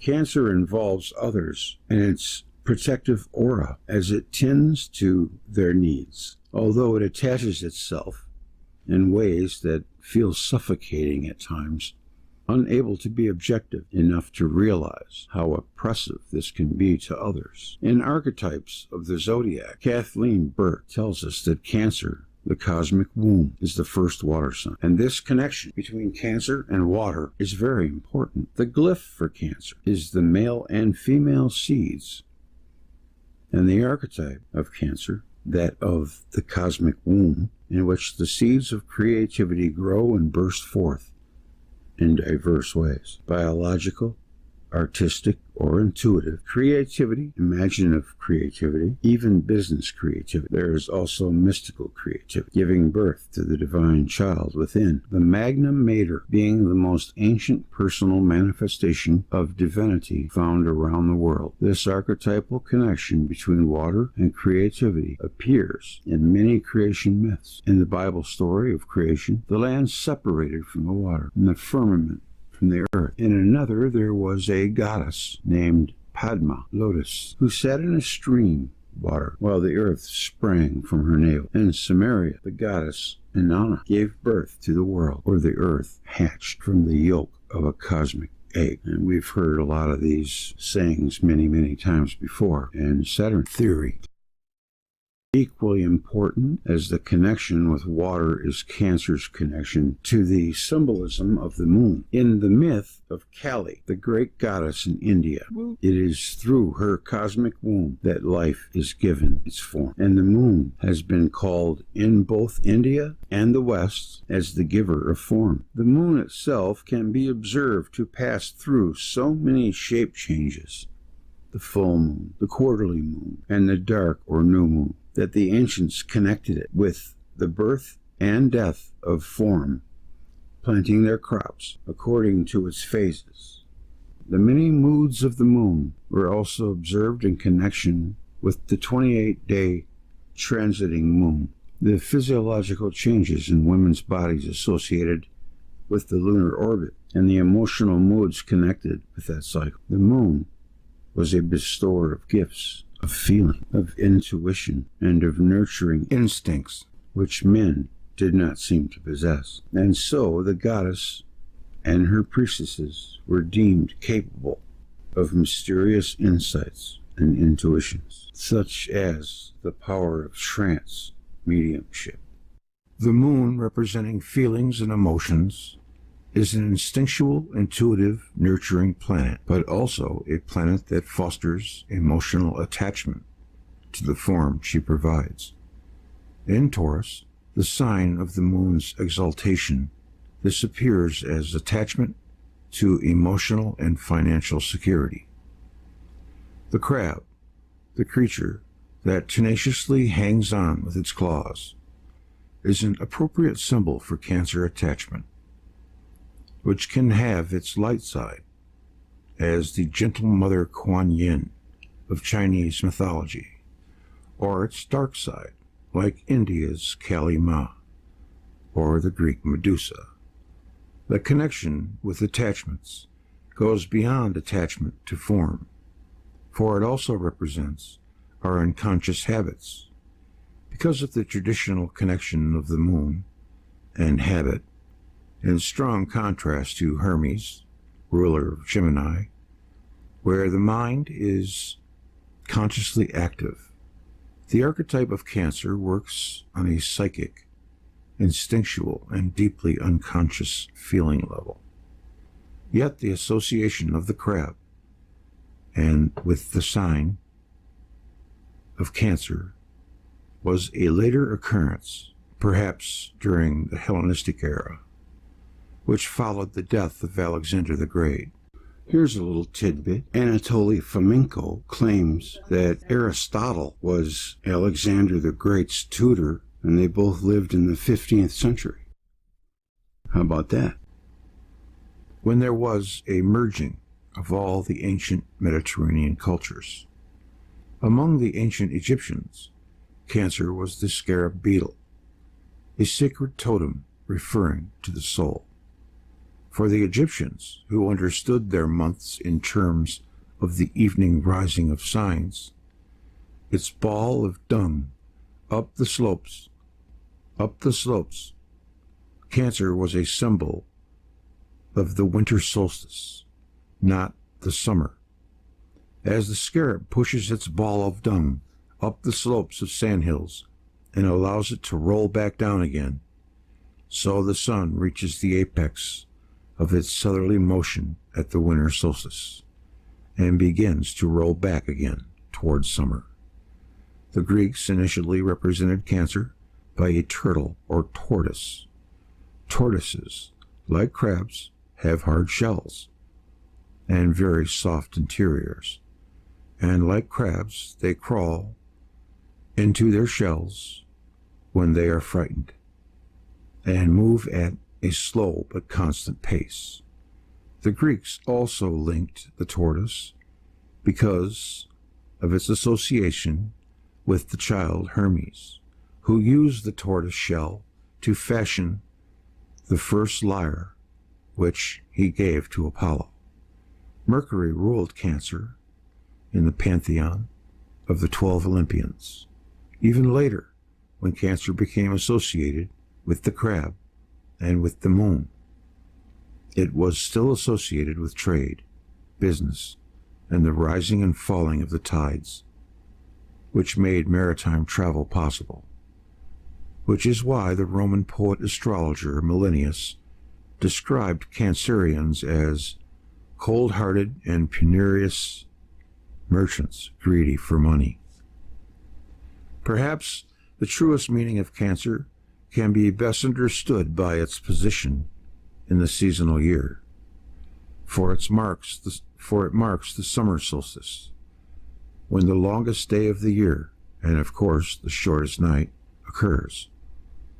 It may seem strange that we should attribute the moon, symbol of the great goddess and the eternal feminine, to this moment when the solar force is at its greatest.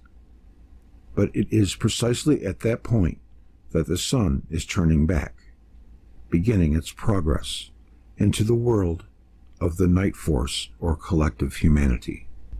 The yin or feminine component of consciousness and civilization in archaic times, and particularly during the age of Cancer, 8,000 to 6,000 BCE, the time which many scholars identify as the era of goddess worship. The summer solstice was the day upon which the sun god, or his earthly representative, was ritually slammed and sacrificed to the Great Mother. In these ancient rituals, the sun god was often the consort of the Divine Mother, and the priest who played the god's role ritually coupled with the priestess or Divine Mother before his symbolic death. The fact that the sun is at its moment of greatest power in the sign, which itself is ruled by the moon, unites the symbols of the sun and moon, masculine and feminine, in one archetype. In this way, we can think of Cancer as the sign of the mystic marriage, the union of alchemical opposites. This may explain why males feel both an attraction to and fear of merging with the feminine. For at the point of merger, the ego or masculine component of consciousness loses its control, is swallowed up, and symbolically speaking, dies in order that consciousness yang and unconsciousness yin can be united.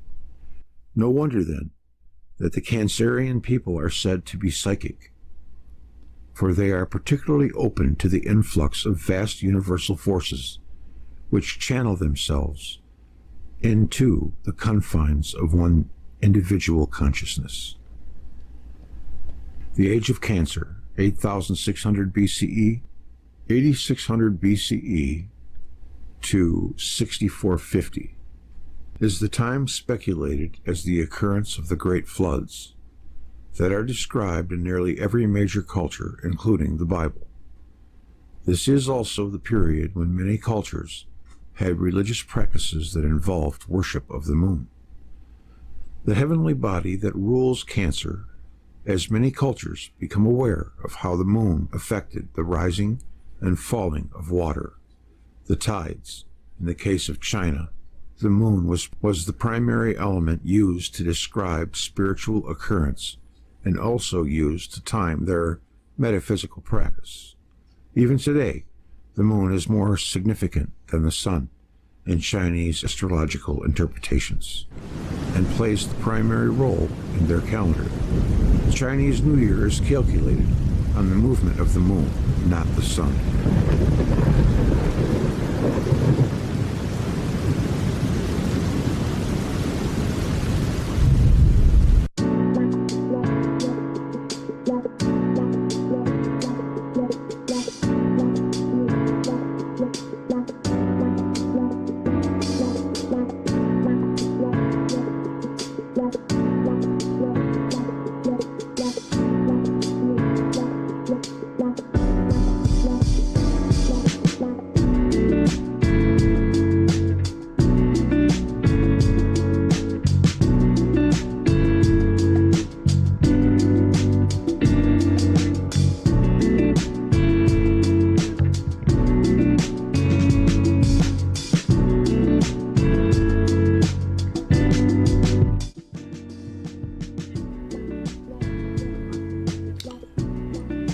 This was the period known as the Neolithic Age, or Late Stone Age, when the great motif of the age was the womb and tomb. Both of these symbolize the vagina of Mother Earth, who gives birth and takes back into herself the bodies of her children. The sign of Cancer is also associated with the archetype of the Great Mother, which deals with the womb, bearing, birthing, nurturing, protecting, and domestic life. During this time, burial rites developed in which corpses were buried in the fetal position. And many anthropologists believe that men probably did not realize their role in procreation, so when babies popped out of women, they trembled in awe of the feminine. The Great Mother seemed to possess an incredible power, and in this sense, she was terrifying, and not some Betty Crocker, to be sure. This was a matriarchal period, which is evinced in many artifacts dating to this time period, with exclusive depictions of the feminine figure. Many figurines found show breasts and sized vulvas and heavy hips, and are sometimes enthroned and guarded by lions or cats. Age of Leo reference. The sign of Cancer symbolizes our tribal origins and our family, and tribalism became the dominant mode of consciousness during this period. Even today, much of our unconscious fear of the dark and death is connected to the fear of the Great Mother, who symbolizes here a regressive loss of ego consciousness and a merging back with tribe. This was the period of moving from caves to fixed dwellings, when humans learned to spin and weave and make pottery, to grow crops and domesticated animals. The Australian archaeologist Vera Gordon Childee coined the term Neolithic Revolution to describe this period when ancient peoples switched from nomadic hunter-gatherer behavior to a settled agrarian way of life. And it was the first of a series of archaeological revolutions punctuating human history. Agriculture gave humans more control over their food supply, but required settled occupation of territory, encouraging larger social groups. Believed to have occurred somewhere in Southwest Asia, around 8000 BC to 7000 BC, the Neolithic Revolution has been called the single most important change in the history of humanity. Living in one spot would have more easily permitted the accrual of personal possessions and an attachment to certain areas of land. From such a position, it is argued, prehistoric people were able to stockpile food to survive lean times and trade unwanted surpluses with others. Once trade and a secure food supply were established, populations could grow and society would have diversified into food producers and artisans. Such relative complexity would have required some form of social organization to work efficiently, and so it is likely that populations which had such organization, perhaps such as that provided by religion, were better prepared and more successful. Also, during this time, property ownership became increasingly important to all people. Towards the end of this age came the domestication of the horse and wild cattle, the invention of the wheel and weaving, and some of the first known examples of metalworking. These new technologies began to liberate humanity from the basic survival needs of food, water, shelter, and reproduction. No longer solely at the mercy of Mother Nature, new choices were born and intellectual development began to birth a new myth out of the Great Mother. Jacques Cuvier Natufian. of the Natufian settlement in Syria was the first to express the idea that the Neolithic revolution was the result of a revolutionary change in the human psychology, a revolution of symbols which led to new beliefs about the world and shared community rituals embodied in corpulent female figurines and the methodical assembly of aurochs horns. Cancer the crab. Okay, yeah.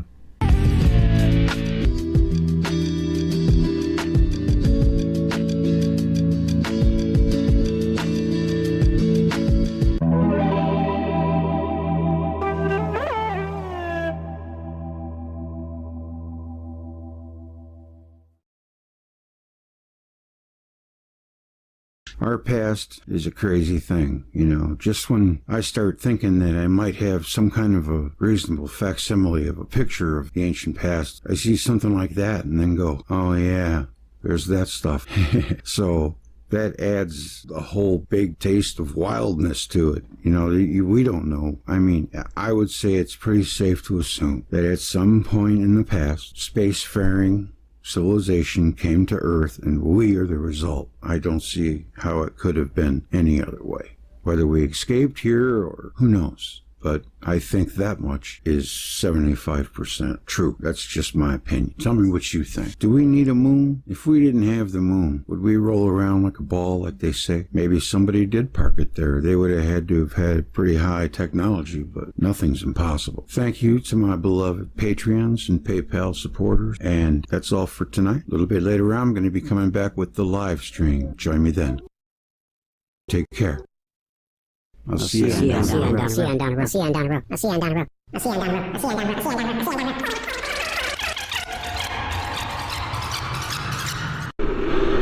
Nope, it's not over yet.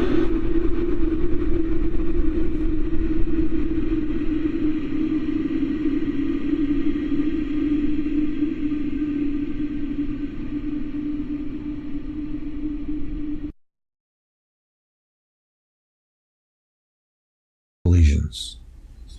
Yes, but had Velikovsky seen the things that we have seen now with the rovers, I wonder if he would still have the same opinion. Notice the guarded comment in appears. My guess is he wouldn't, but that's just a guess. But speculating is fun. End of subject. Planet Mars. The end. The world will be destroyed. Also, the mighty ocean will dry up, and this broad earth will be burnt up. Therefore, sirs, cultivate friendliness, cultivate compassion, world cycles, and Vishadumaga. The solar system is not a structure that has remained unchanged for billions of years. Displacement of members of the system occurred in historical times, nor is there justification for the excuse that man cannot know or find out how this system came into being, because he was not there when it was arranged in its present pattern. Catastrophes have repeatedly reduced civilization on this earth to ruins. But our earth has fared well in comparison with Mars, and judged by the state of civilization at which mankind has arrived, conditions for life processes have been improved in some respects. But if events of this kind happened in the past, they may happen again in the future, with perhaps a different fatal result. The Earth has come in contact with other planets and comets. At present, no planet has a course that endangers the Earth, and only a few asteroids, mere rocks, a few kilometers in diameter, have orbits that cross the path of the Earth. This was discovered, to the amazement of scholars, only recently.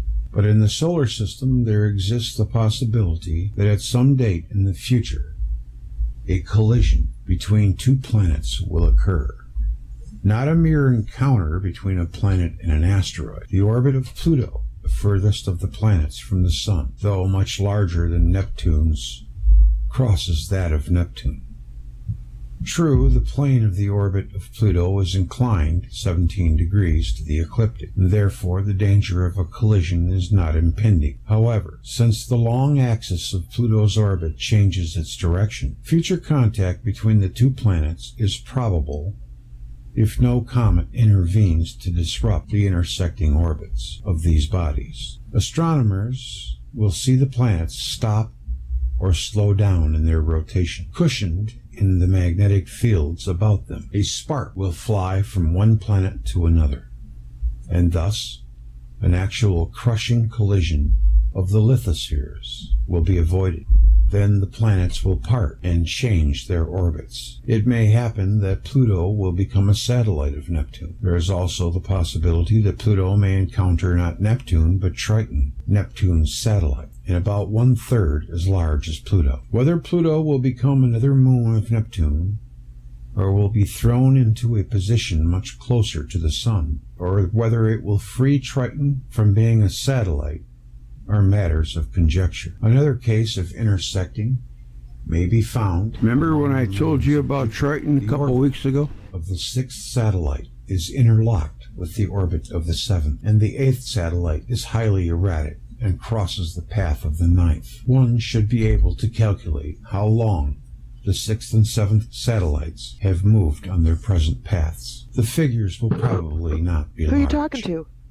Each collision between two planets in the past caused a series of subsequent collisions in which other planets became involved. The collision between two major planets, which is the theme of the sequel to Worlds in Collision, brought about the birth of comets. These comets moved across the orbits of other planets and collided with them. At least one of these comets in historical times became a planet, Venus. And this is the cost of great destruction on Mars and on the Earth. Planets thrown off their paths collided repeatedly until they attained their present positions, where their orbits do not intersect. The only remaining cases of intersection are those of Neptune and Pluto, the satellites of Jupiter, and some planetoids, asteroids, that cross the orbits of Mars and the Earth. Moreover, comets may strike the Earth, as Venus did when it was a comet. In that major catastrophe, it was fortunate that Venus is a slightly smaller body than the Earth. A large comet arriving from interstellar spaces may run into one of the planets and push it from its orbit. Then chaos may start anew. Also, some dark star like Jupiter or Saturn may be in the path of the Sun and may be attracted to the system and cause havoc in it. The scholarly world assumed that in some hundreds of millions of years, the heat of the Sun would be exhausted, and then, as Flammarion frightened his readers, the last pair of human beings would freeze to death in the ice of the equator. But this is far off in the future. In a view of modern knowledge, that heat is discharged in the process of breaking up atoms, scientists are now prepared to credit the Sun with the immense reserve of heat. With an immense reserve of heat. The fear, if any, is focused on the possibility that the Sun may explode. A few minutes later, the Earth will become aware of this. The Earth will become aware of this, and soon thereafter will no longer exist. But the one end, that of freezing, is very remote. The other end, that of explosion, is very improbable. And the world is thought to have billions of peaceful years ahead. It is believed that the world has gone through eons of undisturbed evolution, and equally long eons are before us. Man can go far in such a span of time, considering that his entire civilization has endured less than 10,000 years. And in view of the great technological progress he has made in the last century, the average man is no longer afraid of the end of the world. Man clings to his earthly possessions, registers his land holdings, and fences them in. Peoples carry on wars to preserve and enlarge their historical frontiers. Yet, the last 5 or 6,000 years have witnessed a series of major catastrophes, each of which displaced the borders of the seas, and some which caused seabeds and continents to exchange places, submerging kingdoms and creating space for new ones. Cosmic collisions are not divergent phenomena, or phenomena that, in the opinion of some modern philosophers, take place in defiance of what is supposed to be physical laws.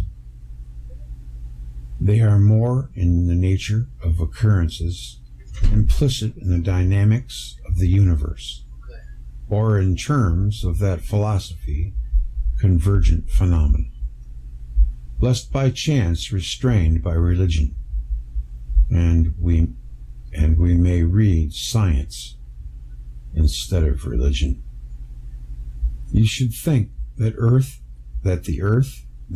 and sun and sky, sea, stars, and moon must needs abide for everlasting because of their divine body. Thinking while I was reading, it wasn't easy. Past, and then look upon seas and lands and sky, their threefold nature, their three textures so vast.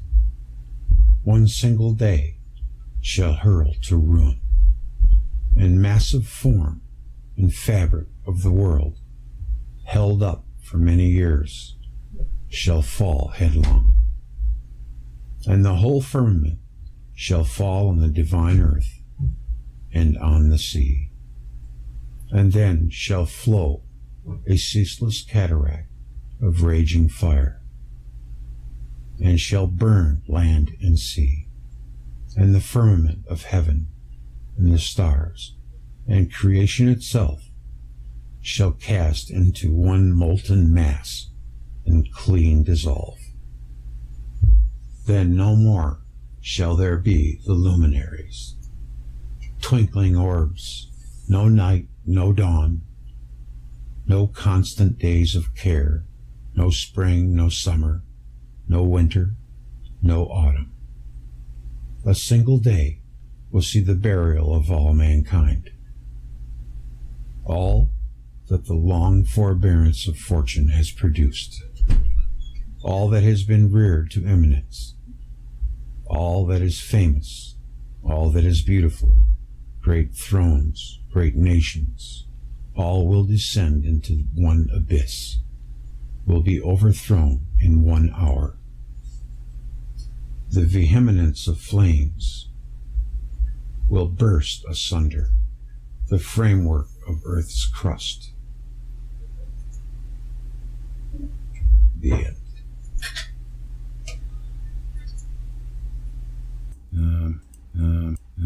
Saturn theory characteristics: Sun-like Saturn and nova-like. A number of researchers have suggested that in mythology, Saturn is sometimes referred to as a night sun, and having gone through a nova-like phase. 1944, C.E.R. Bruce wrote, in fact, that both Jupiter and Saturn were at one time minor stars.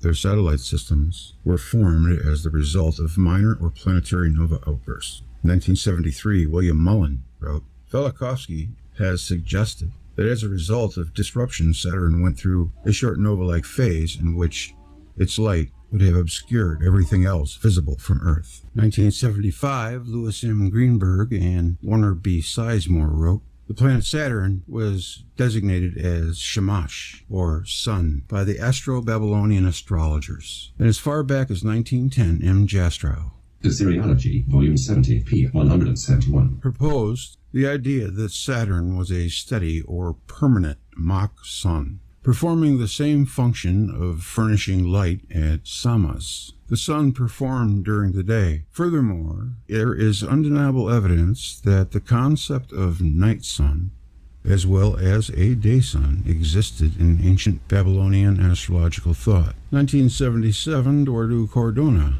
wrote, Diodorus Siculus was not the only writer of antiquity who stated that the Babylonians called Saturn the sun star. Hyginus also expressed his opinion that Saturn was called the star of the sun.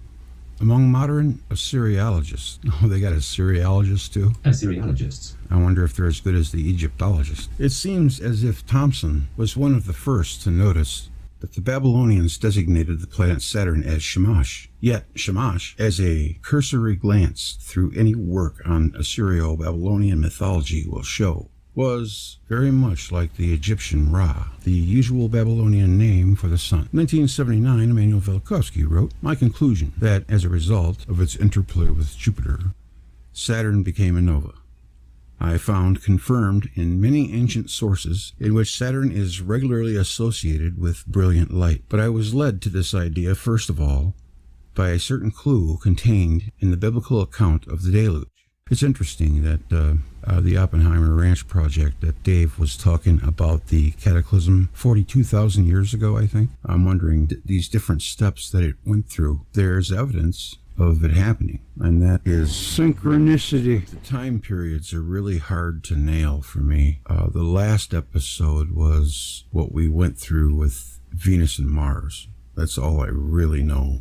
Happens for all sure. the time. And that was within historical times, according to Velikovsky. Earth as a satellite of Saturn. Several authors have independently suggested that mythological sources in ancient texts lead to the conclusion that Earth was once a moon of the planet Saturn. And also we have axial tilts, the oxygen content matching up, the salt water. I don't know how much that matches up or if they have discovered a match in that yet, but as of right now we have 2 out of 3. I wouldn't be surprised if it did. In one of the oldest texts that the Egyptians have, I believe it's the Ipuwer Papyrus, or perhaps it's the Coffin text. Osiris is already dead, and that dates back to, allegedly, the Old Kingdom. But I think it's a lot older than people think. There were people there. I don't know if it was Egyptians, but a lot older than that. Maybe could be up to 50,000 years old. Eduardo Cardona again, independent of Velikovsky, but basing their work on his.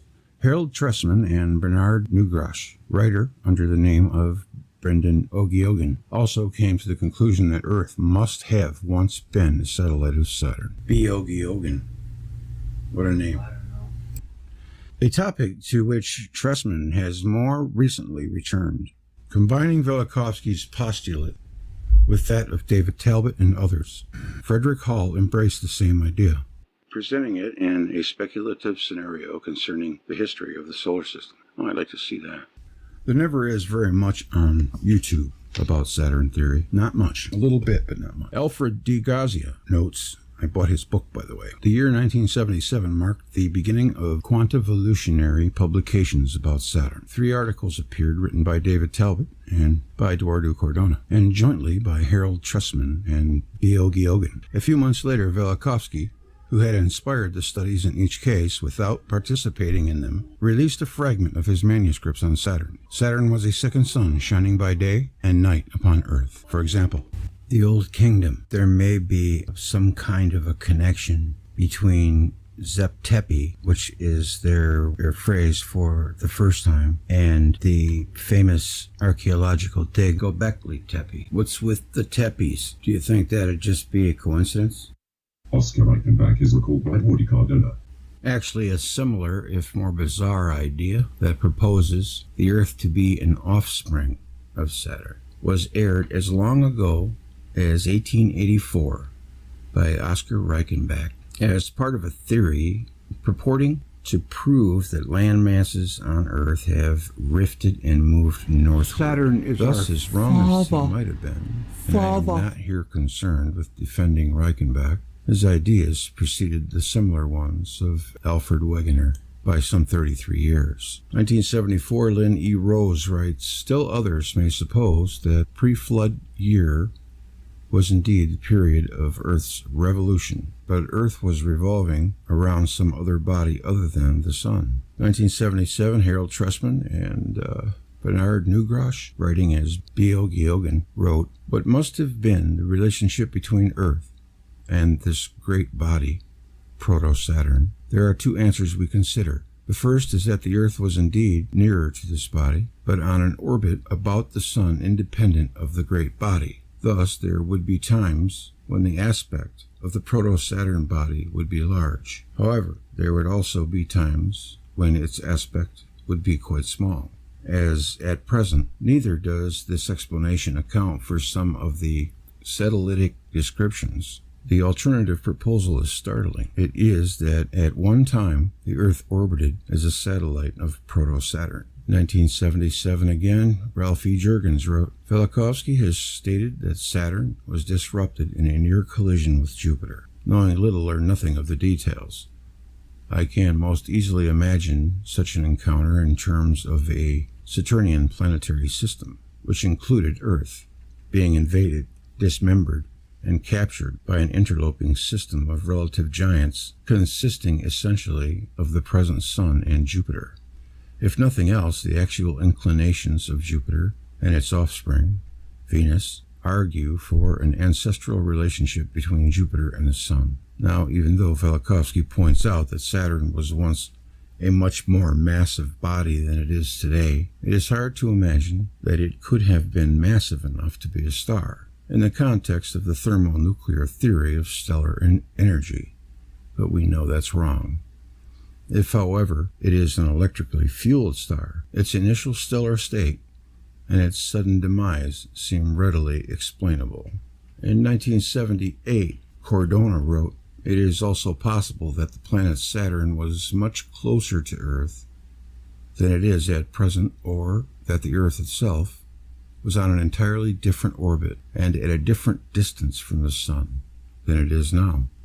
And Velikovsky had stated that it was where Venus is now at one time. In fact, we have good reason to believe that during the period of Earth history with which we are concerned, our little world was actually a satellite held in the electromagnetic and or gravitational embrace of the giant planet. In 79, Velikovsky wrote, "It is conceivable that the Earth was, at that time, a satellite of Saturn, afterwards possibly becoming a satellite of Jupiter."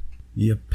And 79, Lynn E. Rose writes, "Velikovsky has suggested that many thousands of years ago, but still within human memory, Earth might have been a satellite of Saturn. We are now supposing that the central fire was Saturn, that Earth was in orbit around Saturn and always kept the same face towards Saturn, and that Saturn with Earth revolved around the Sun in 1 year. Day and night would be solar phenomena, but caused by the revolution of Earth around Saturn. Even at night, Saturn would provide illumination to the part of Earth that always faced Saturn."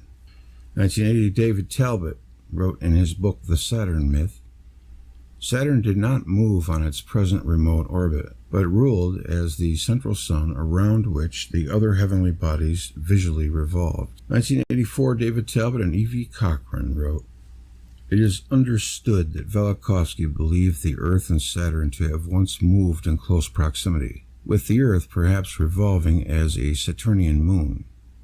The Saturn myth proposes that Saturn, fixed at the celestial pole, loomed massively overhead, a central sun venerated by all mankind. Evidence is presented there for a Saturnian polar configuration as the source of early civilization's dominant symbols." Yes, and we were talking about the fleur-de-lis. Dave was telling me that it's one of the oldest symbols on Earth. That's quite of an intricate design to be one of the oldest.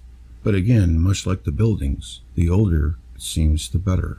The more intricate, kind of be in line with everything else that we see. Now, we have some different configurations. One of them is the polar configuration. Earth is Saturn's satellite, the barbell model from Cordona, And there are criticisms. Let's read a few of these criticisms.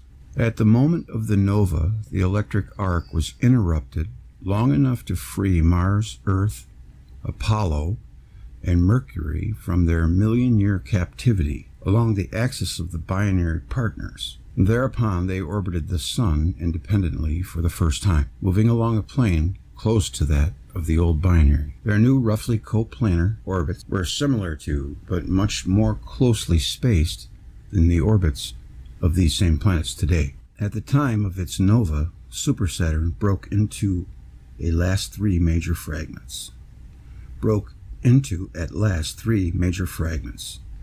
These pieces constituted the present Jupiter, Saturn, and Neptune, all receded from the Sun following the fission Jupiter. The largest surviving piece took up a position near the Earth's present orbit.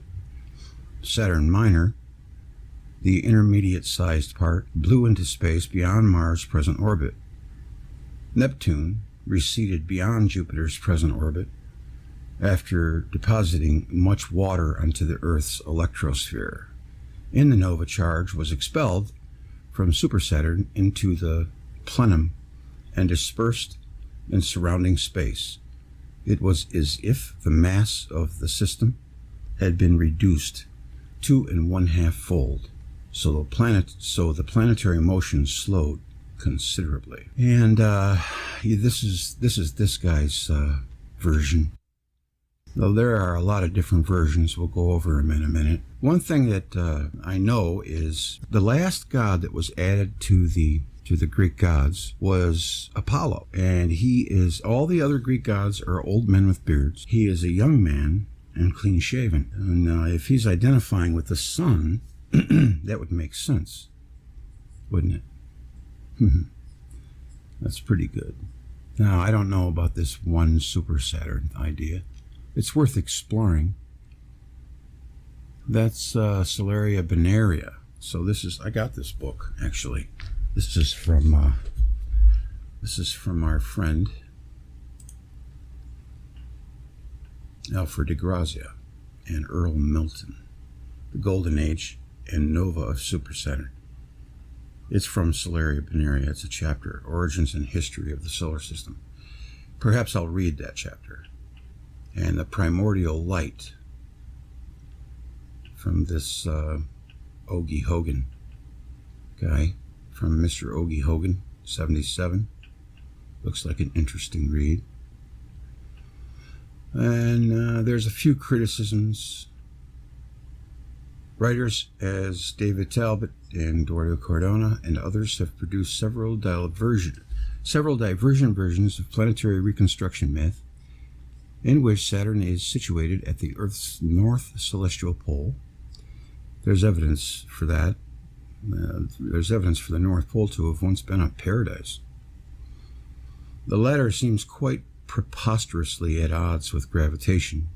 Well, there the reporter is he's showing his slip, which would not allow Saturn and the rotational pole of Earth to remain immobile with respect to each other. Rose has criticized the collinear model. That was Roger Ashton who wrote that preposterously thing. Oh, I know. Let's not take into account what we think we already know. I mean, we have to use that as a barometer to everything. What if that's wrong? Other Saturn theories have Earth's north rotational pole pointed at Mars, with Venus, Saturn, and Jupiter lined up directly behind Mars. Several variants of this have been proposed over the years. These names, they're killing me. Okay, notably by Frederick Johannemann, David Talbot, Eduardo Cardona, and Evie Cochran. That wasn't so bad. The last two of whom will be speaking tomorrow, as will Wal Thornhill, who, along with Robert Driscoll, Emilio Spedicato, Estevez. All right, let's get Emilio Spedicato. Yeah, I had it right. Emilio Spedicato and Robert Gruba. and Robert Grubau. Robert Grubau have given support to the theory from the technical side. I have several criticisms of this kind of Saturn theory. The key issue for me, boy, I love these new words they're coming up with. Nomenclature. The key issues for me are nomenclature. They're even hard to pronounce. The key issue for me are nomenclature, or nomenclature. Say that 10 times. Nomenclature. Stability, myth, and transference. I regret to say that there is a similar behavior in the field of Saturnian studies. The Saturn theory becomes whatever their theory is, and it excludes me. Well, at least he's honest about it. Even words like polar and actual are co-opted, as if those words characterize their theory, but not mine. Nah.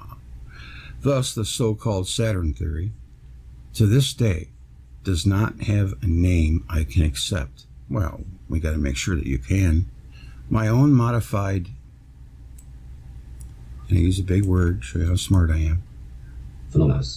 Phalalos theory is a stationary Saturn theory, and a pole theory, and a world mountain theory, and an axis mundi theory. So I cannot accept any names for the Saturn theory that utilize such words as those. Some have called it the abacus theory. Abacus. The abacus theory, or abacus, see that, which I could accept, but that has not caught on. Well, they think you're relating it to the god Bacchus, the god of wine. I once suggested the name Northernism. I like that, but that doesn't really have any kind of, you can't gain insight from looking at it. Northernism. I know what it means, the polar alignment. Since Earth's North Pole points at Mars, Venus, Saturn, and Jupiter. But that has not caught on either. 9. And, okay, that's a reference. I would now like to propose the name God Kebab. Oh, yeah. Make it sound silly. No. For this overcrowded column of deities, but the defenders of the theory probably won't like that any more than Northernism. Victor Slabinski, an astronomer in the aerodynamics section at Intelsat. Oh, what is that word? Intelsat in Washington, D.C., who works on orbital mechanics of geostationary communication satellites, criticized Robert Grubau's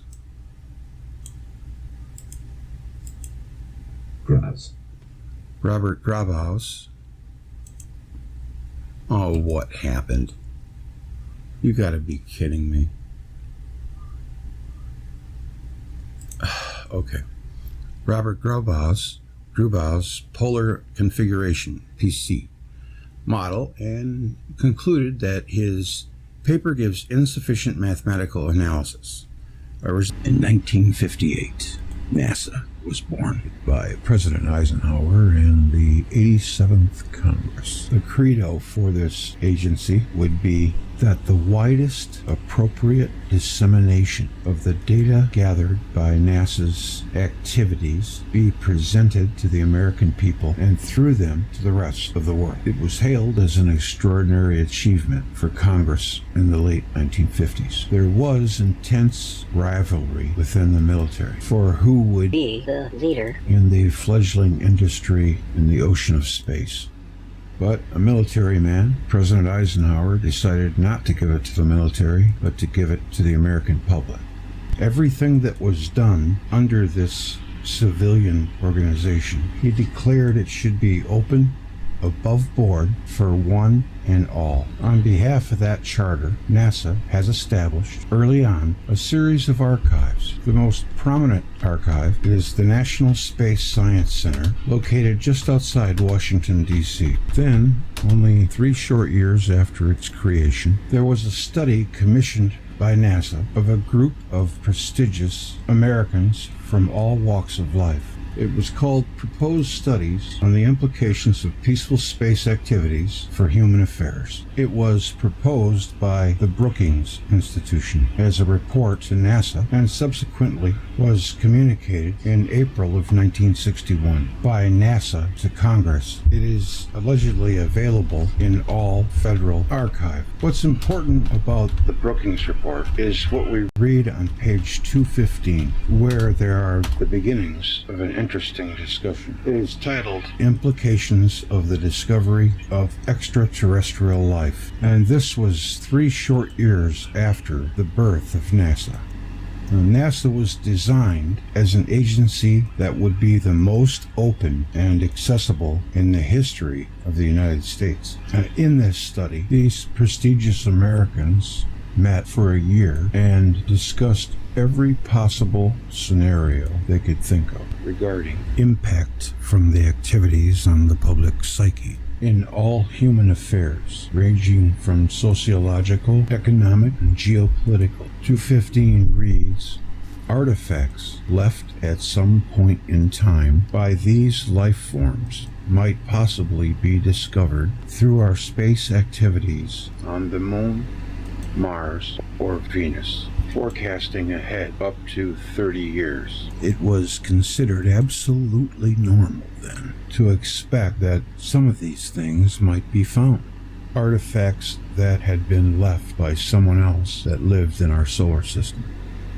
The document then says, to discuss what might happen, it says, anthropological files contain many examples of societies sure of their place in the universe, which have disintegrated when they had to associate with previously unfamiliar societies, astounding different ideas and different lifeways. Others that survived such an experience usually did so by paying the price of changes in values and attitudes and behavior. If NASA were to discover extraterrestrials, or even their artifacts, the social consequences conceivably could lead to the, quote, disintegration of civilization. What we have here is a social and political paradox, a contradiction. On one hand, we have formed an agency which is supposed to be the most open, candid, and honest, the most ethical, and the most inquisitive for all Americans in the history of the Republic. Remember, we do live in a republic. Now, on the other hand, there always is that other hand. They set out a blueprint that in one area that it may find data that may contain in it the seeds of the destruction of the Republic itself. What was done with this logical paradox, stretching now across many decades? That was a kind of surmise or a paraphrase of a speech that Richard Hoagland gave in one of his videos from the 90s. It's called Hoagland's Moon-Mars Connection. And you know, his story is pretty interesting. And I have to remember that Hoagland gave up a cushy job that was 5 to 6 figures a year when he saw something wrong going on, just like Tom Van Flandern, just like Theodore Holden when he knew something was wrong in college. They decided to actually act on it instead of just pushing it back and enjoying the limelight of their title or position. I think he needs to be given a lot of credit for that. And he's been working tirelessly since I can remember with practically no evidence at all. But his story is interesting in many ways. Like when the face on Mars was discovered and photographed, Hoagland was all over that like ugly on an ape, or like we say, like stink on shit. Hoagland rightfully claims that the face on Mars falls within the scope of the Brookings study of a true artifact found by NASA. How he puts it, that somewhere, somehow, sometime, that was put there by some alien race, or perhaps human race. And it's nothing that should seem strange, because NASA themselves predicted that they may find this very thing. And he claims from his beginning naive involvement, asking and trying to distinguish that it was indeed an ancient artifact. Richard set up several investigations on the matter with an organization called the Mars Investigation Group. He was attempting to get scientists to take a look at this away from their day job to pursue something that may be a tad more important. And he worked quite hard to try to find out if perhaps the human race wasn't alone, which would be the biggest news story ever. You ever seen a rock that looked like that? I never have. Data. He calls it a brilliant and blinding denial. I don't think it's a hat, but I don't think it's a rock either. Could be real.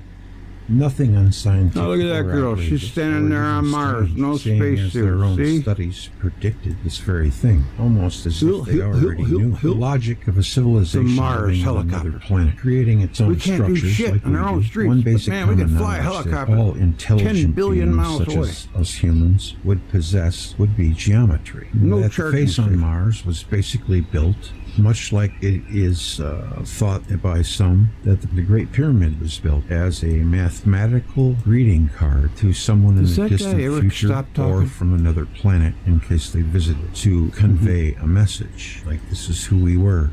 Our own scientists in the late 19th Looks like Arizona. early 20th century, like Lowell, were thinking of doing the same thing, trying to make some kind of a symbol that could be seen away from the planet, sort of signaling device that throw up some kind of a geometric design that Martians could see with their telescopes. As for why we would want alien civilizations to know we're here, I cannot answer. It's beyond me. I think it's dumb, in case they were there. I know you probably know all of that, but here's what you might not know. After Richard Hoagland got all of this information together, he wrote a book called The Monuments of Mars, and it really put him on the map because the book was, I don't know how many times it was printed. I don't know, is it even out of print yet? It sold a lot of copies. I don't know how many, but that book spawned a probe mission to Mars because this was being done on the world stage and we were all paying attention for a little while anyway. It was called the Mars Observer Mission, but there's a catch. There's a snag. Literally, a few days before Mars Observer was going to arrive at Mars, they received a report called the McDaniel Report. It's a report by Stan McDaniel, an academia mucky-muck. He was also an epistemologist and an ethicist, which raises the eyebrow a little bit, and a historian of science. He began by naively wondering why NASA had not targeted Mars Observer to photograph and either falsify or verify Richard's book, The Monuments of Mars. If you remember right, he gave a speech in front of the full assembly of the United Nations on the matter, so it had worldwide attention.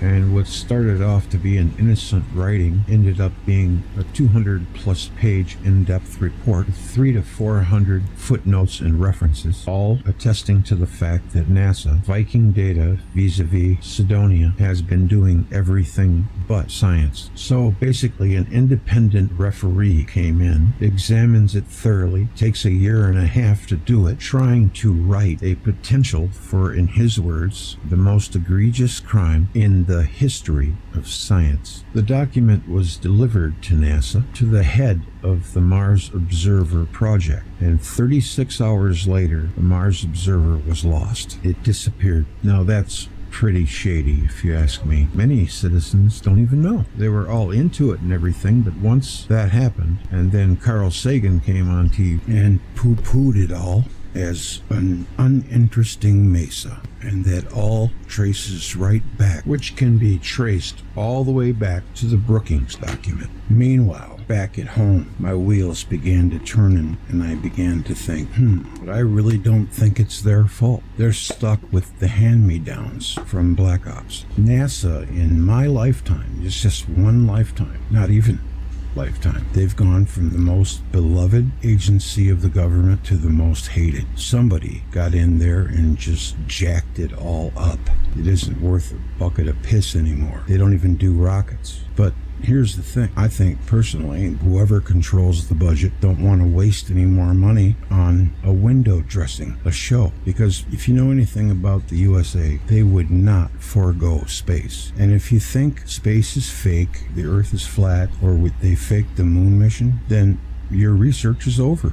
You've got the answer you want. I don't see any reason to continue research. If your mind is made up and you know that's the case, you can just find a rocking chair and quit. Either that, or maybe you want to be proven wrong, or be a rebel or something. I've watched the arguments against the moon landing, and I would say, they make a few points, but every one of them has been countered. Like, why is it that the LEM didn't make a crater in the ground? Because when he was at about 25 or 30 feet, he cut the engines and coasted. I have recently had a change of heart in the matter. Atmosphere and little gravity. You can do that. And when I'm trying to figure out one time that we were actually told the truth on a matter. It's a moot point. But here's the thing. I wouldn't put it past them. On a Roman candle, and I want to believe that we went in that tin can, taking all those cosmic rays and radiation. Who knows? How can they say they forgot about how to do it? They probably didn't have that advancement in '69, but I hear they had the ARB. That's maybe why they had to,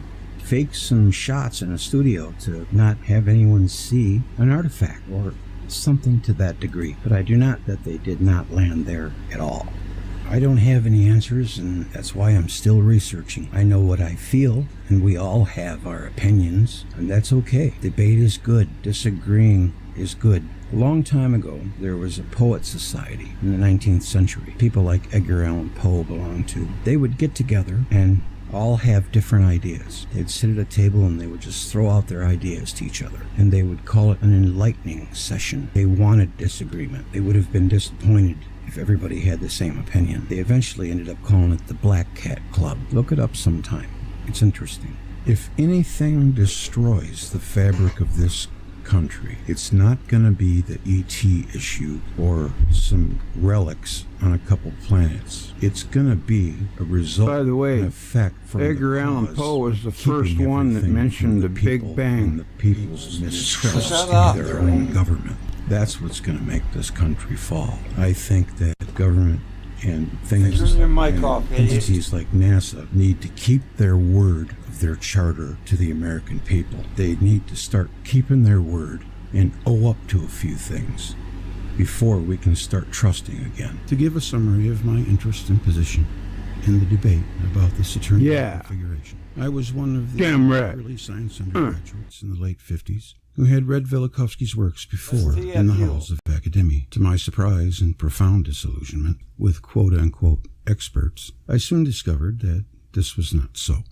I then began to do what Dave has done and looked for further evidence, working on my own. So far as I know, I was the only science undergraduate who haunted the anthropology section of the library bookshelves. It was enough to convince me that there was a major case to be explored for a recent rearrangement of the solar system. I did not pursue. I got two slideshows, and they're both at exactly the same place. Astronomy. But I have applied the synchronicity never stops. Come on, man. Shut up. That is pattern recognition and matching. The results have been very encouraging and interesting. I should state my prejudices concerning the present state of science. I would characterize the scientific age as being the age of Homo sapien ignoramus. To be specific about our ignorance in the areas most likely to affect the Saturnian configuration, I would list the following. Gravity. Einstein, with his geometric description of gravity, has held back understanding by the better part of a century. The most promising work in explaining gravity is being done by a handful of classical physicists who see it as a minute imbalance in electrostatic forces associated with fundamental particles. The recent announcement of the accidental discovery of gravitational shielding by a rotating superconductor seems congruent with the classical approach. It certainly could not be predicted from the current metaphysics of gravity theory. Electrical discharges. This is crucial. We do not understand what causes earthly lightning, so we are unlikely to acknowledge plasma discharges in space. The little plasma physics that astronomers are taught is flawed. The plasmas are electrically neutral and superconducting. They trap magnetic fields. So apart from gravity, magnetism is the only other force we hear about. We are told that energetic events on the sun are due to magnetic reconnection, whatever that means. The strongest force, barring nuclear, electrical, is never mentioned. We find it easy on Earth to generate X-rays using electric discharge, but astronomers insist on nature doing it the hard way in space. It is also not generally known that electrical discharges are very efficient at removing material against gravity and dumping it into space or onto another nearby object, star. We do not understand what makes them tick. As Ralph Jurgens said in the 70s, practically every feature of our sun has no business being there if it is purely a thermonuclear engine radiating into space. Magnetic fields do not occur without an associated electric current. The sun is essentially an extended conducting plasma subject to electric stress. The phenomenon we call the sun is purely a ball of lightning. That the Earth and other planets intercept some of the galactic plasma discharge is shown by the recent discovery of diffuse stratospheric discharges, sprites, X-rays, and gamma rays above earthly storms. This is a precise analog of the corona X-rays, chromospheric glow discharge, and photospheric lightning. Granulations are the tops of the discharges on the sun. The umbra of a sunspot gives us a glimpse of the true temperature of the body of the sun. As a result of this realization, it follows that the conventional stellar evolutionary story is pure fiction. Stars are what they are because of their environment. Their variability is caused by their environment, not their internal workings. This explains suffered also an amnesia, a local amnesia, so to say, not spread through all his personality, but in this case, in the human race, we have something that is comparable with a single personality that suffered a trauma. You undertake to psychoanalyze mankind as a whole. You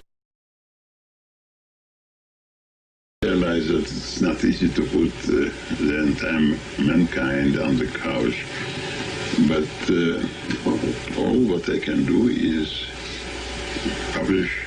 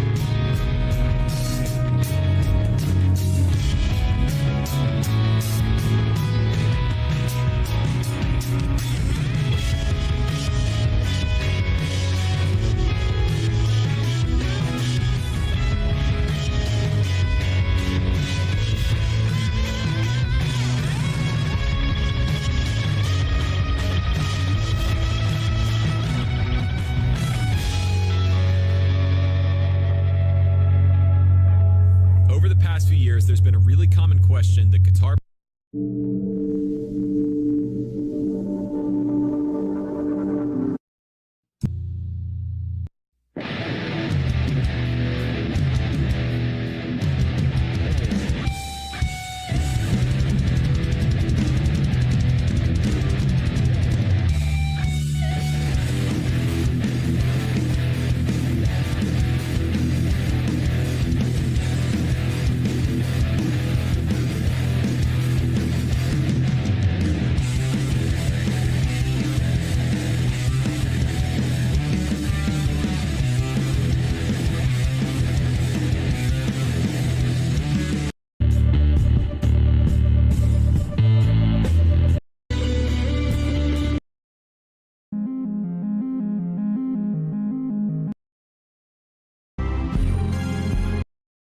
Miller, and Iona Miller, and the next writes harp is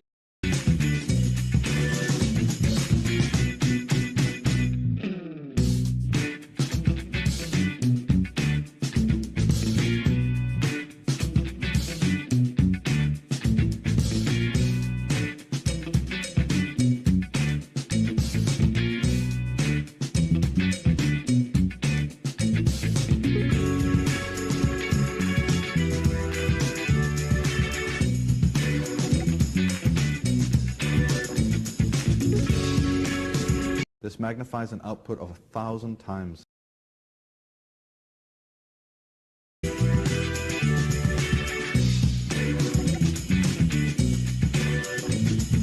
Writes, HARP has a unique feature, a patented ability to focus these transmissions into a single point high in the sky.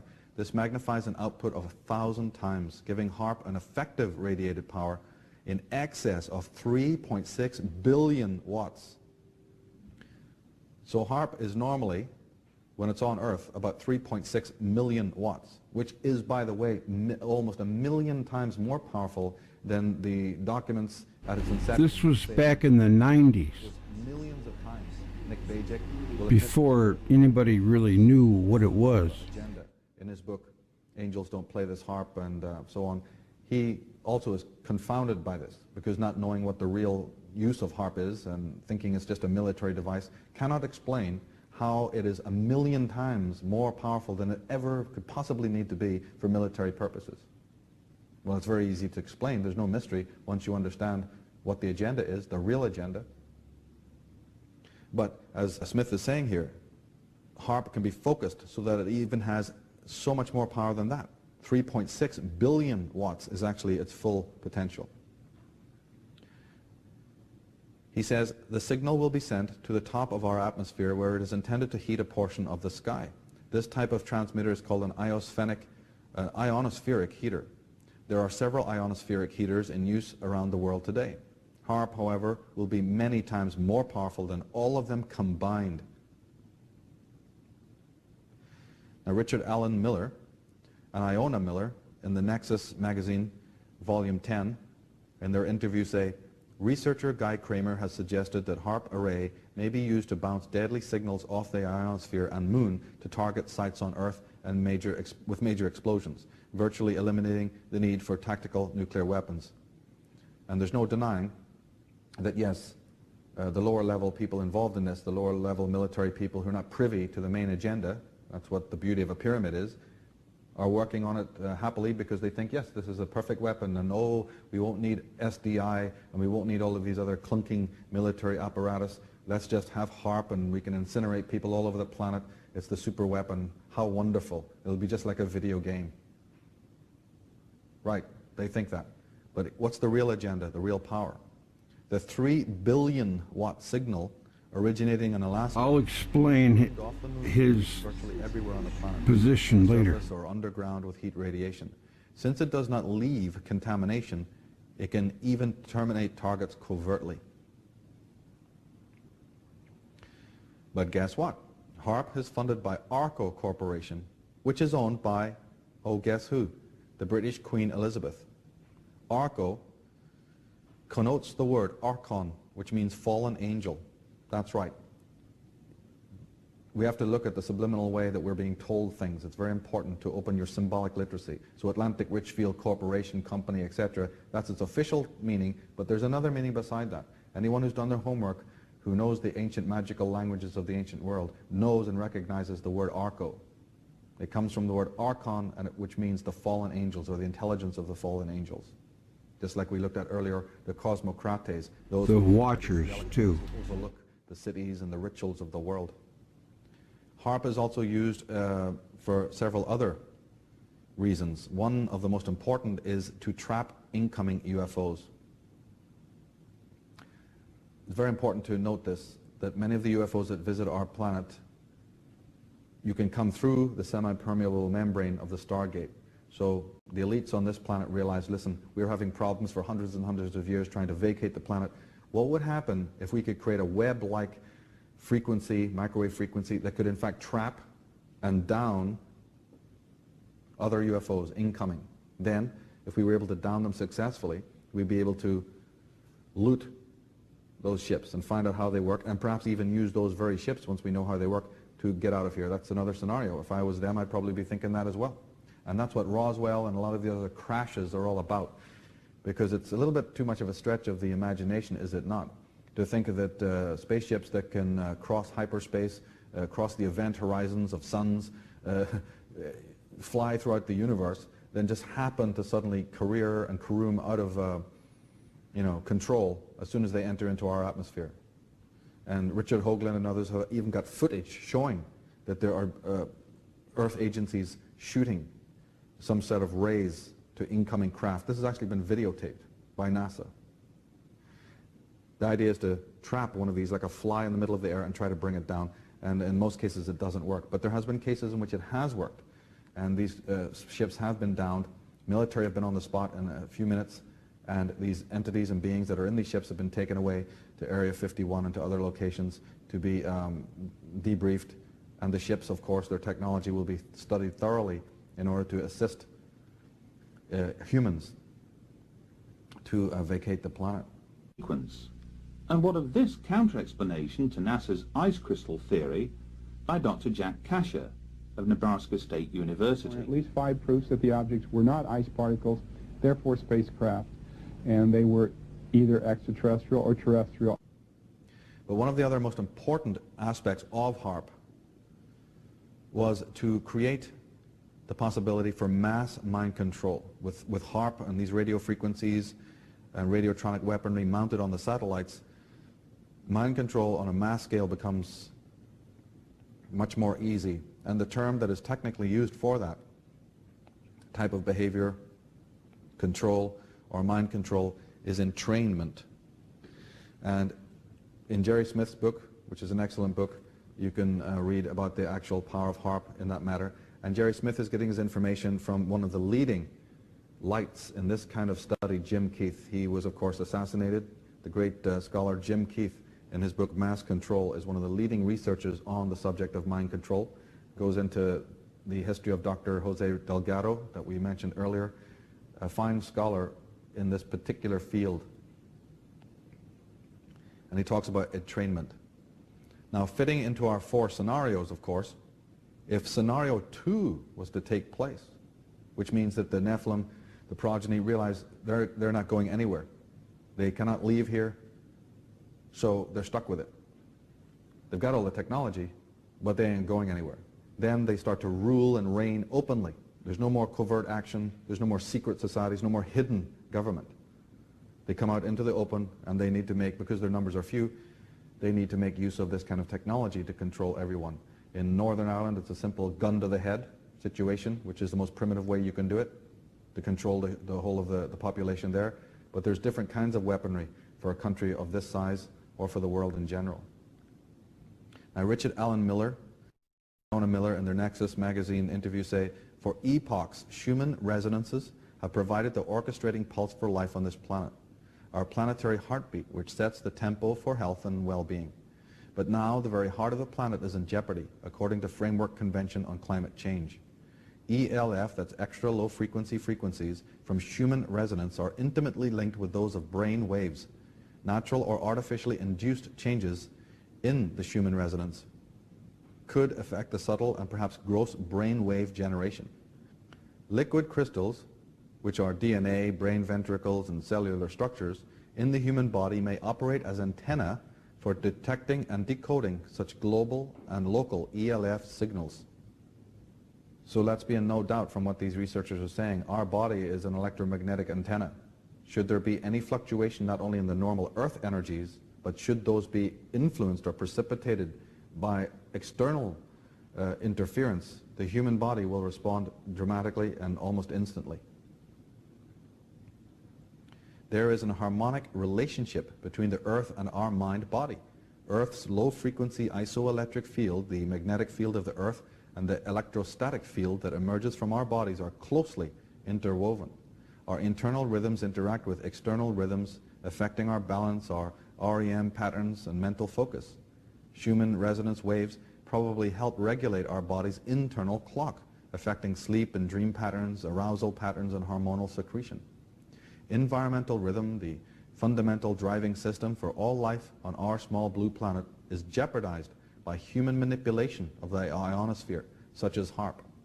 90 Russian deputies signed an appeal against the HARP program, charging that the experiments would create weapons capable of breaking radio communication lines and equipment installed on spaceships and rockets, could provoke serious accidents in electricity networks and in oil and gas pipelines, and have a negative impact on the mental health of people populating entire regions.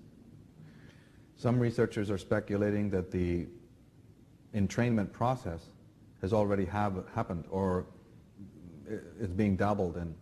And that's why there's a rising levels of depression and delinquency in our world that cannot be normally explained in any other way.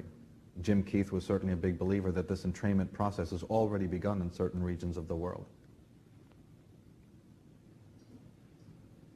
Now in the book of Enoch, we read, "And when men could no longer sustain them, the giants turned against them and devoured mankind. And they began to sin against birds and beasts and reptiles and fish, and to devour one another's flesh. Then the earth laid accusation against the lawless ones." And this whole campaign against nature is central stage in this whole scenario. From the earliest times, certainly from the post-Diluvian epochs that we were looking at, right down to the present day. The whole extent of this crime against the planet, we can read here. Ecologists fear that we are losing between 50 and 150 species each day, a rate thousands of times higher than the evolutionary background extinction rate of about 1 species a year. Some estimate that we have lost perhaps 600,000 species since the biotic holocaust began around 1950. This one caption, this one statement, basically tells us the whole gig. In 1 year, just 1987, we have this vast expenditure on what? Technology and military. But yet every program of the United Nations, they're all screaming for money and let's heal the world, but we can't get round to it.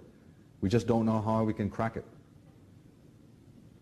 I don't know how backward you have to be to not see what the problem is, what the agenda is. $900+ billion is spent on military budgets a year worldwide, with 50% of that spent by the US.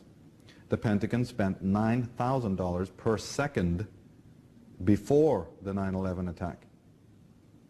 The percentage of US military spending that would ensure the essentials of life to everyone in the world, according to the United Nations, is a mere 10% of that. That's about $40 billion, which was in fact the amount of funding initially requested to fund our retaliatory attack on Afghanistan. Now coming to the whole question, the ongoing pursuit of getting out of here, you may build your technology back to the place where you had it 50,000 years ago when you crossed space. You may have those UFOs, and those UFOs are being sighted from Mexico, all over the world, from Australia. Individuals in our modern world are seeing constant evidence. There's plenty of traffic in the sky to prove that there's UFO activity. Yeah, he bought into it, but I can explain a little bit of it. Our planet. We're not aware yet, as I advocate, that these are Earth ships.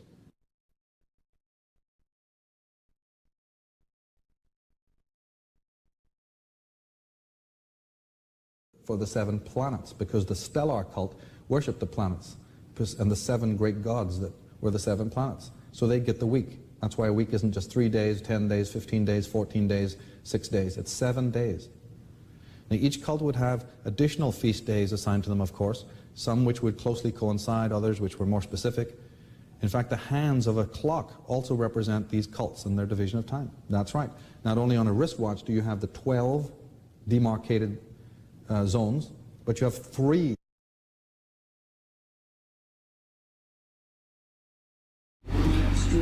St. Pauli, if you're around, come on back. The one thing Cancerian subscribes to, it's kind of where we separated. I don't say he's wrong. I don't know, I just didn't want to go there. You know, I'm fascinated more by science than aliens, although they're fun, you know, but like Socrates or Aristotle said, intelligent mind can entertain any thought without accepting it. And some things are fun to think about, you know, they're titillating. And then there's other things that are, you know, have some substance to them. That's what I, you know, not to say aliens don't if they really existed, but there's no way to prove it one way or the other. It's just the same thing. But I mean, he thinks that the survivors of the last catastrophe were more or less the Anunnaki. They came here and this became a prison planet, and they put the Van Allen belts out there to keep us locked on the planet and can't go past the moon, I think. I don't know. But that's just a hypothesis, you know. And I mean, who knows? It could all be true, you know. But I just prefer to go to the science part. That's where me and Michael kind of part ways. But I owe him a lot because he, first of all, woke me up to alternative researchers. His stuff on astrology and symbolism and all that other stuff is just right on. The guy knows what he's talking about. You know, as far as the alien race coming here, well, who knows? I mean, we had to get here somehow. We didn't grow out of the ground. And that splice that Lloyd Pye talks about, the second molecule in our DNA, how can you explain that? So there is there, you know, it's not entirely just ridiculous. We had to come from somewhere. That's just all I have to say on that. I like Michael Sarian, and I like, you know, I can divide the wheat from the chaff, but just like with oh my goodness, the Principia guy, we just watched a couple of videos from him. Santos. He's got great stuff on astrology and on Saturn and things like that, but he gets into the flat Earth, so we part our ways there. I don't think there's very many people that you can agree with 100% of the time. That's pretty rare, I think. So, you know, just take that with a grain of salt. I still enjoy listening to it. And I think that's it.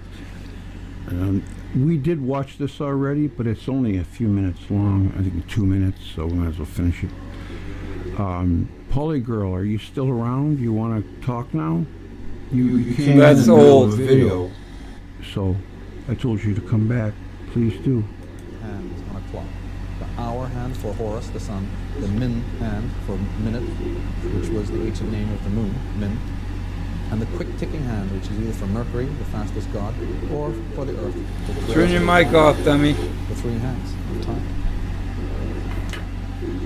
I want to emphasize again at this point that there was another little division on a timeline. Very important to realize. Yeah, I'm here. Oh, there you are. From, say, 25,000 years BC up until... Did you hear me talking, or was I talking with my mic off again? No, I could hear you. Oh, thank God. What we call Egypt lasted that long. It was working. Now I have. I turn it up. You like Michael Cancerian too? I love him. Yeah. I like him too. Something incredible must have been happening in that time, because you have to realize he's never boring. No, my God. I mean, I listened to everything I could get my hands on. Did you listen to that oh my playlist I God. sent you? Please be quiet. Some of it I did. I haven't listened to all of it yet. Oh, Some of it okay. Well, it's good. You can go back to it whenever you want. Christian. Oh, okay. But a lot of it I've seen already or heard already. Yeah. So I like his yeah. older stuff from the 90s, like Origins and Oracles. Yeah.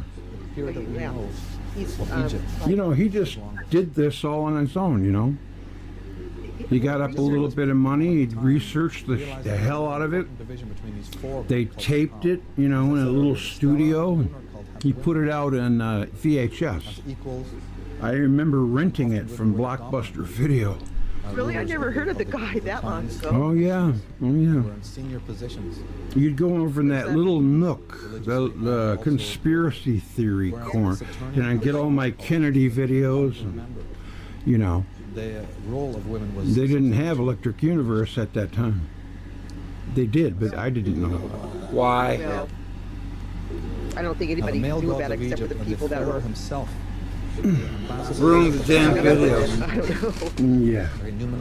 But I mean, since the 90s, there's so much something rare. There's so much. But you know. We now have technology to take ET home. No, it won't take someone's lifetime to do it.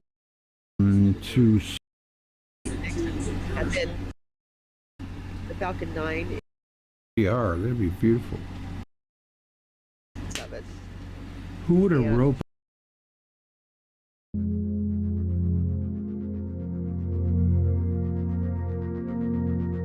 The Ice Age and the Antiquity of Man.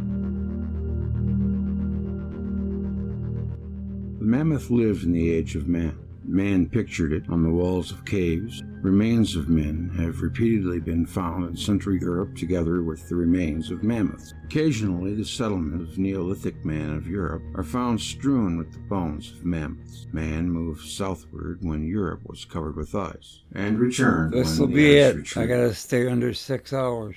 Historical man witnessed great variation in climate. The man of Siberia, the meat of which is still fresh, is supposed to have been destroyed at the end of the last glacial period, simultaneously with the mammoths of Europe and Alaska. If this is so, the Siberian mammoth was also the contemporary of a rather modern man. At the time when Europe, close to the ice sheet, man was still in the later stages of Neolithic culture, in the Near and Middle East, the region of the great cultures of antiquity. He may already have progressed well into the Metal Age. There exists no chronological table of Neolithic culture because the art of writing was invented approximately at the advent of the Schlock Copper, the early period of the Bronze Age. It is presumed that the Neolithic man of Europe left pictures but no inscriptions, and consequently there are no means of determining the end of the Ice Age in terms of chronology. Geologists have tried to find the time of the end of the last glacial period by measuring the detritus carried by rivers from the glaciers and the deposits of detritus in lakes, the quantity carried by the Rhone from the glaciers of the Alps, and the amount on the bottom of Lake Geneva through which the Rhone flows were calculated, and from the figures obtained the time and velocity of the retreat of the glacial sheet of the last glacial period were estimated. According to the Swiss scholar Francis Forel, 12,000 years have passed since the time the ice sheet of the last glacial period began to melt, an unexpectedly low figure, as it was thought that the Ice Age ended 30 to 50,000 years ago. Such calculations suffer from being only indirect evaluations, and since the velocity at which the glacial mud had been deposited in the lakes was not constant and the amount varied, the mud must have assembled on the bottom of the lake at a faster rate in the beginning when the glaciers were larger, and if the Ice Age terminated suddenly, the deposition of detritus would have been much heavier at first, and there would be little analogy to the accumulation of detritus from the seasonal melting of snow in the Alps. Therefore, the time that has elapsed since the end of the last glacial period must have been even shorter than reckoned. Geologists regard the Great Lakes of America as having been formed at the end of the Ice Age, when continental glacier retreated and the depressions freed from glacier became lakes. In the last 200 years, Niagara Falls has retreated from Lake Ontario toward Lake Erie at a rate of about 5 feet annually, washing down the rocks of the bed of the falls. This process has been going on at the same rate since the end of the last glacial period. About 7,000 years were needed to move Niagara Falls from the mouth of the gorge at the Queenston to its present position. The assumption that the quantity of water moving through the gorge has been uniform since the end of the Ice Age is the basis of this calculation, and therefore it has concluded 7,000 years may constitute the maximum length of time since the birth of the falls. In the beginning, when immense masses of water were released by the retreat of the continental glacier, the rate of movement of Niagara Falls must have been much more rapid. The time estimate may need significant reduction. and is sometimes lowered to 5,000 years. The erosion and sedimentation of the shores and the bottom of Lake Michigan also suggests a lapse of time counted in thousands, but not in tens of thousands of years. Also, the result of paleontological research in America carries evidence which constitutes a guarantee that before the last period of glaciation, modern man in the form of that highly developed race, the American Indian, was living on the eastern seaboard of North America. It is assumed that with the advent of the last glacial period, the Indians retreated southward, returning to the north when the ice uncovered the ground, and when the Great Lakes emerged, the basin of St. Lawrence was formed, and Niagara Falls began its retreat toward Lake Erie. If the end of the last glacial period occurred only a few thousand years ago, in historical times, or at a time when the art of writing may have been already employed in the centers of ancient civilization, the records written in the rocks by nature and the records written by man must give a coordinated picture. Let us therefore investigate the traditions and the literary records of ancient man and compare them with the records of nature.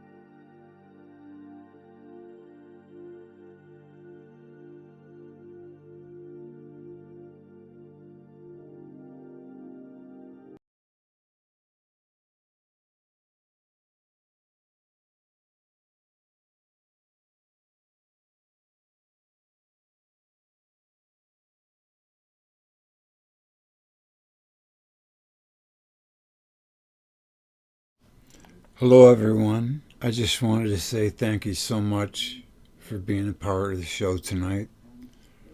I love you, and I'll be seeing you soon. We're in 5 hours, 51 minutes tonight. But I will be back very soon. Thank you so much, Felix, for the donation. It was wonderful. I got to get to 30K before I can get these, what do they call them? Super chats? Yeah. Well, you know, if they're trickling in, maybe around the year 2030, I'll probably get 30,000. It's okay. YouTube just don't like me. But I like you, and I'm glad that you stuck with me. You guys are the best, honestly. Very smart, too. Thank you, Jess. Good to see you. Jared, you the man. And we got Jess again, and Astro Gummo, Felix Coconuts, and let's see who else we got. Just wanted to make sure I get everybody. Sea of Kronos, very good to see you. Jared. And it looks about it. And of course, thank you to Shockwave, Grouch, Andrew, and Neil. Thank you so much for being a part of it. We're going to do it again sometime soon. It was fun. Please let me know if you have a sign that you want me to do, because I stopped with Cancer. That I can, do whatever sign you want if you want me to. Just leave it in the comments. I'd be happy to accommodate you. And going to be coming up with some new stuff, Saturn Theory and Electric Universe. And I'm about to drop a brief video on the death of JFK Jr., and I think you will be very surprised. That'll be coming very soon. St. Pauli Girl, thank you. And Valery, thank you so much for coming in. All right, guys, I gotta go. before I go over 6 hours. So thank you so much. I love you, and Merry Christmas. I mean that with the bottom of my heart. Thank you very much. Good night.